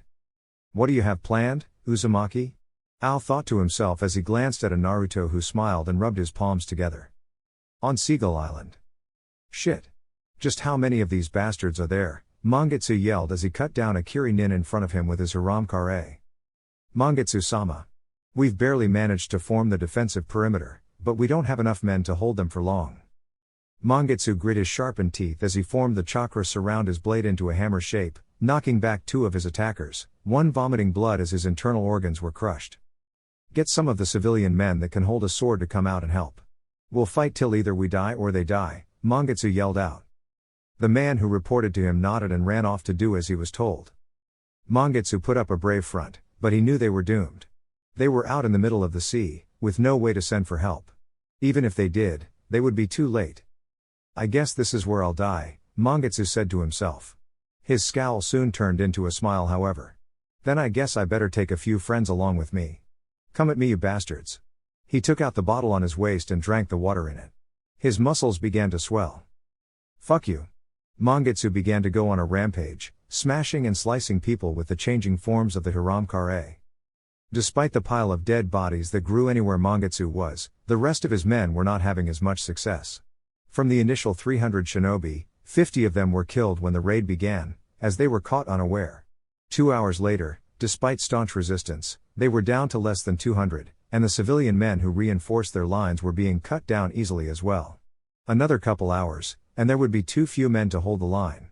Once the lines collapsed, it would be a bloodbath for both the surrounded shinobi and the helpless civilians. An hour after Mangetsu began his rampage, he was beginning to grow tired.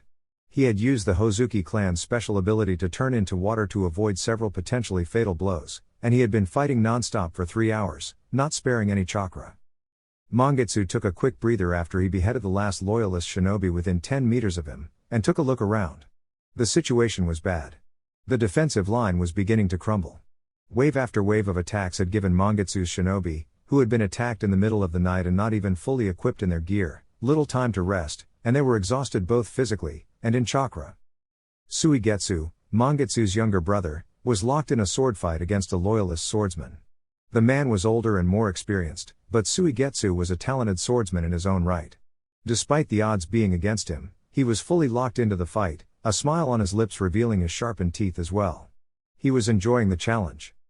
However, due to his focus in the fight he was in, Suigetsu was unable to see the Kiri shinobi creeping up behind him, a kunai in his hand, ready to stab Suigetsu in the back before he could turn himself into water. Suigetsu saw the man he was fighting, briefly looked behind Suigetsu, and used that opening to deliver a quick stab into the man's exposed sword arm, causing him to drop his sword. Stab the little bloodline freak. The man yelled as the pain traveled up his arm.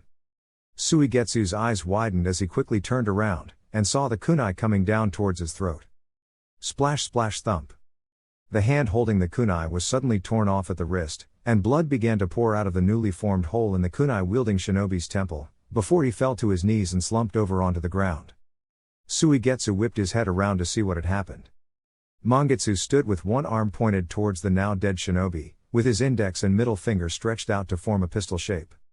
The water pistol, Suigetsu said with a grin, before stabbing behind him without looking, piercing the man who had tried to use Suigetsu's distraction as an opening to attack with his left hand, in the stomach.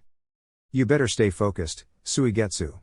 Mangetsu lectured to his brother, before sending another bullet of water through the forehead of the man Suigetsu had been fighting. Yeah, whatever. I had him on the ropes. Way to steal my kill, Suigetsu said in annoyance. This isn't a game, Suigetsu. The situation is terrible. Mangetsu admitted. Listen. Try to climb over the mountain in the east, and get out of here. Go to Mei-sama, and tell her what happened here. Suigetsu raised an eyebrow. You want me to run away by myself? How about the civilians? They can't climb such a steep mountain, and there's no other openings. They'll only slow you down anyway. We'll keep the enemy focused on us, while you escape. Mei-sama needs to know what happened. But, Ni-san, Suigetsu began before he was cut off by his older brother. Just fucking listen to me for once, you little shit, Mangetsu roared. This situation is hopeless. We're all gonna die here. I promised our parents that I'd take care of you before they died, and this is the only thing I can do for you now. So please, just listen to me, and escape before it's too late. Mangetsu pleaded. Ni-san. Look behind you. What is that? Suigetsu suddenly pointed out. Mangetsu turned around to see what Suigetsu was referring to. A thick mist began to roll in from the north side. I thought sea mist usually came in the morning? Suigetsu wondered out loud. This isn't sea mist. A shark-like smile broke out on Mangetsu's face. Zabuza, you old dog, coming in clutch. Zabuza-senpai? Suigetsu questioned. But how did he know we were in trouble? Mangetsu shrugged. I don't know. But frankly, I don't give a shit right now. If there's any reinforcement, I'll gladly take it. Maybe we might get out of this mess alive. Meanwhile, in the northern flank. What the? Sea mist? At this time? One loyalist shinobi wondered out loud. Who gives a shit? Let's just hurry up and kill all of these freaks. Her comrade called back in reply, as he stabbed a rebel in the shoulder. No. An officer nearby whispered out, as his face began to pale. This isn't sea mist. Huh? What the hell are you talking about? The first kunoichi questioned. It's Zabuza. Everyone watch out. The officer yelled, but it was too late. 5 raging streams of water in the shape of dragons shot out of the mist, and smashed into the unsuspecting northern flank, sweeping away many, and throwing them into disarray. The loyalists who were struck were having trouble standing up, as the Suryuudan, water dragon bullet, had broken bones on some of them, from both the initial impact, and the tumbling that came afterwards. The others in better shape were also disoriented from the powerful blast of water. Before they could regain their senses and reorganize, Zabuza and several swordsmen, some of them the famous bloodthirsty Kaguya clansmen, shot out of the mist with their swords drawn. It's the demon of the mist. The officer yelled out, before he was cut cleanly in half from head to crotch from one swing of Zabuza's massive sword. Kill them all. Zabuza ordered his men, who tore into the disorganized northern flank with an animalistic fury. Though the charge from the reinforcement was made up of only around 100 men, the loyalists weren't expecting reinforcements to arrive for the rebels, and were caught completely unaware, resulting in them being pushed back in the ensuing chaos. We can't let Zabuza have all the fun, now can we? Mangetsu said to his little brother, who responded with a shark-like smile of his own. The two brothers mustered the other shinobi around them, and began to attack the attackers with a new fervor, cutting their way towards Zabuza. The loyalists in between were caught in a pincer movement, and soon withdrew into the larger force behind them, while suffering heavy casualties. You look like shit, Mangetsu, Zabuza said to Mangetsu, when he finally saw him. But that's nothing new, he said with a smirk. I'd smack you in the head, but I don't want to kill the 2 last brain cells in your noggin. Mangetsu responded with a smirk of his own. The 2 swordsmen greeted each other by grabbing each other's forearms and giving one firm shake. Good to see you're still alive. Zabuza admitted. And I've never been happier to see you. But I gotta ask, how did you know we were under attack? Mangetsu inquired. We stole some of their orders and found out. I'll explain the details later. For now, we need to reform your defensive lines. Zabuza replied, throwing Mangetsu a soldier pill, which Mangetsu thankfully accepted and consumed. So, what's the plan, senpai? Suigetsu asked Zabuza, as the 100 men with him helped fill in the gaps in the lines. We hold out until the rest of the reinforcements arrive. Zabuza informed Suigetsu and the rest of the exhausted shinobi who had been fighting for hours. Hope began to fill their hearts again, reinvigorating them. There's more coming? How many? When will they arrive? Mangetsu asked. Around 600 of them. However, they don't have the same method we used to get here that we did, so they'll arrive sometime in the morning. Zabuza replied. Shit.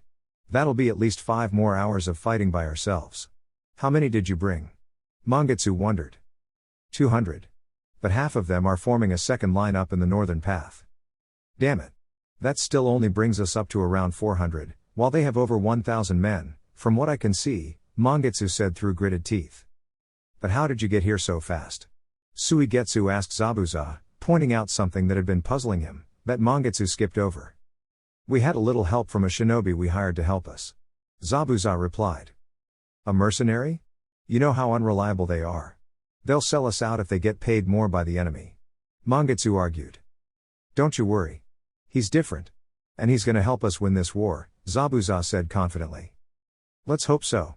Because here they come, Mangetsu said grimly, as the loyalists sent another wave towards the defensive line after reorganizing. Naruto stood above the mountains, looking down on the fight below, with Haku next to him. We're supposed to be setting up the ambush, but it looks like they could use some help. Naruto told Haku. Should we go down and help, Naruto-sama? Haku asked. Naruto shook his head. Here, stick these tags onto these kunai. Haku nodded and began to apply the tags onto the kunai that Naruto handed her, while Naruto created more tags. Naruto-sama? What exactly are these tags? It's unlike anything I've seen before, but still seems to resemble an explosive tag. Haku asked. Right on, Haku. These are explosive tags, but they're my own version. He explained as he finished making the last one. That should be good for now. So, how good is your throwing arm? Naruto asked Haku. At this distance, I can't hit specific targets, but I think I'll be able to hit the enemy ranks. Haku told Naruto. Good enough. Make sure you don't throw them near our allies. Now throw. He ordered Haku. The defensive line was under a lot of pressure, as hundreds of enemies fell upon them with jutsu and weapons. While the areas where Zabuza or Mangetsu held out, the rest of the line began to be pushed back. Shit, this isn't looking good. Mangetsu muttered to himself, as he took a look around. Suddenly, massive explosions began to go off behind the enemy ranks. Each explosion looks like 10 normal explosive tags going off at once. Suigetsu commented. Zabuza smiled. There's the help we hired. Mangetsu watched the loyalists fall back after taking heavy casualties from the bombardment that came out of nowhere. You hired a member of the explosion corps from Iwa? Not quite. But I hear he can be just as destructive. Zabuza replied. Meanwhile, Naruto and Haku stopped throwing the kunai. That should be enough to make them think twice about sending mass charges. Let's get going, Haku. We got an ambush to set up. Haku nodded and followed. In the commander's ship. The commanding officer slammed his fist on the table. Who the fuck ordered a retreat? Sir, we were caught in a bad position with the sudden arrival of reinforcements from their side. Reinforcements? How? How many? The commander asked. We're not sure, but they don't seem to exceed a couple hundred. The officer replied. In that case, increase the next wave from 300 to 500 men. Get them ready now. Don't give them time to breathe. The commander ordered. Sir, the demon Zabuza seems to be among the reinforcements, and another shinobi who was able to rain down explosions from above. A different officer informed the commander. Why are you acting like we haven't dealt with explosive tags before? Get them wet and deactivate them. As for Zabuza, have our men focus on him. If he dies, they'll lose morale. The commanding officer shouted out. An old, grizzled veteran officer stepped forward. Sir, the explosions weren't from regular explosive tags. They exploded even after we hit them with our water jutsu, and their explosions were easily 10 times bigger than regular tags. They were reminiscent of the Uzumaki explosive kunai from the past. The commander narrowed his eyebrows. So, the rebels got their hands on a couple of Uzumaki survivors, eh? Order our men to capture any red-haired shinobi alive. We could use their knowledge of seals to help us finish off these bloodline accidents of nature. The officers nodded. What worries me is the arrival of reinforcements. The commander mused out loud. How did they know we were here? Even the freaks here didn't know we were coming until we were here. It should take at least half a day for any messengers to even get the message out, let alone have reinforcements arrive. Where the hell did they crawl out of? Judging by their small numbers, they must have been a small party of raiders that happened to be sailing by, or a small camp station nearby that saw the smoke rising from this island. One officer suggested. Maybe they came from one of the smaller islands in the north? A different officer proposed. After we finish off this island, we'll search the smaller islands in the north and exterminate them. The commander told his officers. So how should we approach the rebels here? They've opened a second line in the small passage in the north, protecting their flanks. An officer asked. The veteran officer spoke up next. If we just send our wave of men towards the main defensive line, the northern line will smash into our flanks, causing us to fight on two sides. With their numbers boosted up to 400, our numerical advantage in 100 extra men will not be enough to fight a fight on two sides. Why don't we just send all our men in one massive wave at an angle, so we can face both sides? One officer suggested. The commander thought for a moment before speaking. No. That'll open up our backs to the south side. We don't know if they have more reinforcements coming. We'll send 500 men to the main line, 200 to the northern line, and keep the rest in reserve so we can switch them out so we can always have fresher troops than them. Sir, aren't we being overcautious? There's no way they were able to send for help. We should just smash through them with our numerical advantage instead of sending small portions for them to defend easily. Even if reinforcements are coming, if we can finish them all off before they arrive, they'll have to withdraw. One eager officer argued. The commander had to admit the officer had a point. Still, he felt very uncomfortable having their backs exposed. We'll attack like I said earlier. 500 in the main line, 200 in the northern line, and the rest in reserve. I don't know what kind of tricks these rebels have in mind. If we are unsuccessful, or if there are no signs of more reinforcement coming, and the ones they got were just raiders that happened to be sailing by chance, we'll commit our full force. The commander ordered. The officers reluctantly agreed, and went out to organize the next wave. On the battlefield. The rebel defenders were battered throughout the night without rest, running on the fumes provided by consuming the soldier pills Ao's reinforcements brought with them. The attackers would attack until their men were exhausted, then switch them out with the reserves who were rested, continuing their barrage of waves. While this strategy served to keep the loyalists in better condition, sending manageable, essentially bite-sized pieces of their forces meant the rebels were able to fight them off, time and time again, despite taking losses. The long, drawn-out fight had left both sides with heavy casualties, with the rebels now reduced to under 300 men, while the loyalists were left with around 800 men. In the commander's ship. Sir, this strategy is only allowing the rebels the chance to take out our forces in manageable chunks. We're completely giving up the advantage we have in numbers, and allowing them to play to their strengths. It's been nearly 5 hours, and there's no sign of any further help arriving. I suggest we just send our full force against them and destroy them in one massive wave. One annoyed officer proposed. Other officers voiced their support in this strategy, criticizing the commander's overcautious approach as being ineffective. The commanding officer had heard enough. He was beginning to reconsider his approach as well. Fair enough. It's time we crush these rebels here. Pull our men back to reorganize and resupply. Once they've taken a breather, we'll send them back in. In one massive wave. The commander ordered. Tonight, we'll have Mangetsu and Zabuza's head on a platter. On the battlefield. That's the first break we've had all night. Mangetsu panted out, leaning on the haramkare as he spoke. Do you think they're done? Suigetsu wondered out loud. I doubt it. This is most likely the calm before the storm. I expect an all-out attack coming soon. Zabuza guessed. I guess we better make the most of this calm then. Mangetsu responded. Have the men who have light injuries receive some quick first aid, and have the seriously injured moved to the back. Have the civilians take care of the injured, and carry water, medicine, and soldier pills to everyone. Get all of our shinobi to equip themselves properly and gear up for another battle, and rest while in defensive formation. Mangetsu ordered an officer, who ran off to relay his commands. Zabuza handed his canteen to Mangetsu, who looked like he needed it more. The man had been fighting non-stop since the attack began, nearly 6 hours ago. Besides, in exchange for their powers, the Hozuki were more reliant on water, and needed to hydrate themselves more often than others. Mangetsu chugged the whole bottle after thanking Zabuza. Once he emptied the canteen, he looked much better. Thanks. I needed that, Mangetsu said in gratitude. So, what's your kill count? Zabuza asked casually as he sat down next to Mangetsu. My what? I've been fighting all night. Who had time to count? Mangetsu shouted back in annoyance. Zabuza just smirked. Hey. Sounds like a weak excuse, since you know I'm beating you. I've killed 18 since I got here. Veins began to pulse on Mangetsu's forehead. I've probably killed like more than 50. Get out of here with your weak-ass count. Zabuza waved him off casually, which only served to make Mangetsu angrier. Yeah. That doesn't count.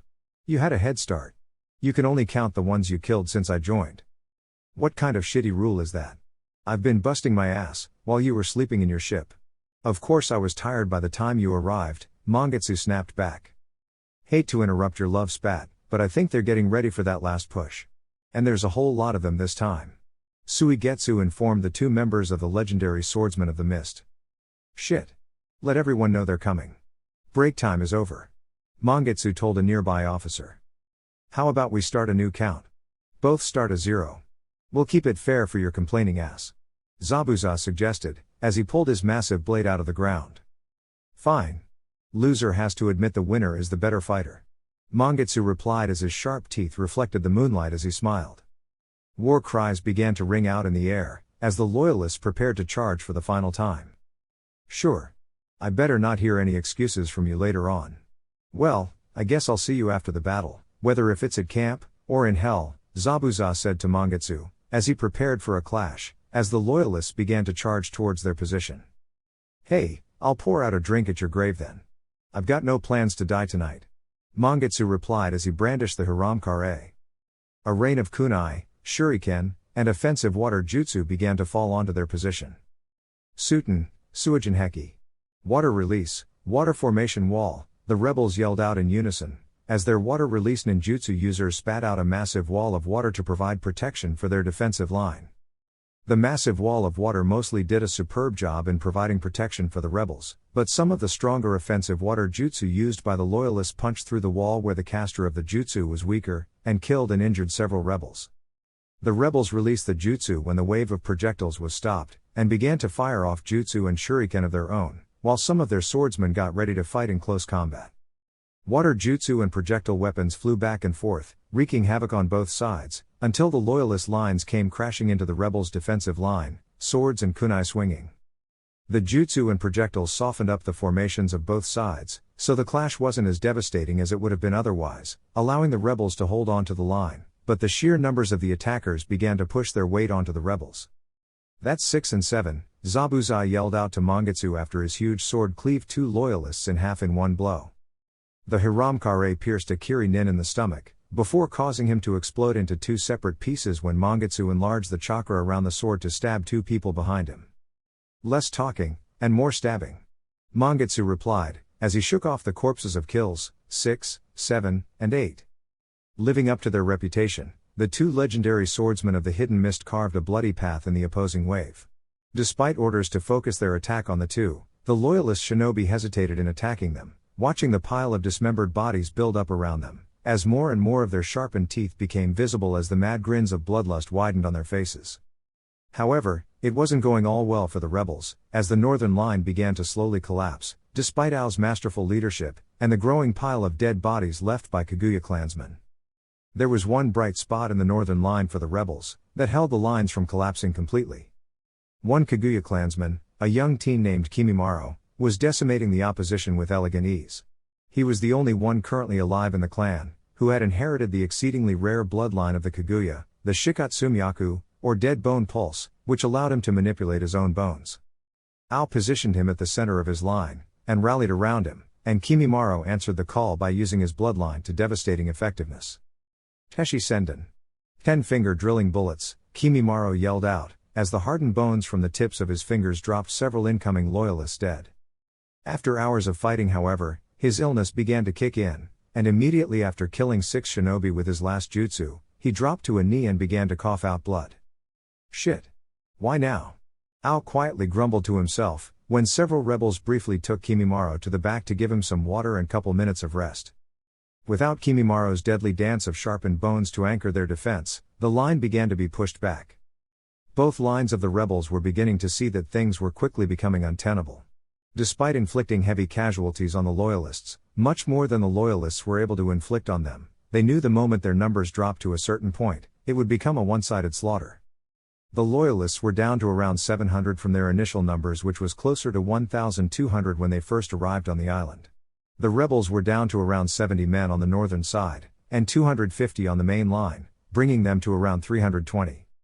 Even the strongest of the rebels, Zabuza and Mangetsu, were beginning to grow tired. After all, they still had limited chakra. It's not like they were chakra monsters like Kisame. Unless that reinforcement you were talking about arrives soon, it might be the end for us, Zabuza. Mangetsu quietly expressed. Just hold on a little longer. They'll be here. Any moment now. Zabuza answered back as he smashed the butt of his sword into a loyalist shinobi's nose, crushing it, before Zabuza slid the sword through his neck, decapitating him. The morale of the loyalists rose in proportion to the falling morale of the rebels. Come on boys. Just a little more, and we'll feed these bloodline freaks to the fish. A loyalist officer bellowed as he spurred on his men to finish off the fight strong. With rebels falling left and right, things were looking bleak for the rebels. The rebels were close to giving up hope, when a loud war cry suddenly began to ring out from the south.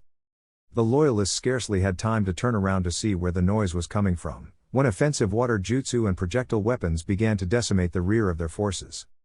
What in the hell is going on? One loyalist officer wondered out loud, before a kunai sunk into his forehead, killing him instantly. Nisan.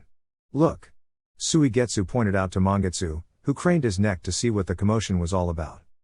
Our reinforcements. They're finally here. Shouts of hope began to burst out from the rebel lines. Seeing that the tide of the battle had finally swung to their side for the first time since the attacks began, Mangetsu rallied his men one more time. Come on men. Our reinforcements are finally here. Let's give them one last push, and teach those fuckers what happens when they mess with us. A rallying cry spread out all over the lines, and the men left their defensive lines to go on the offense. The reinforcements hitting them from the rear, and the renewed vigor from the rebel defenders completely demoralized the loyalists, and their courage melted away. When a few men began to run back to their ships, the whole force began to follow suit and began to run. Cut them down, men. Don't let them escape alive. One of the rebel officers from the newly arrived reinforcements shouted out. No. Give them chase, but don't get too close to them. We have a trap set for them. I'll order the combined rebel forces. Use your shuriken and jutsu to take them down as they run. The loyalists lost over 100 men in the rout, as they ran back to their ships. When they entered the corridor between the central crater on the island and the western shores of the island, where their ships were docked, Naruto sprang the first part of his ambush. Kunai Kage Bunshine no Jutsu. Kunai Shadow Clone Technique, Naruto called out as he unleashed a rain of hundreds of kunai onto the fleeing loyalists. Haku also unleashed her jutsu, the Hyotan, Sura Rendan, Ice Release, Icicle Barrage, and sent hundreds of sharp senbons made of ice into the mass of fleeing shinobi. Some of the fleeing shinobi saw the projectiles falling on them. Incoming projectiles overhead, they yelled out to warn their comrades, and many of them used their water jutsu to try to protect themselves. The shield of water dropped the momentum of the heavier kunai, and rendered them rather useless, but the thin needles of ice easily glided through the water, and peppered the stationary Suiten users, who were standing still to maintain their jutsu. They died where they stood. The commander of the loyalist forces on the island, and the leading officers on the commander's ship, saw their broken and bloody forces fleeing from a massive force of rebel shinobi that now matched them in size. The fleeing ninja were almost at their ships, when 50 shadow clones of Naruto suddenly dropped their hiding and camouflage jutsu, and drew their swords. They engaged the fleeing enemy, slowing them down, while the pursuing rebels stopped, on Ao's orders, at the mouth of the corridor. When Naruto saw that the fleeing forces were sufficiently slowed down and bunched up, he formed a hand seal. Kai, he whispered out with a smile, as Haku looked down from the higher ground to see what Naruto's invisible clones had been up to this whole time. Hundreds of massive explosions, each one the strength of dozens of regular explosive tags, began to shake the beach. The commander could do nothing but look on in horror, when over 600 of his men were blown into gory bits and pieces all over the beach, staining the sand red. Not a single one made it back to their ships. Damn. Now that was hell of a fireworks show. Mangetsu commented, watching the gruesome sight in front of him. What did you say? Zabuza shouted back at him as he cupped his ears with his hands, as he was unable to hear Mangetsu, due to the ringing in his ears from the massive explosions. The rebels cheered for their victory, especially the weary defenders who had been fighting non-stop for hours. People cried and hugged each other, while some of them collapsed onto their butts, absolutely exhausted from their ordeal. Still, everyone was happy, that what was looking like an absolute disaster had somehow been turned into an overwhelming victory. Those of you who are fresh, go and capture the men aboard that ship. Alive. Ao ordered, and the new arrivals stormed the ship to capture the officers. Ao watched as they secured their victory, nodding his head in approval. What else are you capable of, Uzumaki? Ao thought to himself as he looked over the beach. The amount of devastation one man had been able to inflict was nothing short of awe-inspiring.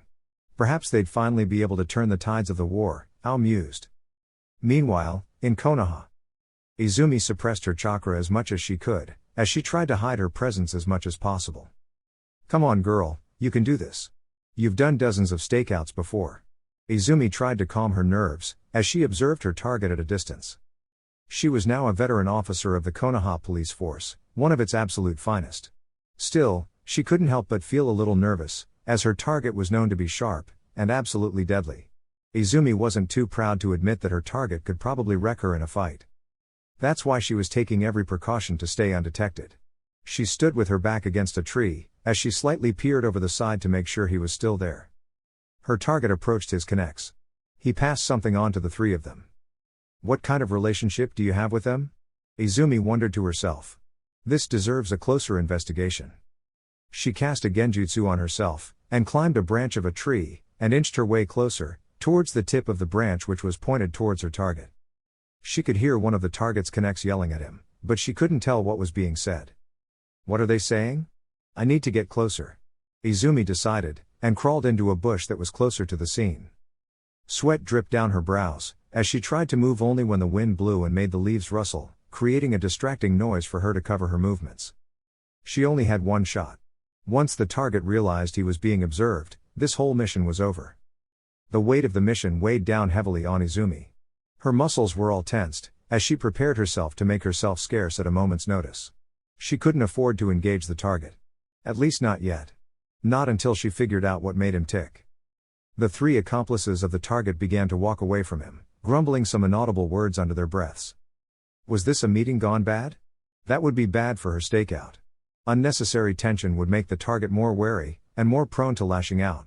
She had to be extra careful, or risk being caught by her dangerous target at an inopportune time. The target sighed and walked away. He approached a tree, and looked like he was about to sit down. Suddenly, he turned around, and looked in her direction.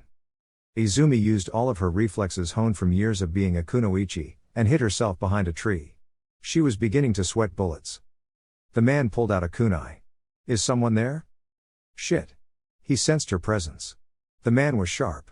Still, his question implied he wasn't quite sure, and didn't know it was her. She needed to escape, and fast. She'd come back to observe him elsewhere. She quickly slid away from the scene. Later, at night, Izumi was perched on top of a roof, peering into the windows of a bar that her target was inside. Her Sharingan was activated, as she watched every motion her target made. She observed every person the man spoke to, and saw how they interacted. She jotted down the details in her notebook. So the man likes to keep a low profile. He only talks to people who approach him first. I guess he only talks to people he trusts. Smart. Izumi analyzed. Soon, the man walked out the bar and began to head home. Once the man was a safe distance away, she jumped off of the roof and trailed him. She hid herself behind alleys, trash cans, and any other object she could hide herself behind. Walking straight home, are ya? You think you're not revealing any of your habits or tendencies, but this is a tendency of its own. I'm gonna figure you out, and soon. Suddenly, the man took a turn. That's not the way to your house. Where are you going? Izumi thought to herself as she followed him. The man kept walking into alleys, turning at weird places, and seemed to be going nowhere in particular. Shit. Has he caught on to me? It seems like he's trying to shake me off. She saw him enter an alley, and began to follow. Suddenly, his head peeped around the corner of the wall, and looked around. Izumi dived into an open trash can, and covered the lid over herself to avoid being seen. That was close. I'd better stay in here until he's gone. My investigation for tonight is over. He's beginning to sense me. Izumi thought inside the trash can. She waited. 1 minute. 2 minutes. 3 minutes. He's probably gone now. She thought to herself. Suddenly the lid opened. Izumi instinctively drew a kunai and held it up to defend herself. Ah! A scream rang out in the alleyway. Shizune dropped the bag she was holding into the trash can and slammed the lid shut, before she fell on her rear, and scooted backwards, until her back hit the wall behind her. What the hell was that? Was that a person? Shizune stammered out to herself. Slowly getting over her shock, she inched her way closer to the trash can, before she opened the lid. Hey, Izumi said with an embarrassed look on her face, as she gave Shizune a small wave. What the hell are you doing inside a trash can, Izumi-san? Shizune asked as she helped pull Izumi out of the cramped hiding spot. Oh. A stakeout mission. Of sorts. She answered vaguely. Shizune saw the cuts on Izumi's exposed arms, which were from the broken pieces of sake bottles that Tsunade had her throw away. She then noticed the swelling on the top of Izumi's head, from Shizune slamming the lid on top of her head. The medic in Shizune couldn't bear to see a person go untreated.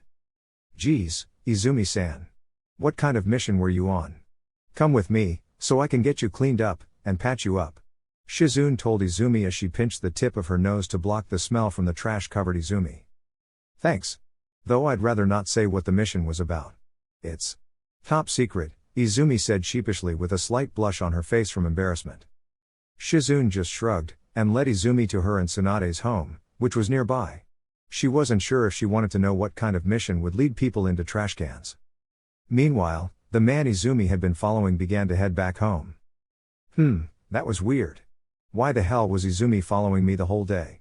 Kakashi thought to himself as he finally entered his home. Who cares? Icha Kingdom, here I come. He squealed in glee as he jumped into bed and grabbed one of his favorite books. Alright guys, that's it for the video. If you enjoyed it, please feel free to leave a like and subscribe. As always, the rest of the story is already out over on Patreon, link to that will be in the description. Anyways, until next time, peace.